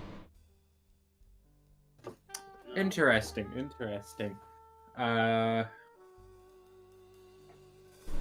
Cool. How much is there? I'm gonna take some time to count that. Right, you start pulling it out, and you start making the checks of it. Agaratos, as you're... Hey! Hey, we're back to normal! Hey, let me know if this is awful, because I've got no headphones. That's all right. We'll let you know. Well, we can understand you well enough. Awesome. Make sure you took the 4 points of acid damage, otherwise you're good. Agaratos, you run back through the house, passing over this the hoarders and stuff, and all the shit that passes you. As you make your way out onto the street, you see the street lit town. Shadows my face a bit. Sorry, my mum was turning off some lights in the room. Okay. It's fine. Okay. It's all I am yes. You're telling me about what I'm doing. You make your way onto the street, and as you look around, you notice a number of things without even having to roll for it with your passive. You notice a number of things simultaneously. On your left, the man playing the saxophone is going a lot harder than before. He's going big as the crowd of people that has followed along has begun amassing around him. And without getting too deep into it, it seems to be a group of about a dozen old women, a couple of men in the group, but they're all wearing very matching shirts, and you can't tell the details of it, but they've all got matching purple shirts on and small little hats, and they've got little bags with them, and you're not quite sure where they are. And as your eyes scan around further, you see the Goliath woman on the other side of the gate walking away, the gate just sort of creaking left open behind her. And then further up to the right, you see a white sedan pulling around and about to park back where it left about an hour ago. As the 2 people get out of the car, you notice all of this, and I think that might be where we end it for the night. All right. Ooh. Didn't Again, intend for it to go on to 2. no, I'm loving we'll this just- character that I built, so I'm 100% keen for more. Absolutely. Yeah. I don't know the feeling of getting completely attached to a one-shot character at all. What are you talking about, Brandon? Yeah. Or romantically attached to somebody else's one-shot character.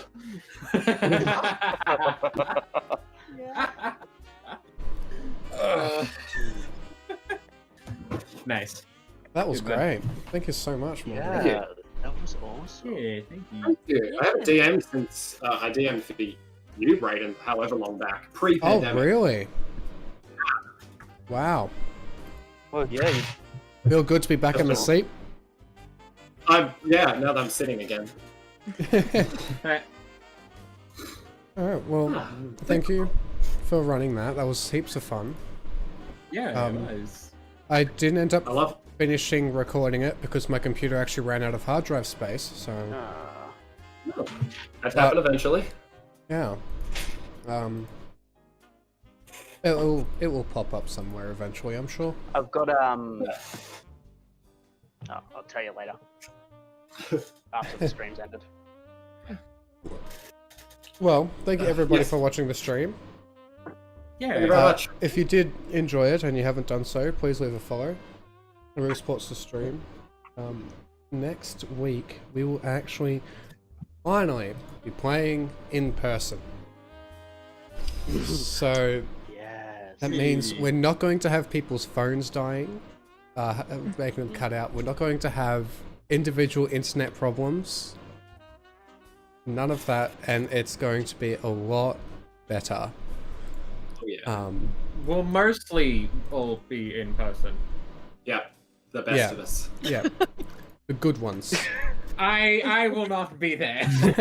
I will be on a laptop.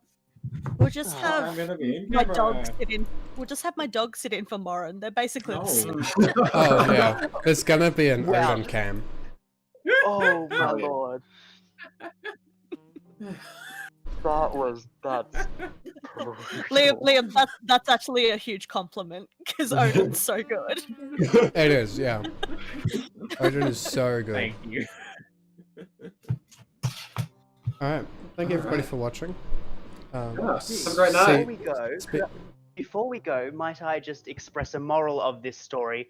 That is, treat your employees properly, or a Gyarados is going to come and light you on fire. Jeff Bezos, this means you. And we will, and Kurvod will make the gravity of Saturn appear in your office. Yes, and I'll light your office on fire. Can I get in one plug for something? 100%. For the amazing company who made this T-shirt, Wanderer's Waypoint. Oh, yeah. Hey. Yes. I'm looking at that right now. Wanderer's Waypoint. Awesome. Yeah. I'm gonna have to get one. That's so gorgeous. They're currently this was the first run they did, so I think they're only doing them when they have a specific design. But Sweet. yeah, Once we've They've got the got some, once we've they got the do some- Instagram up, we might mention them. They also don't just do shirts, Wanderer's Waypoint, by the way. Although their shirts are really nice. They also do candles and stuff, don't they? oh yeah, they were. I forgot about that. Yeah, Nice. Yeah, I always like candles. yeah, it's great. You should go check out their Facebook. good Make sure to people. follow them. How long does Something smells like it's on fire. how long does an inspiration die last? By the way. 10 minutes. 10 minutes. Okay. And about how long has it been? Look, honestly, I think all things considered, you guys probably fell off the wall about 5 to 10 minutes ago. Yeah. Oh, really? So what that whole combat encounter and a Gyarados becoming symbiote and walking outside has taken what, 3 minutes, 2 minutes? Yeah, there'd be a little bit more time in Okay. there just because of the tying people up and Yeah. Mm. Well, yeah, because it's not symbiote that lasts. long. Symbiote lasts 10 minutes, so that'll go about a minute or two before. Like literally, actually, that'll go about 6 seconds before I lose the. Yeah, I'll spend the next 10 minutes just One taking random, notes on yeah. the actual effects that are going on. Yeah. Alright. Well, thank you everybody for